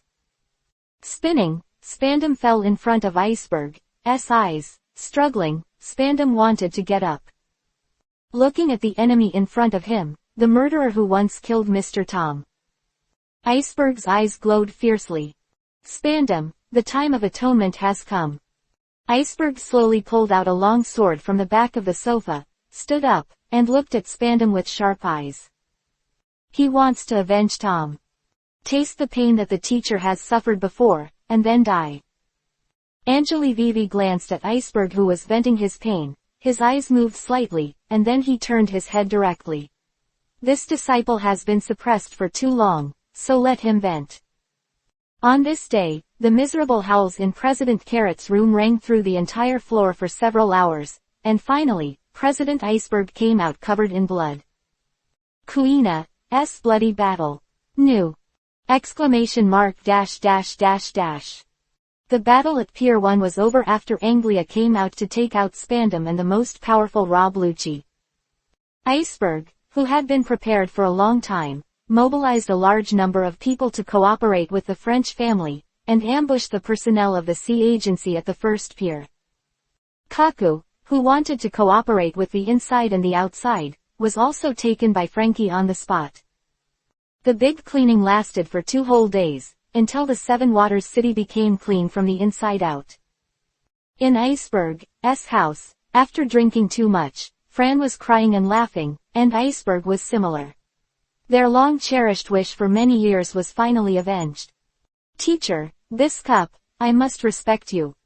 Iceberg raised the wine glass in his hand, drinking too much, he couldn't hold it steady, snot and tears on his face, and a smile on his face.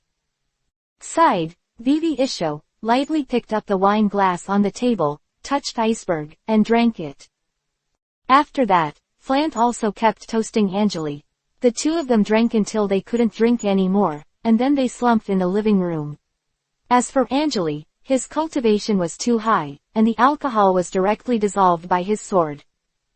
Even 1,000 cups, 10,000 cups, he will not get drunk, mainly because he doesn't like being drunk. It will reduce the perception of a swordsman. Over the next few days, Iceberg began to deal with the affairs of the Carrot Company, as well as the arrangements for the Seven Waters. In the office of the president of the Carrot Company headquarters, Bar looked at Iceberg in surprise and said, "President, are you telling the truth? Are you really going to give the president position to Fran? Also, you have to leave the Seven Waters." Iceberg nodded with a smile on his face, and gave Carrot to Fran. This is the best choice. Fran, who is also full of love for the Seven Waters, will definitely take good care of the Seven Waters. Moreover, the Frant family and the Carrot Company under his command are bright and dark enough to properly handle all aspects of the Seven Waters. Bar, in the future you have to respect Fran as much as I do, you know, haha. Iceberg said with a smile. Bar looked depressed, and Fran stood aside with a look of embarrassment. A few days, Iceberg handed over the position of president to Fran, and after that, he followed Angeli on a boat to the island of Sabaody. Standing on the deck of the merchant ship, Angeli was blowing the sea breeze and Iceberg looked at the city of Seven Waters that was gradually receding. He looked at Iceberg in a daze and said softly, "Come back to see them when you've learned something." Iceberg's eyes gradually nodded firmly. He will definitely become a great swordsman as soon as possible, and then return to the Seven Waters to take a look at this city. And when Angeli solved the matter in the Seven Waters, Zoro and Kuina were fighting bloody battles. "That's all you can do." Kuina was gasping for breath. Her body was covered with many injuries. In front of her was Arlong, who was also scarred. The entire headquarters of the Arlong pirates had now been destroyed in a mess. Countless pirates fell under Zoro's body, and the giant sea kings raised by Arlong floated on the sea. There were huge wounds on their bodies, and blood was constantly flowing. It looked like they had died. Arlong looked at Kuina in front of him, his eyes showed fierce killing intent. He picked up the long knife that had been broken in half, and said, "How can a mere lowly human be able to defeat a noble fish man?" Even if you kill me today, the sea will one day be ruled by the fishmons. Despicable human beings should die. With a roar, Arlong rushed towards Kuina. They have been fighting for a long time, and the winner is about to be decided. Arlong rushing over, Kuina licked her horns. She raised the word Hidao in her hand, and the sword energy began to gather. Zoro had already cleared the other pirates. Although he suffered a lot of injuries, he was still in good spirits. Watching Kuina and Arlong make a move, he had no plans to fight with them. In a one-on-one duel, Kuina never likes other people's chasing. For her, even if she loses and dies, she will never regret it. The contrary, if Zoro hands, he will be beaten by Kuina. Kirin Purgatory. Kuina burst out. Arlong as if they were real. The majestic sword intent instantly suppressed Arlong. All enemies whose spiritual will is not strong enough will face the desperate situation of hell in the face of Kuina's move. And, when you are in hell, you have to face Kuina's terrifying sword move. Like catkins, floating in the world, burning the sky Gurren, pity people and grieve. Accompanied by loud shouts. The dazzling red sword energy, as high as hundreds of meters, slashed towards Arlong head-on. Arlong, who was seriously injured, was a little sluggish in his actions. When he faced the sky-shattering sword energy that Kuina slashed, he had no time to react. Boom! The red sword energy exploded. Where Arlong was originally, there was only a long-toothed knife left, and in front of Kuina, 100 meters of black scorched earth was smoking a little green smoke. With a hint of satisfaction from the battle on her face, Kuina slowly retracted her sword. On the edge of the battlefield, Nami was covering her hands with her hands. Her eyes were full of brilliance. She followed Zoro and Kuina all the way, watching them destroy the Arlong pirates like chopping melons and vegetables. Now she has restrained the tears in her eyes. No longer. She strode towards Kuina, hugged him, tears kept streaming from her eyes, and said excitedly. Sister Kuina, thank you, thank you. By the Arlong pirates, their lives are almost like hell. Nami was forced to become a thief at a young age, and Kuina, after hearing what happened to Nami, went directly to Arlong. Destroyed this pirate group. Kuina rubbed Nami's head with pity in her eyes, hurting the child. She spoke softly. It's all right, let's go home. Chapter 37 Iceberg, Practice, Tashigi. ! Sabaody Archipelago, Bayun Manor. It has been a few days since Anjali brought Iceberg back, and under the witness of Koshiro and others, he has formally apprenticed. And today was the day when Anjali officially taught him swordsmanship. Standing in the martial arts field of Bayun Manor, Anjali looked at Iceberg flatly and said lightly. Iceberg, your swordsmanship is called, Snake. Before he finished speaking, a black sword energy rushed out of Anjali's body.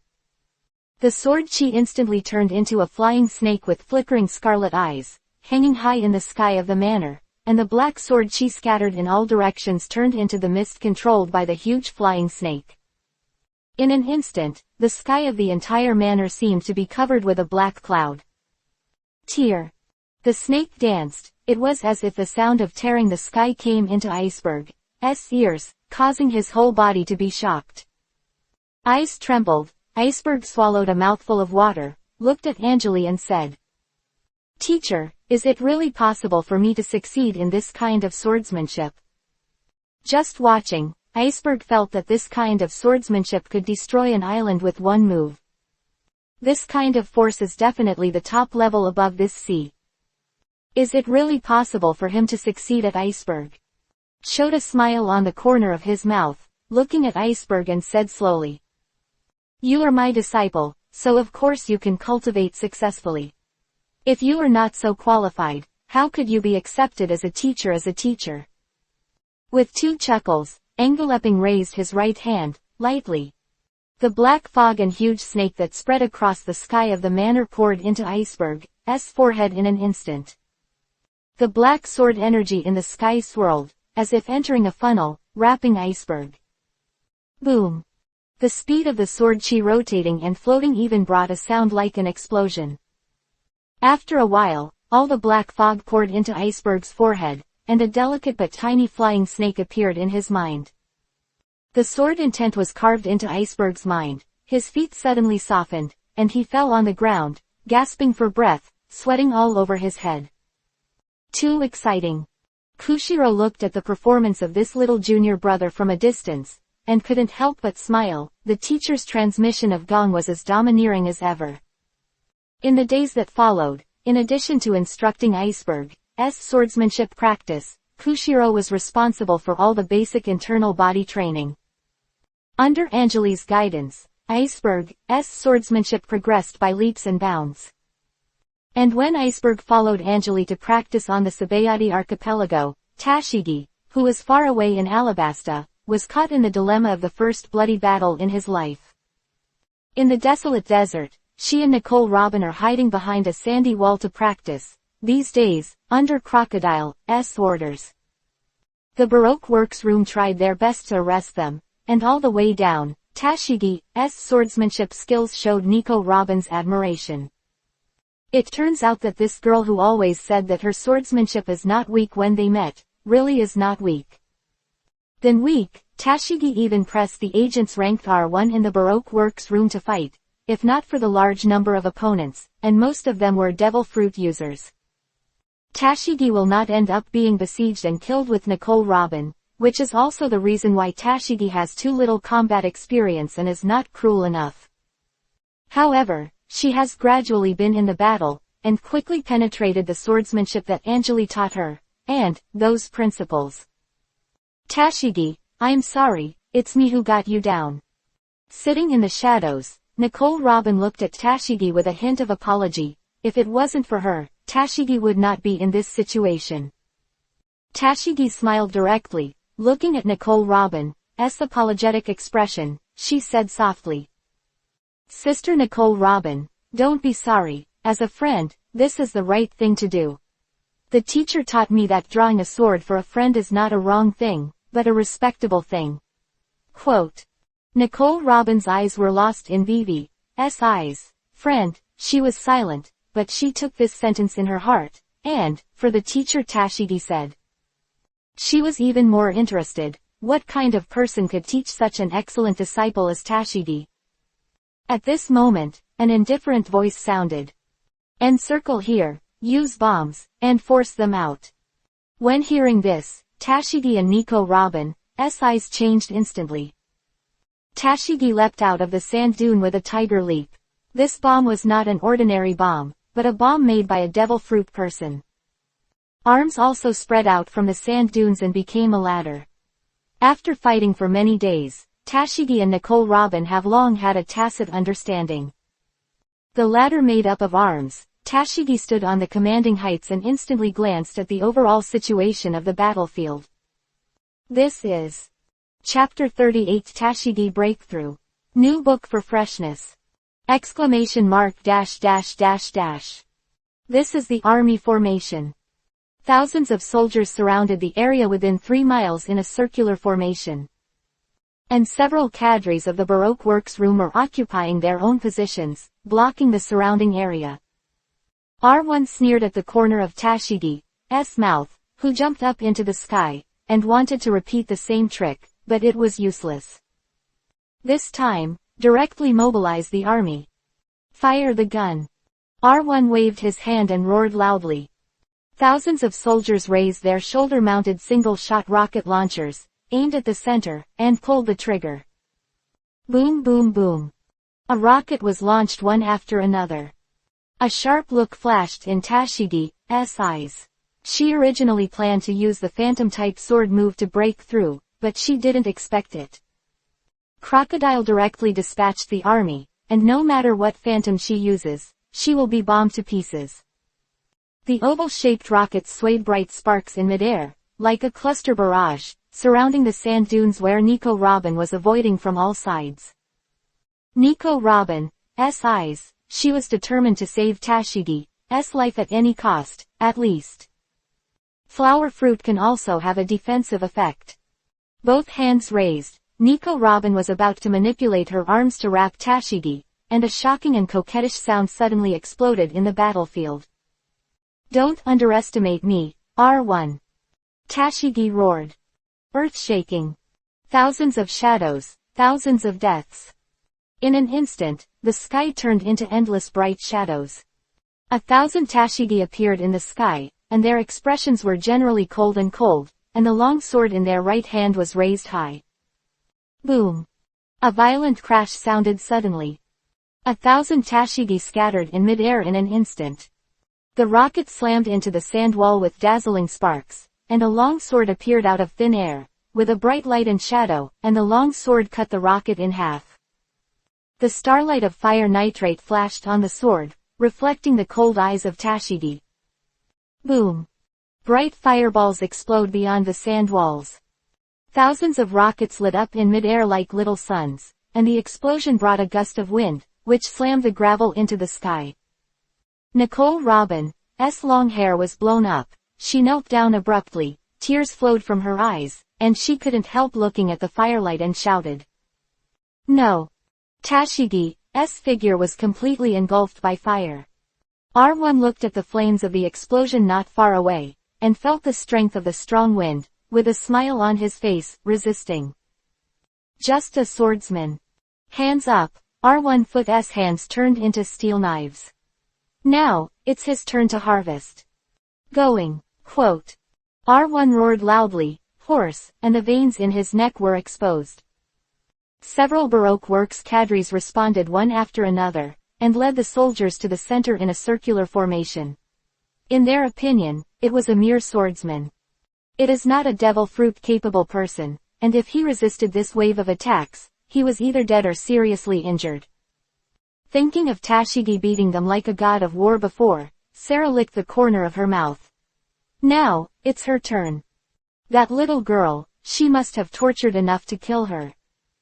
Sarah thought of this, her whole body could not help shaking, that was too excited. The wild waves and strong winds caused by the explosion in the sky gradually dissipated, and R1 and others also approached the sand wall but a distance of only 500 meters.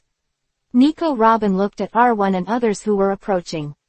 There was deep hatred and self-blame in her eyes. If it wasn't for her and Tashigi's acquaintance, how could that lovely girl die? It's all her fault. You guys, where are you looking? A burst of shouting suddenly exploded.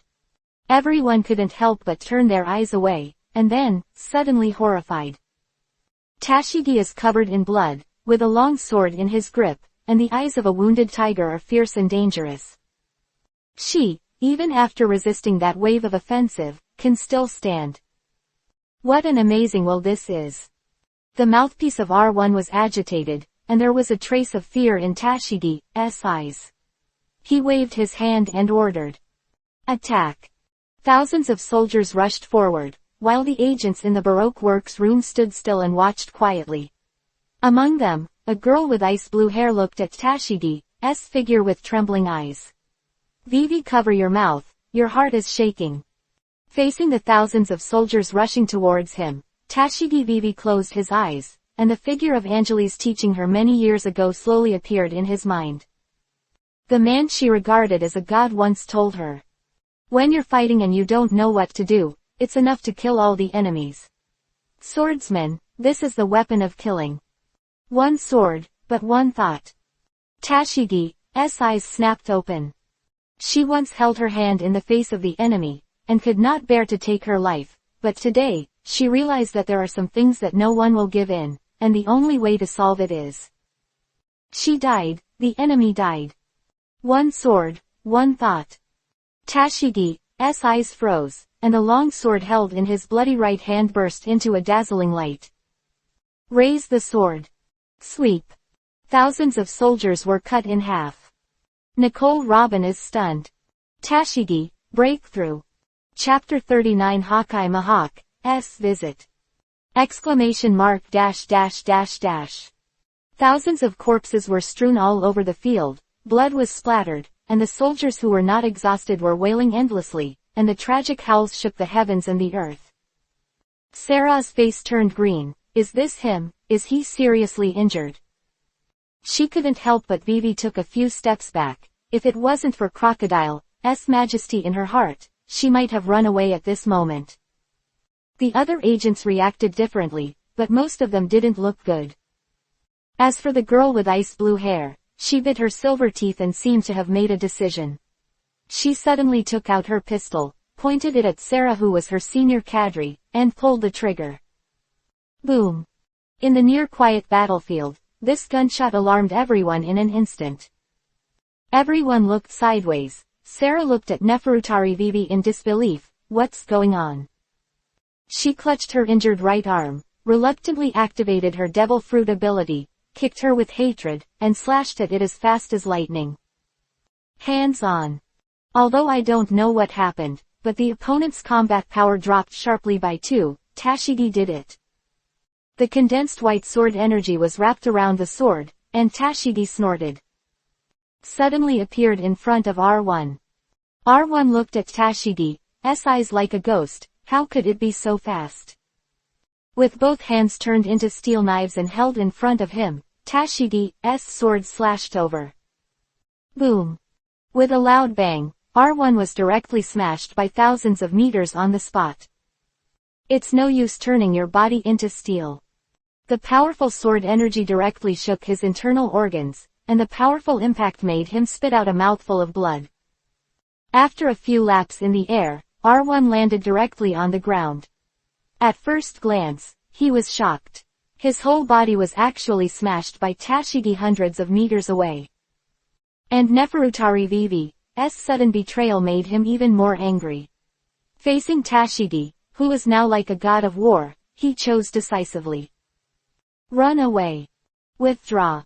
A loud roar, R1 kicked a boulder to Neferutari Vivi, helped Sarah clear the siege, and then ran away. As for Tashigi, she didn't go after these guys. She still stood there with a cold face, and after R1 and the others all withdrew, she fell down, and her 2 arms appeared from the ground in an instant, and they were firmly connected to each other. Stayed at Tashigi. Nicole Robin almost ran to Tashigi's side, looking at Tashigi covered in blood, tears streaming down Nicole Robin's eyes. Holding Tashigi's hand, Nicole Robin said tremblingly. How are you all right? Tashigi shook her head, her expression relaxed. She just lost her strength. She burst into full force just after breaking through, and hurriedly used her full strength before she had mastered her current strength. That's why she became like this. In fact, she was not seriously injured at all, but she was very happy to see Nicole Robin's nervous appearance. With a smile on her face, she gently held Nicole Robin's hand, and Neferutari Vivi came over and looked at the two and said, Hello, I am. Sabaody Archipelago has an unexpected guest while Tashigi is breaking through World War I. Bayun Manor, in the living room, Anjali smiled and looked at the person in front of him. Koshiro was standing behind him. Mr. Anjali, I want to know where the gap between me and you is. Mahak, who is now vaguely praised as the world's #1 swordsman, but his family knows about his family affairs, and no one knows that Anjali has returned to the sea. So he still puts this false name on his head, but he himself knows that he is not Anjali's opponent at all. The gap, how do you say this thing? Sometimes, the difference is a world apart. In terms of swordsmanship alone, I have reached the point of transcendence and sanctification. It can be said that I have reached the peak of this world, and my swordsmanship has reached the point where there is no increase or decrease. The gap between you and me, if it refers to swordsmanship, is not quite right, because your swordsmanship has also reached the extreme high point. What you are missing is a more tolerant heart, able to discover more sensitive hearts, open up all kinds of rivers, and open up your own supreme swordsmanship. In this way, you will have the opportunity to reach where I am now. Anjali said with a smile, and there was nothing hidden in his words. When he arrived at his realm, he had already swept away the so-called portal view. Mahak's eyes showed doubts. He was walking according to Anjali's words, but, why, he always felt a little worse. Hesitating, Mahak spoke up. Mr. Anjali, can you have a fight with me? For Mahak, if you don't understand it, then play a game. Anjali smiled, tapped the armrest lightly, turned to look at Koshiro and said, Mahak, play with me, you won't experience anything more, why don't you let my disciple play against you? That way, you'll get a lot more. A chuckle, Anjali stood up. Mahak looked even more puzzled. Koshiro. It's not that he hasn't seen Koshiro in the early years, but according to his estimation, the opponent's strength will not reach the level of the 4 emperors so far, and he is a little disappointed. However, Mahak still did not refute Anjali's words. After all, he is a swordsman who has reached the peak of this world, so he shouldn't lie.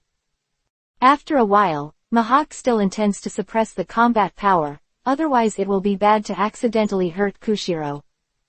Stepped out of the living room, and Mahak and Koshiro followed him out of the living room. When he walked to the martial arts arena, Iceberg was resting. When he saw the teacher coming, he immediately stood up to say hello.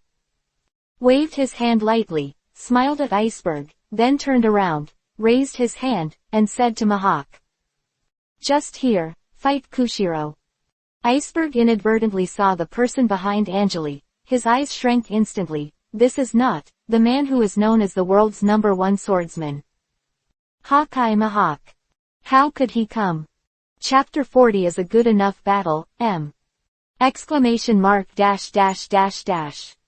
And Mahak bowed to Anjali Vivi, and then each walked to a corner of the martial arts arena.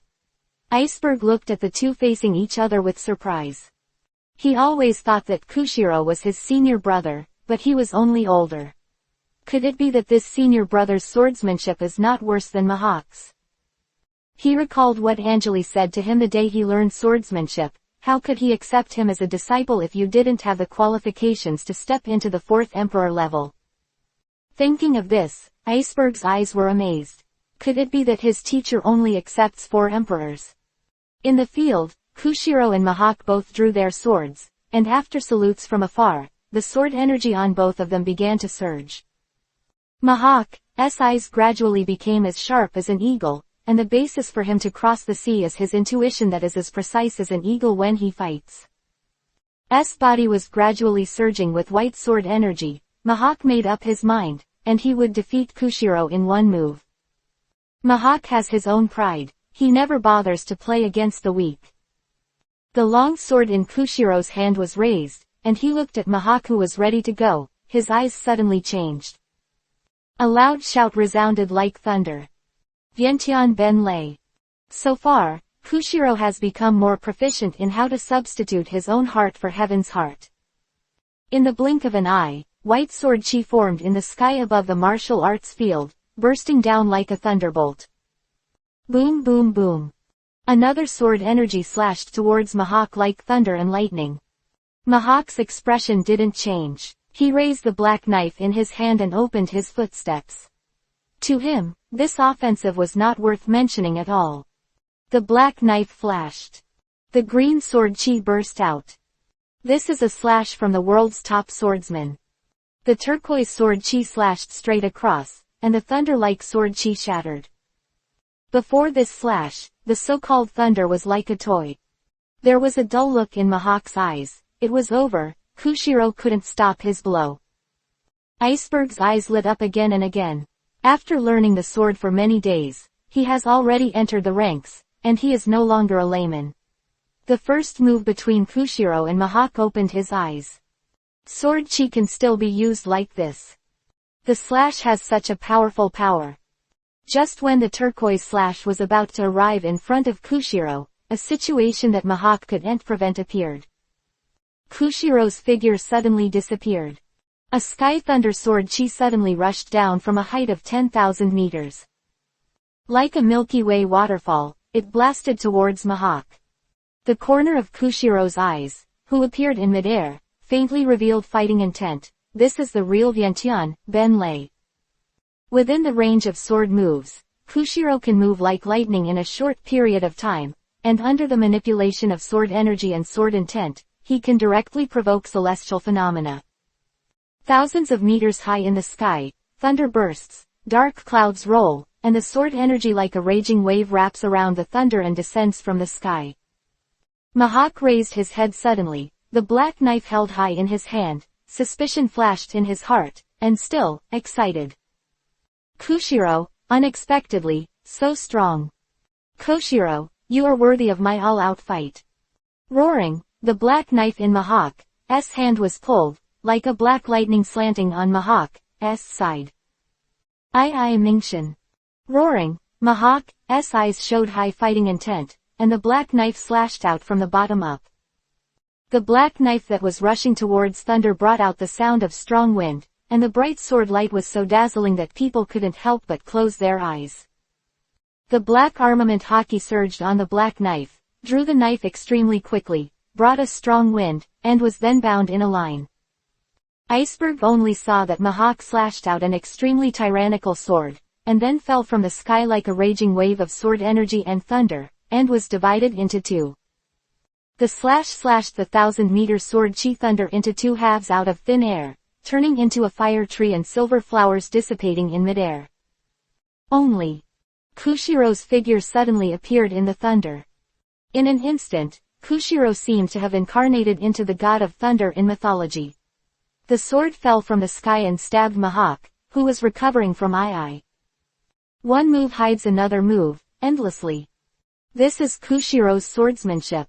Mahawk's eyes moved. This is an opponent that is completely equal to him. A good enough fight, Mahawk. Koshiro VV murmured.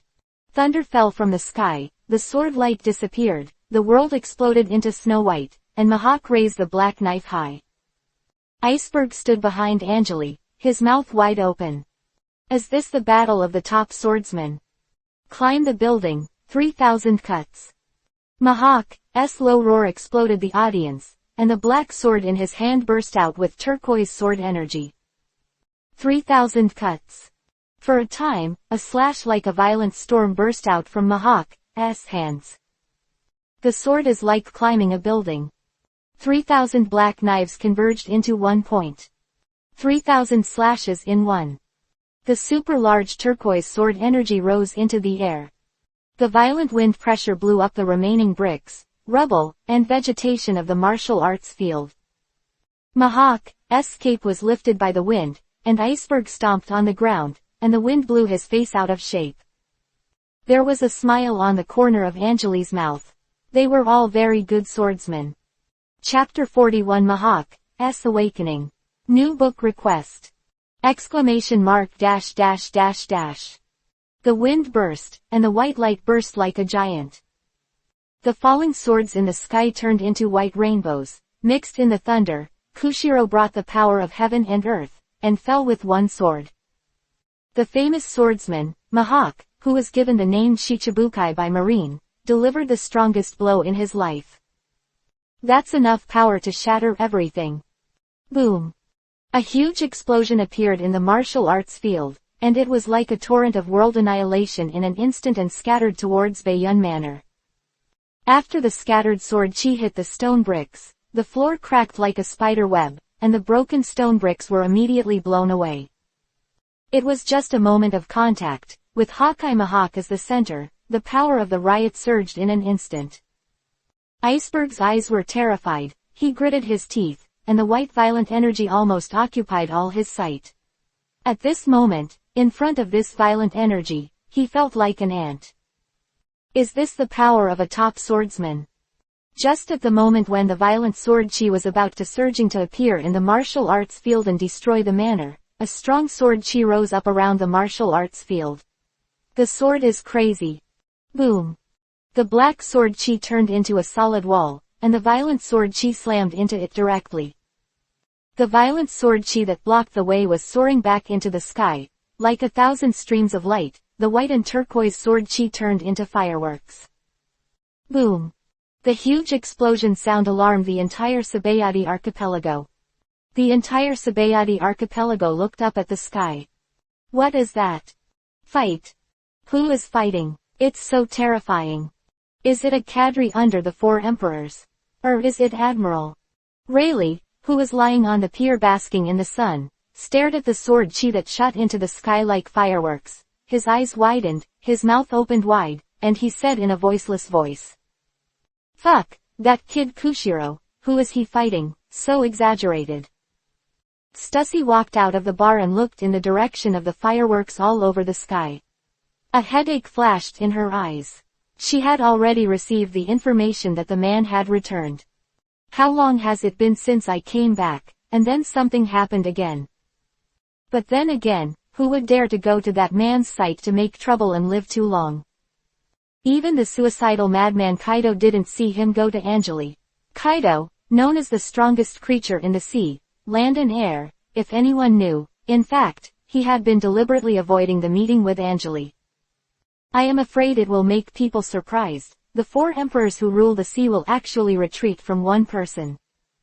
The martial arts field of Baiyun Manor. After the violent sword chi dissipated into the sky, Angeli slowly put away the black sword chi. Mihawk and Koshiro appeared in Iceberg's eyes. The first thing he saw was it. Mihawk's black sword and Kushiro's long sword were both held in front of the opponent's eyes, only an inch away, and they would penetrate into the opponent's mind. The 2 swordsmen looked at each other, and the chi machines around their bodies interacted wildly, bursting. This scene was directly imprinted in Iceberg's eyes, and he will never forget it for the rest of his life. Papa gently looked at Mihawk and Koshiro with a slight smile on his face, and said softly. Okay, if you fight again, you will demolish this manor. You two are very good. Words caused Mihawk and Koshiro to slowly put down their swords, and the huge sword intent and sword energy were withdrawn from their bodies as if they were returning. Mihawk looked at Koshiro, and said with eagerness in his eyes. You are very good and I look forward to having a good game with you next time. Koshiro smiled and said modestly. As long as you want, I will accompany you at any time. The 2 looked at each other and couldn't help but smile. Angeli walked over slowly, looked at Mihawk who had finished the game and said with a smile. How are you feeling now? Hearing Angeli's words, Mihawk turned around immediately, and said with a thoughtful expression on his face. In the battle just now, from the very beginning, I fought against Koshiro based on the combat instinct, but in fact, Koshiro has been laid out from the very beginning. Turn this fight into my home ground, but if it goes on, I won't necessarily lose, because there are too many factors in the fight. Angeli Vivi nodded. Mihawk is indeed right. Even if the battlefield becomes the home field, it does not mean that Koshiro will definitely win. But looked at Mihawk's eyes and said lightly. It's just that Kushiro's reason for drawing his sword is different from yours. You are to become stronger, but Koshiro is for protection. Your source of power is different. Therefore, after you have reached the level you are now, you will find it difficult to take a step forward, because you have given up a lot in order to become stronger, and only become stronger. As he said that, Angeli raised his head and looked at the blue sky. With his hands on his back, black sword energy appeared and lingered around him, and a peculiar sword energy entered Mihawk's heart. And the practice of Kendo lies in your intention.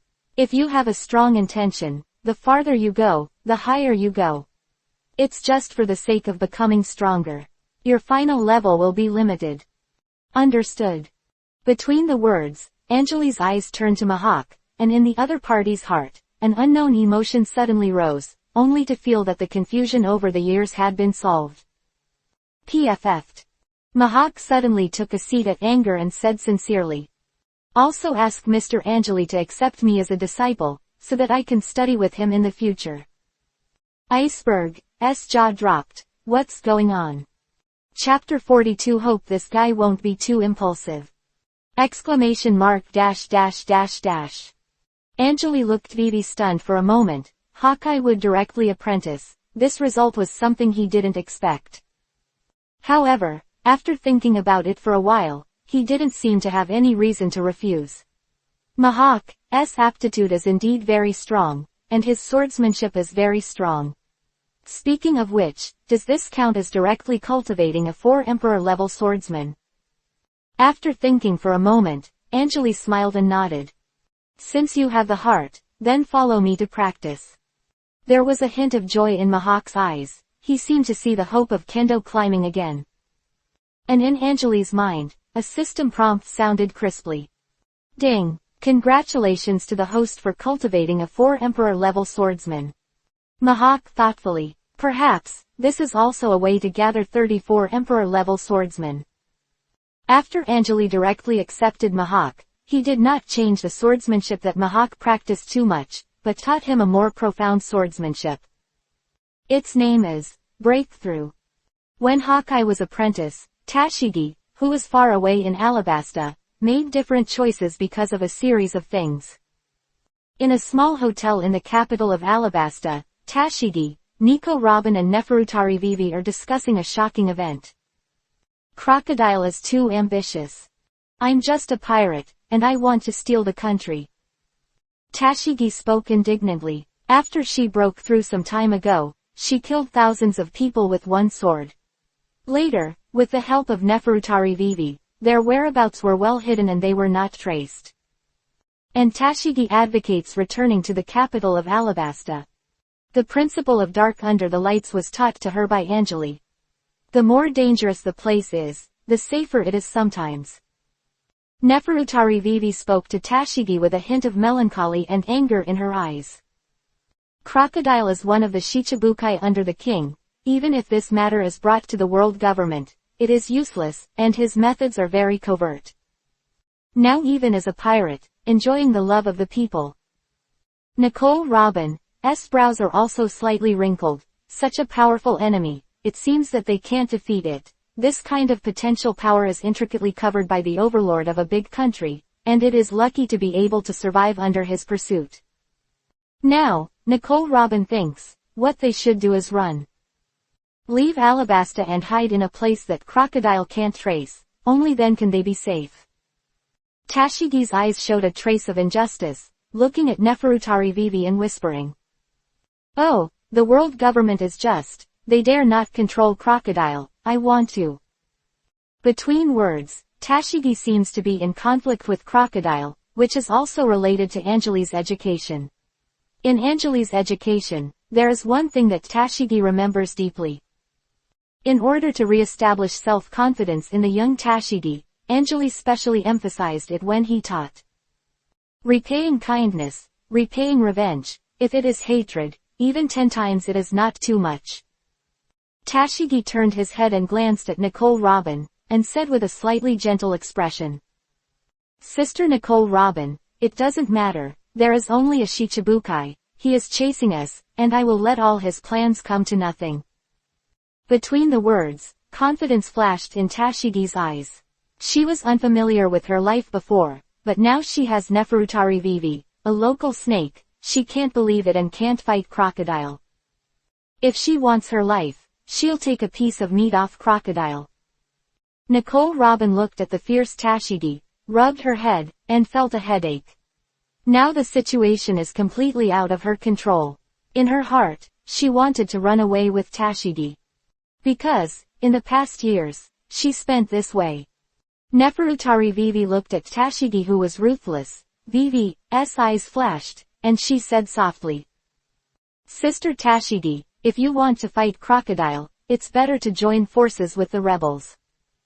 There are also many people in Alabasta who are dissatisfied with him and have formed a rebel army. Just when Tashigi was about to repay Crocodile, a figure came to the White Cloud Manor in Sabaody Archipelago. Stussy drank a cigarette and stared at the gate of Baiyuan Manor with an unsightly expression. Although she had always known this place, it was the first time she had come in person. It's just that this time, she felt that if she hadn't come to tell Anjali, I'm afraid it would be settled by Choho in the future, so she came here. After standing at the gate and waiting for a while, the manor's housekeeper opened the door. Stussy, smoking a cigarette, looked at the manor whose door was opened, sighed, and walked in. Hope this guy, don't get too excited. Chapter 43 Don't let the old man down. New book request. ! Was sitting on the edge of the martial arts field, watching Iceberg practice swordsmanship. Koshiro and Hawkeye would always go out on weekdays to find a place where no one was there to fight. It seems that because there are opponents of the same level fighting each other every day, Hawkeye and Koshiro have a deeper and deeper understanding of swordsmanship. Lord Angeli, someone brought it. The housekeeper walked behind Angeli and spoke humbly. After Angeli waved his hand, he immediately stepped back, and Angeli turned around and saw Stussy. Angeli raised his eyebrows and said, "Stussy, I haven't seen each other in years. What's the matter with you coming to see me today?" Stussy wanted to say 1,000 words in her heart, but looking at Angeli's face, she complained and said with a smile, "What else can you do? Didn't you tell me before? Let me pay more attention to your apprentice's situation. It's not that your apprentice has been more troublesome recently.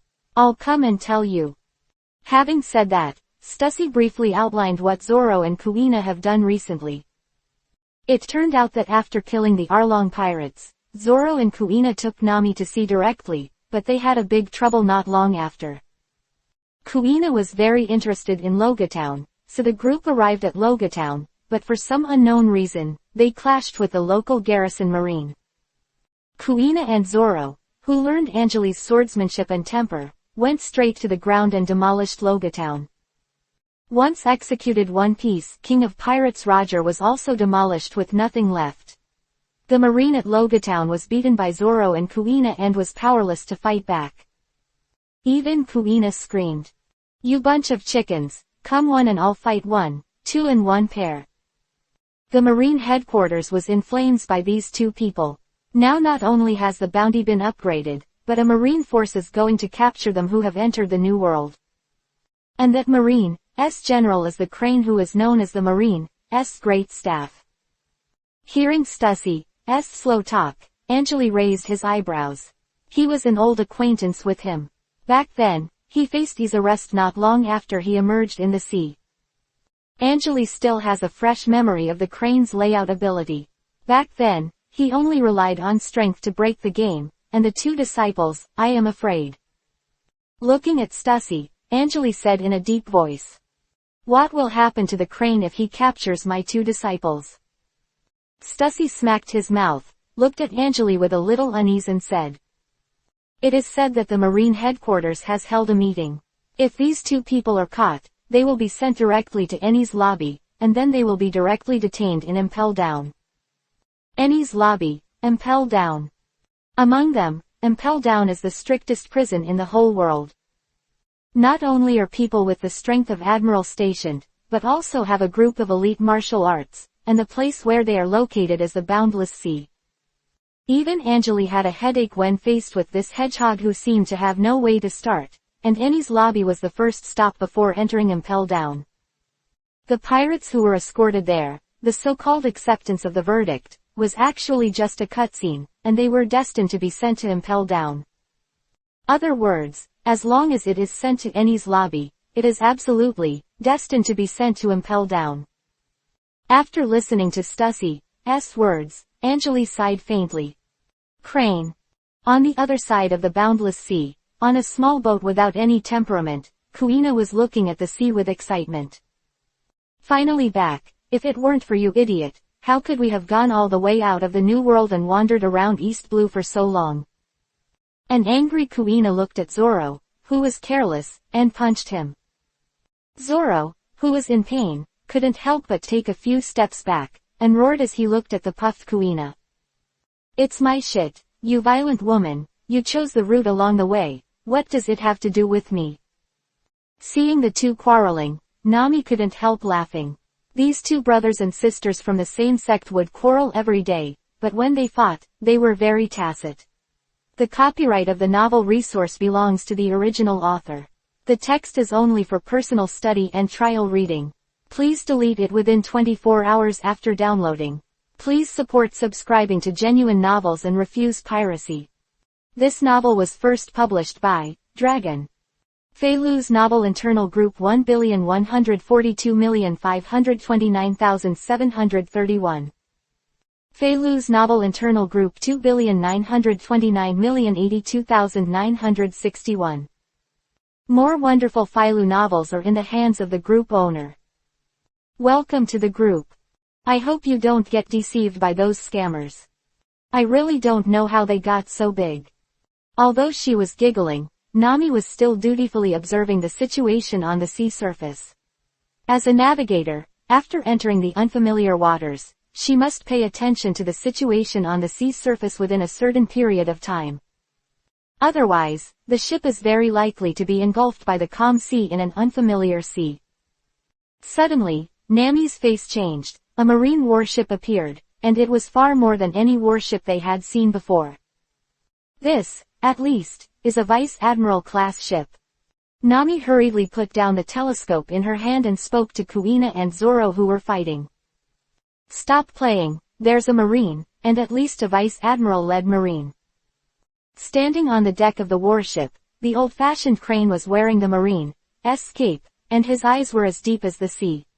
He looked at the small ship in the distance, and whispered to himself twice. A disciple of Angeli, let the old man see, you have learned how much of that guy. Her adjutant suddenly walked quickly behind her, and said solemnly after a salute. Great staff, the parameters of the ship's guns have been adjusted. Are you attacking?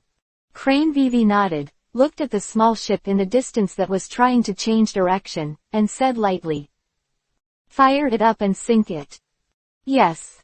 After Crane gave the order, in less than a moment, the warship, which had already been adjusted, aimed its guns at the ship in the distance, the boat where Zoro and Kuina were. Boom. One after another naval guns were ignited, and in the huge explosion, one huge shell after another shot into the air. Ranged intensive bombing. Crane's first step is to sink Zoro's ships. Angeli's disciple, don't let the old man down. Chapter 44 Admiral Candidate Momoshige. New book. ! Boom boom boom. The smoke of gunpowder floated up on the sea, and the ammunition of the artillery bombed the boats on the sea. The sea is stormy. Zoro stood on the deck, looking at the shells that were coming, his eyes flashed fiercely. The blade in the palm, the sword in the hand, the fate of practitioners of Kendo is always in their own hands. Qinglong flowing water thousand shadows. With a loud roar, Zoro took a big step.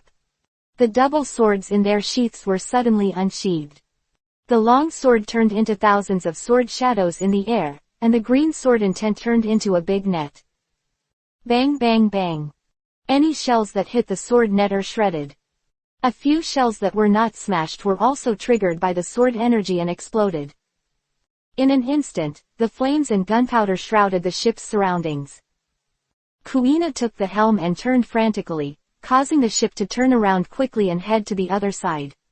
Nami grabbed the railing tightly and watched Zoro stand on the deck with two swords slashing at all the incoming shells. A look of determination flashed in his eyes. She turned her head sharply and yelled in the direction of Kuina. Kuina, go west, 50 nautical miles. There's a storm gathering there. A gleam of light flashed in Kuina's eyes. She nodded fiercely, and started to let the ship going according to the direction Nami said. After the storm covers the sea, it usually causes a tsunami. In the undercurrent, it is difficult for any ship to cross, and it may even sink directly because of the power of the sky.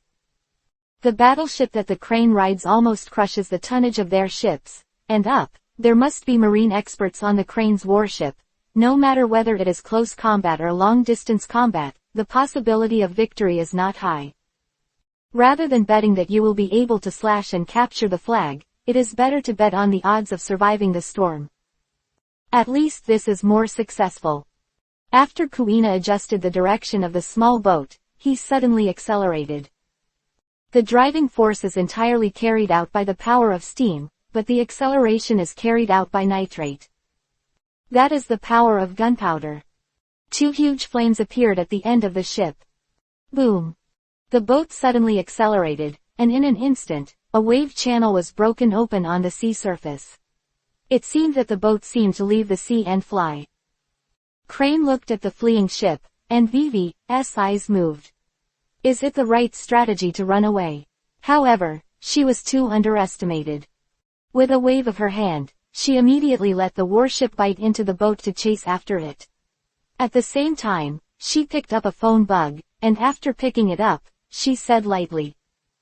"Hey, Momoshiki, people fled in your direction. Be careful, don't let people run away." On the other end of the phone bug, a beautiful woman with a beauty mole heard Crane's words and said with a smile.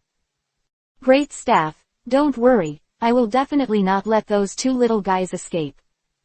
After a brief communication, the phone worm was hung up, and Momoshiki, looking at the sea ahead, showed some playfulness in his eyes. Next to her ship, are 5 subordinate warships that are uniform. Momoshiki is leading people in front of the stormy sea. If they want to rush into this sea full of storms and thunder, then Zoro and Kuina have to face the Marine Admiral candidate, Momoshiki. This woman with Admiral's strength. How outstanding is the disciple of Angeli, the strongest swordsman whom Suru never forgets. Momoshiki murmured in a low voice, curiosity flashing in her eyes. She really wanted to know what kind of skills the swordsman who once roamed the sea and was invincible was. Momoshiki also uses a sword. Nami looked at the warships that were getting farther and farther, and exhaled. At this speed, before entering the stormy sea area, they could at least stay at least 5 nautical miles away from the warships they were chasing. At this distance, once they enter the stormy sea area, then the warship is designated to be unable to catch up with them. Kuina was at the helm, but she felt more and more uneasy. The sea horizon she can see is actually 4 or 5 nautical miles. Although the warships behind her are getting smaller and smaller, there seems to be a danger ahead. This is a Kendo intuition like a whim. NT waited for Kuina to think about it. One after another shells blasted from the sky. This is... Nami was shocked and angry. In front, several warships were approaching, and they were attacking with naval guns while driving towards them. Attack from both sides. Outflanked. The other party bet that they will rush to this sea area. There is a very powerful person calculating them.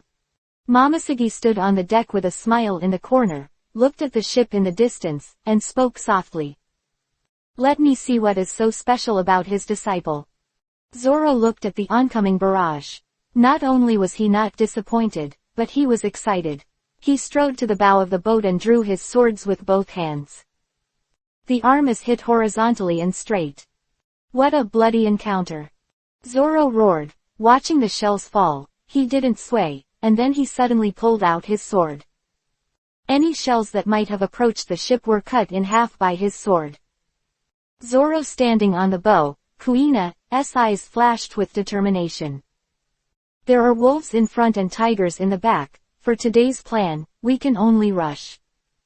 Zoro, hold on to me. Kuina roared, steadied the rudder with both hands. She wanted to directly rush through the encirclement formed by these warships and enter the Sea of Storms. Ha ha ha, Kuina, who are you underestimating? Just this little offensive, I haven't paid attention to it yet. Zoro's fighting spirit is high, his eyes are like a wolf like a tiger. Nami was shocked. Is this the sea? There will always be a life and death battle. Grabbing the side of the boat hard, Nami trotted and entered the cabin. She labored to pick up the spare saltpeter and stuffed it into the accelerator. The ship, which was close to the normal speed, accelerated violently again. Kuina's expression was overjoyed, and a smile appeared in the corner of her corner. Did this guy Nami fight too? Looking at the approaching ships, Kuina's heart is full of enthusiasm. She went to sea for the sake of sharpening. Push me.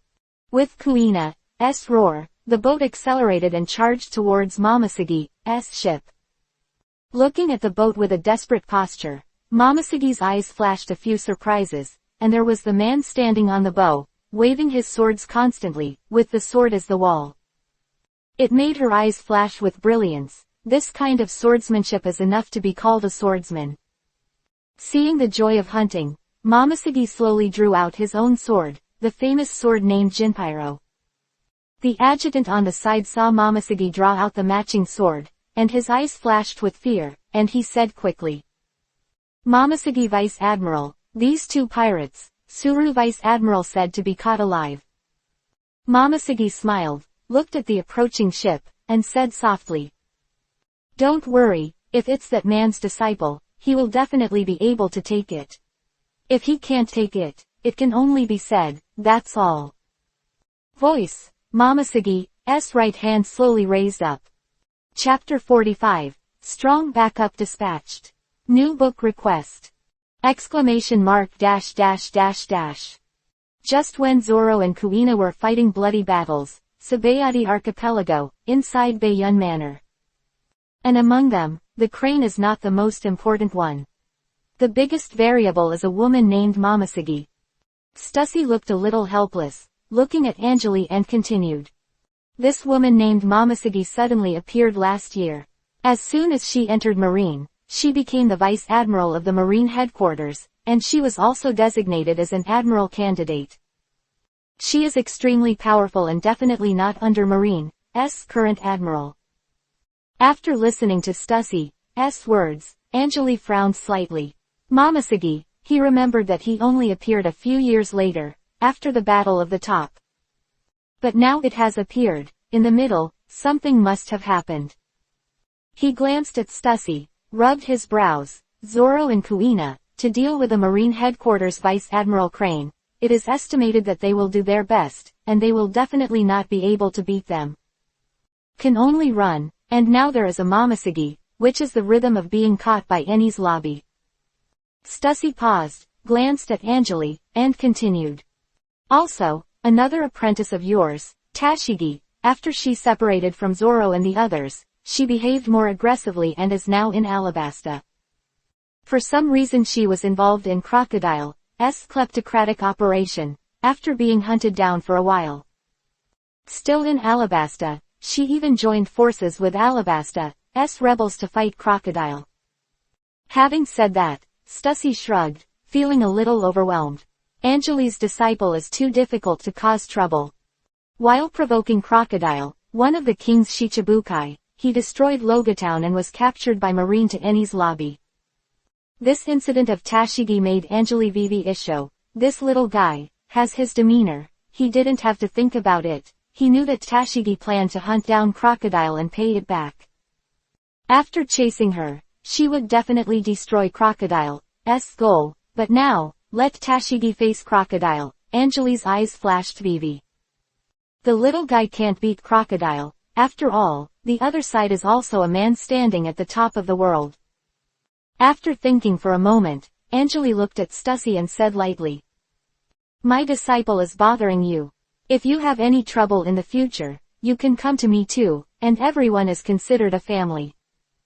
Stussy's face became bitter. She didn't come to spread the news. Anjali must be dissatisfied with her, and she is still saying this, she is Marine's undercover. The sequence is in the C mechanism, but C0 at the top. Now what does this mean? Let her be a double agent. The world government can really kill people. At that time, when she goes out to drink water, she will be assassinated by 10 or 8 assassins. In such a day, her Stussy really can't stand it. Why, are you not happy? Anjali spoke lightly, and Stussy's face collapsed instantly. After so many years, she couldn't run away. Double spy, just double spy. At least the man in front of him is strong enough. It's nothing, that's all for the information for now. If it's nothing, I'll go first. Stussy spoke weakly, but Anjali did not hold back. He knew that Stussy was in a bad mood now, but the other party was completely in his palm. Over the years, his strength was unmatched, making Stussy awe-inspiring like a god. The longer the time passed, the less the opponent would dare to betray him. After Stussy left, Anjali asked the housekeeper to find Koshiro. When Koshiro walked by, Hawkeye also walked over, but Anjali's face did not change at all. Looking at the two people walking in front of him, Anjali said lightly. Koshiro, go to Alabasta and let Tashigi go out safely. Koshiro's eyes narrowed. The teacher ordered, is Tashigi in danger? Koshiro, who regarded Tashigi as like Kuina, nodded immediately and said. Okay teacher, I'll prepare now and leave today. Anjali nodded, and at this time Hawkeye opened his mouth. Teacher, senior brother Koshiro is gone. It's boring for me to be alone. I wonder if I can go with him. Words made Angeli Vivi look sideways, but after thinking about it, 2 people can do it, he nodded. He didn't expect that the relationship between Mahak and Koshiro would improve rapidly after only a short time together. Sure enough, learning from each other will not only increase swordsmanship, but also increase feelings. On the same day, Koshiro and Mahak set off. They did not take a merchant ship. The 2 set off directly on a small boat. With Tashigi in their hearts, Koshiro could not wait to arrive at Alabasta immediately. Chapter 46 Stubborn Tashigi. New book for freshness. ! Alabasta, the capital, Tashigi was dressed in local clothes, and the whole package was so tight that even if Angeli didn't speak, Tashigi wouldn't recognize it. She was on her way to get in touch with the rebels. Crocodile had a very important operation to be carried out in the capital. The rebels had already checked the time and place of the operation. But now, she had taken it in the past. After saving several alleys, Tashigi walked to the back door of a store and knocked lightly on the door a few times. It didn't take long for the door to open, and a note was quickly handed out. Tashigi took it and turned around and left. The knock on the door just now was a password. Gate of opening will only happen if you hit it right. If you hit it wrong, the base will be abandoned immediately. Although Tashigi and the rebels have joined forces, the 2 sides are more suitable to go it alone, and only join forces when they destroy the crocodile operation plan. Moreover, the rebel army that Tashigi teamed up with was just a small-scale rebel army, a real large-scale rebel army, not a rebellion against crocodile at all, but against the king's army. Because of the current drought in Alabasta, everyone blames the king, and the main purpose of the rebel army is to defeat the king's army and crusade the king. The rebel army that joined forces with Tashigi was just a small-scale body. They discovered Crocodile's conspiracy, but everyone didn't believe them. There is no other way, they can only form a resistance army to fight against Crocodile. The appearance of Tashigi is extremely happy for them. Before that, they couldn't even do it against the Baroque Works room, only 1 shot in the east and 1 shot in the west. Alabasta's Dream City, Crocodile's base camp. Rain, in a dark room, the smoke of cigars lingers, Crocodile is sitting on the sofa. His face was calm, looking at the information on the desk, his eyes revealed thoughts. A disciple of Angeli, but so what? Anyone who hinders my ideal hometown plan will be eliminated. A low murmur sounded, and Crocodile's eyes showed a few traces of gloom. He had already laid out a plan, and he let the rebels who had been fighting against him get information on the so-called key plan. But in fact, when the rebels and Tashigi arrived, there were only Crocodile and all the agents of the Baroque Works room waiting for them. A lot of elite force mobilized by Crocodile. Nicole Robin, this time, you can't get away. With this sound, the fire of the cigar was extinguished, the only fire in the room disappeared, and it became deep and Shen's hands were invisible. Alabasta Royal Capital, Secret Stronghold, Tashigi and Nico Robin, and Neferutari Vivi are looking at the joy on the note. Nicole Robin frowned slightly, looking at the news on the note and said, "The content above is that Crocodile is going to carry out a big operation in the rain. The purpose is to cut off the leader of the resistance forces who have been opposing him in the rain. But I find it strange that Crocodile's base camp is in the rain. Why did he cut off the resistance of the rain until now?" Neferutari Vivi also nodded in approval. In fact, according to what she thought, Crocodile should be doing activities in the capital, such as a coup d'état. But now, the action plan is in the rain. What exactly is it trying to do? Tashigi's eyes flashed, and he said in a deep voice, "Whether it's a trap or something really happened, it's an opportunity for us. The key point of pirates is that Crocodile has to be a hero. The people won't like a thief. The rainy land just happens to be a good stage. Here in the capital, the rebel army and the king's army have been at a stalemate, but no one listens to what we say. But it's different in the rain. If we pierce the golden body of Crocodile in the rain, then no matter what he wants to do, it's useless, and the angry rebel army will deal with him together with the king's army. Neferutari Vivi's eyes instantly burst into joy. What Tashigi said might indeed succeed. After all, the rebel army and the king's army still have no deep grievances, and there are not too many casualties on both sides. Tashigi's eyes flashed with determination. She must let Crocodile pay it back tenfold. Send someone to hunt her down, right? I'll destroy your ideal hometown plan for you. In the waters near Alabasta, 2 single-person boats are rapidly approaching the country of Alabasta. Koshiro was really worried, even though Tashigi was a cute little girl. In fact, he felt that this child might be more stubborn than Kuina. Belonging to the type of stubborn cow, once identified, there will be no turning back. Koshiro is worried now that Tashigi and Crocodile will meet before he arrives. According to the girl's temperament, she will definitely not compromise. That must have started, but although Crocodile's strength has declined in recent years, as one of the King Shichibukai, it is impossible to lose so easily.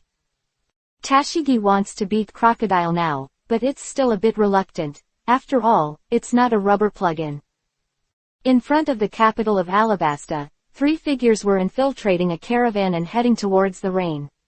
Tashigi's eyes showed determination. She must not make Crocodile better. Chapter 47 The Unicorn and the Blue Dragon Soar in the Sea. ! The New World, somewhere, Momosuke held up Jinpyra and slashed down. The sky-shocking sword gasified into a beam of light that was as long as a kilometer, and it crashed down. The majestic trend, to press people. Boom.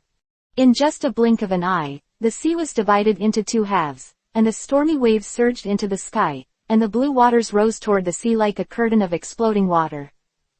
When the sky and white waves disappeared, there were only pieces of wood residue left in place. The original boat was turned into slag.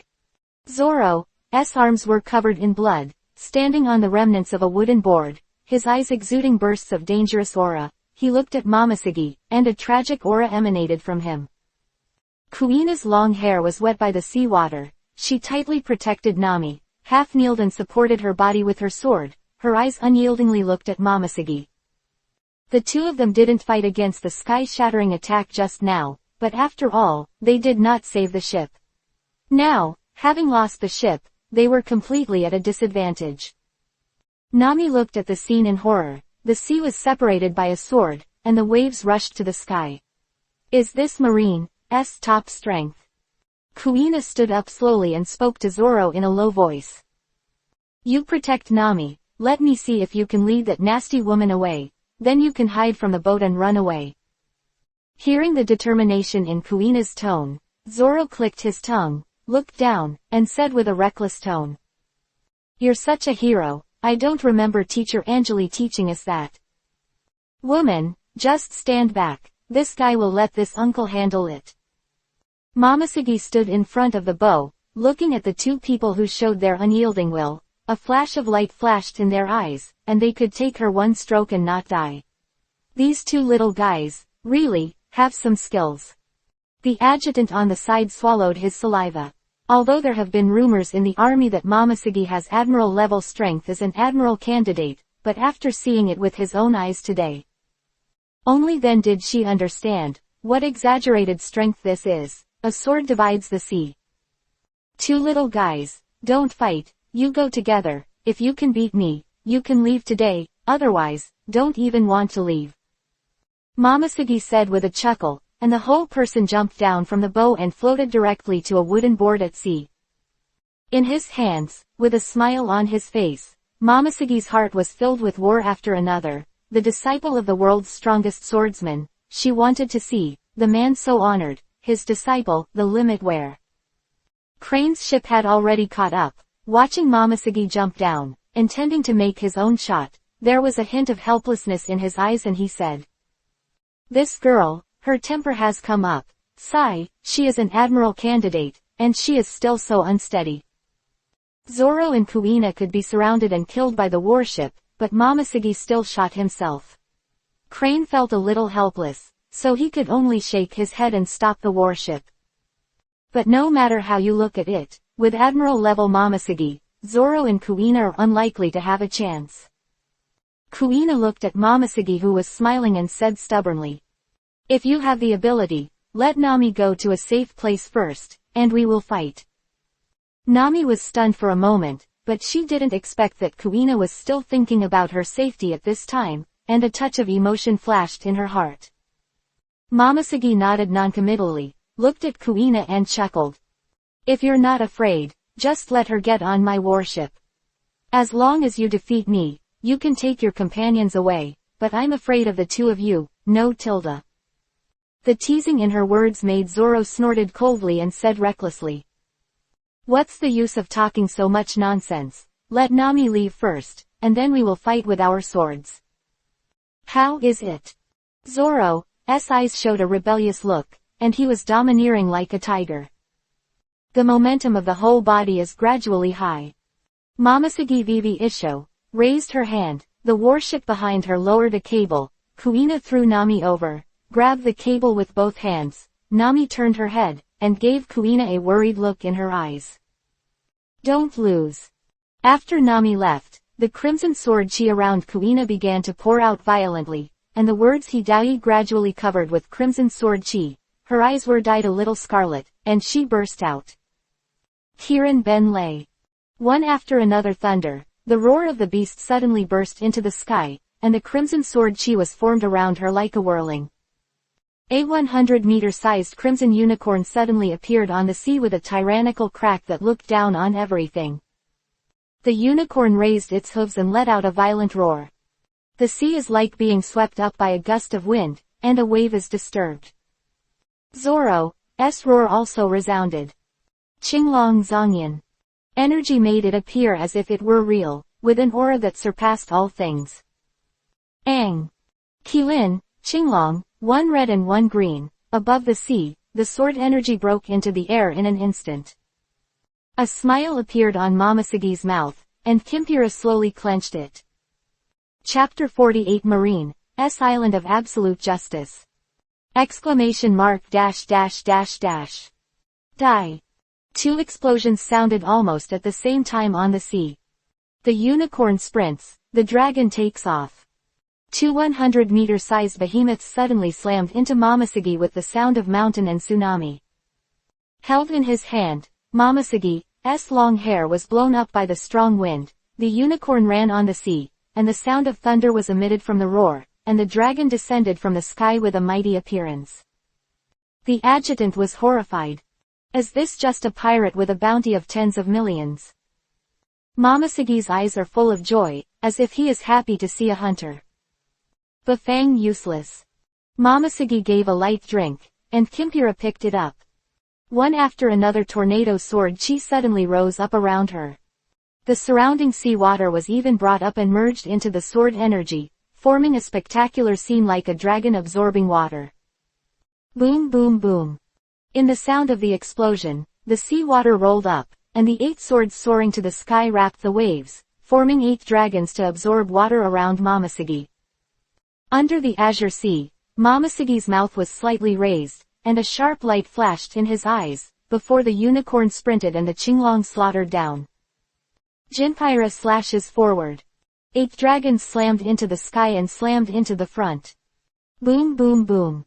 The unicorn suddenly let out a whimper, and the water column with a diameter of more than 100 meters suddenly slammed into it with sword energy, one after another, under the blue water, but in a moment, the unicorn will dissipate. The Qinglong, which was slaughtered from the sky, was directly bombarded by the dragon absorbing water, and the sword chi quickly dissipated the green sword chi. Momoshiki in the blink of an eye. The sea water in the sky turned into waves and dissipated. After the sea water dissipated, the scene in front of Nami made her heart tremble. Kirin and Qinglong were smashed. Kuina and Zoro appeared on both sides of Momoshiki, but Momoshiki stepped on the word, Wadao, under his feet, and in his hand Jinpira pointed at Zoro's throat. Just a momentary confrontation. Momoshiki defeated Zoro and Kuina. With unwillingness in her eyes, Kuina looked at Momoshiki with a light face and a smile, and she said bitterly. Is this the strength of Admiral level? Momoshiki responded to Kuina with a chuckle. Hee, of course, otherwise how can Marine suppress the whole sea? A chuckle, Kuina and Zoro reluctantly wanted to fight back, but under Momoshiki's exquisite swordsmanship, they were completely defeated in less than a moment. After all, it is a force at the top of the sea, Marine Admiral. Click. The two sea stone handcuffs were directly tied to Kuina and Zoro's wrists. Momoshiki stood on the deck, looking at the three people who were directly imprisoned in the cabin, playing with the words and dai that fell into his hands, with a little playfulness in his eyes. Sound of footsteps came from behind Momoshiki. She looked back and saw that it was Crane. With a slight smile on her face, Momoshiki said. How about it, Sister Crane? I'm doing it pretty well, right? Crane shook his head helplessly and said. It's like an adult beating a child, and it can be easily solved. You have to fight with those two little guys. Momoshiki smiled and said with a hint of longing in his tone. After all, the teacher of these two little guys is called the strongest swordsman by the world. Seeing the heart of hunting, it is normal to do it. But Sister Crane, send his disciple directly to Eni's lobby. No problem, that guy, he's very strong, he won't sit back and watch his disciple be locked and impelled down, right? Momoshiki's words flashed a dignified look in Crane's eyes. She nodded lightly, and then stopped talking. Momoshiki shrugged and didn't ask any more questions. Marine Headquarters, Marineford, in the Marshal's room. Sengoku, the two little devils who destroyed Logatown were caught, but Angeli can watch his disciples being thrown into impelled down by you like this. Sitting on the sofa, Garp munched on potato chips while grinning at Sengoku, who was sitting in his office chair. Sengoku's eyes are majestic, his hands resting on his chin, his face is still, looking at Garp who is eating carelessly, he said solemnly.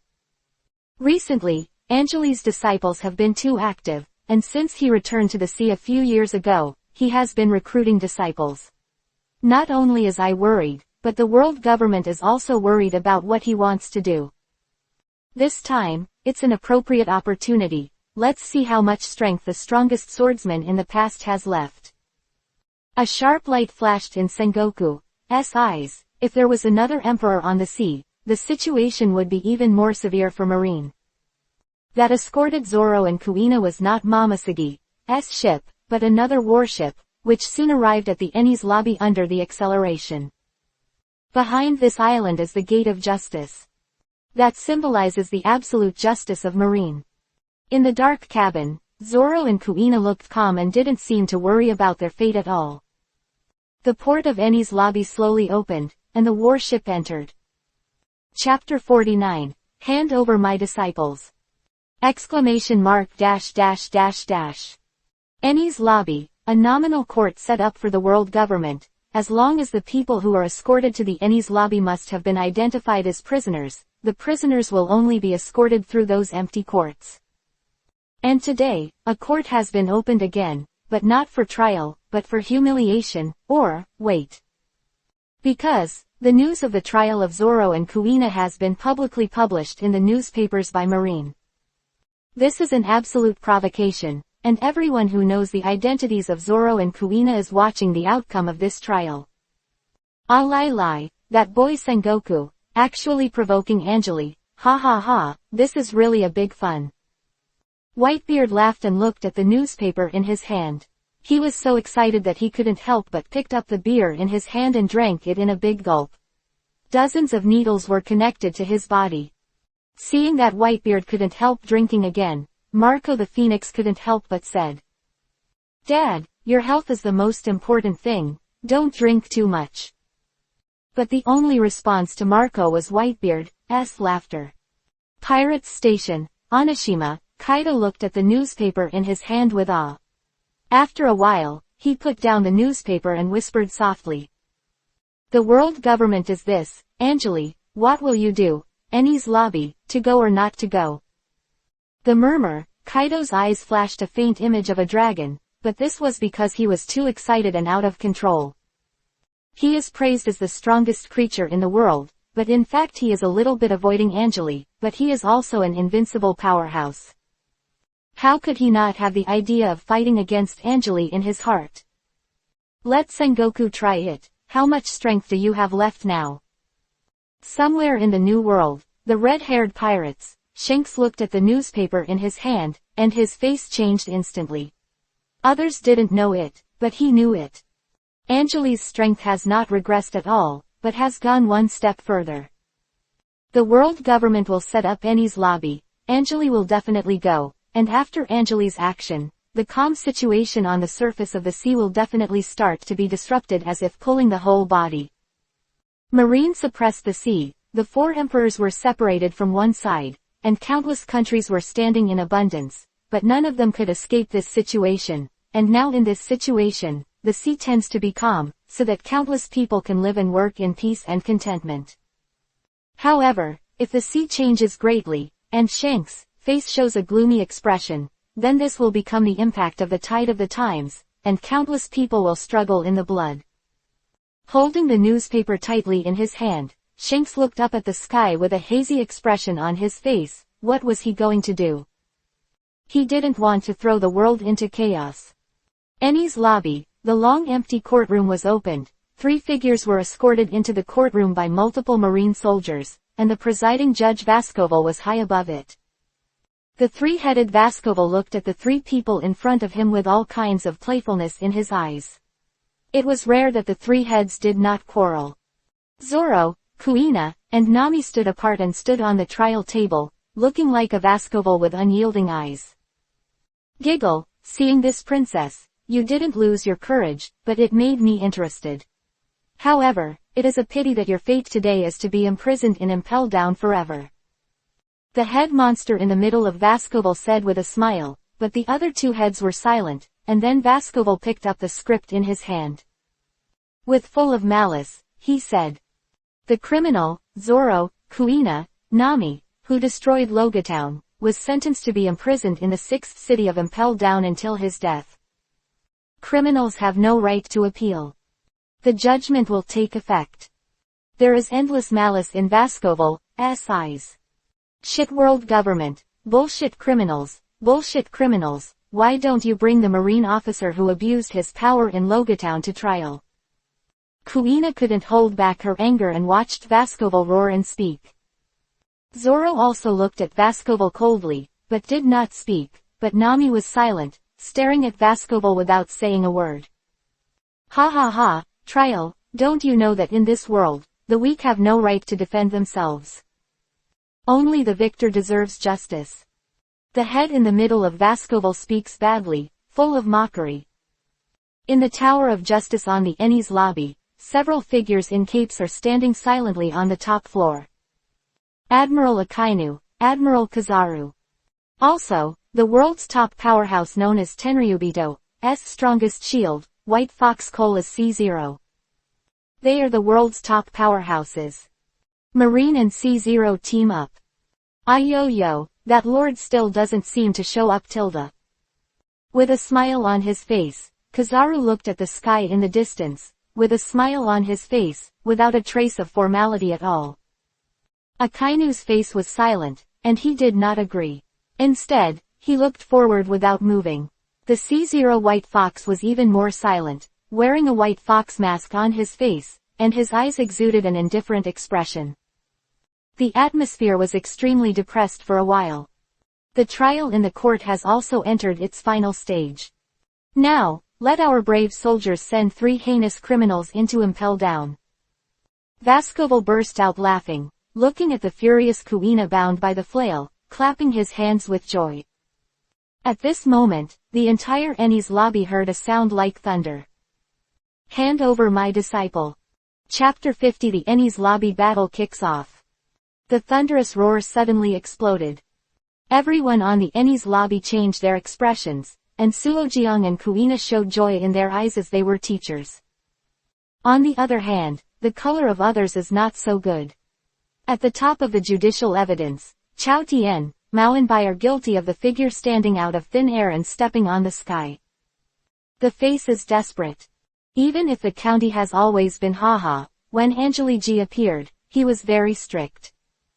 Marine soldier on duty shook the booth and raised the loudspeaker at his hand, aimed at Angeli in the sky, and the strong batter shouted at Eni's lobby, the Marine forbidden area. The soldier was almost screaming, and Angeli, who was standing in the sky, didn't even look at it. He was just calmly watching the place where Akainu and the others were. He spoke softly. Gorose, 5 elders, want to touch me, then are they ready to accept the price of Admiral's fall? Accompanied by Angeli's calm tone, his whole body's sword intent surged into the night, like a black sky, and instantly enveloped the Eni's lobby. The Marine soldier, who was still brave enough to speak, was so frightened that he foamed at the mouth and fell to the ground.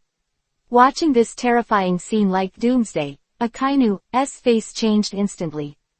According to the intelligence records, Angeli shouldn't be so strong. However, it is impossible to make Marine bow her head. Marineford, according to Sengoku, who was watching the live broadcast, suddenly changed his face. This kind of terrifying strength, Angeli, after so many years, not only has his strength not regressed. A few years ago, the rumors of his great strength were actually true. Angeli, where Tongfa Island is located, you cannot tolerate your presumptuousness. Kai roared loudly, and punched the dark hound at Angeli who was standing on the void. Accompanied by the roar of death, I saw a hand composed entirely of pulp quickly stretched out, smashed the top building of the Tower of Justice, and blasted towards Angeli. Bang! Glass. With the voice of the bricks and the fan, the lofty voice entered Kizaru's ears and Angeli's eyes lifted. Speak softly. The endless black Lucci surged into a huge black long sword. Slash. The arm made of lava was instantly split in half from the middle. The lava that was split by the enemy was sprinkled toward the island like water droplets, and countless Marine soldiers were accidentally injured. Ah! Catechism. The black giant floated up and pointed at the finger of justice. Angeli said with a calm expression. Even Garp didn't come. How confident are you? You dare to have 3 Admiral-level strengths in mine. There was no sarcasm in the words in front of him, as if he was just telling a plain truth. The voice fell, the black greatsword. Raise high, slash down sharply. Angeli's hair was blown by the wind, he was indifferent. Like godless ye, to the increase of justice. Boom. The air roared, and the world county seemed to be unable to withstand the blow. The black giant's sword seemed to be very slow, but in fact it was extremely fast. The giant's sword fell from the sky, and the Tower of Justice was directly split into 2 halves. Marine, who was guarding outside the Tower of Justice, was wiped out by this blow. A Yasukani no Magatama.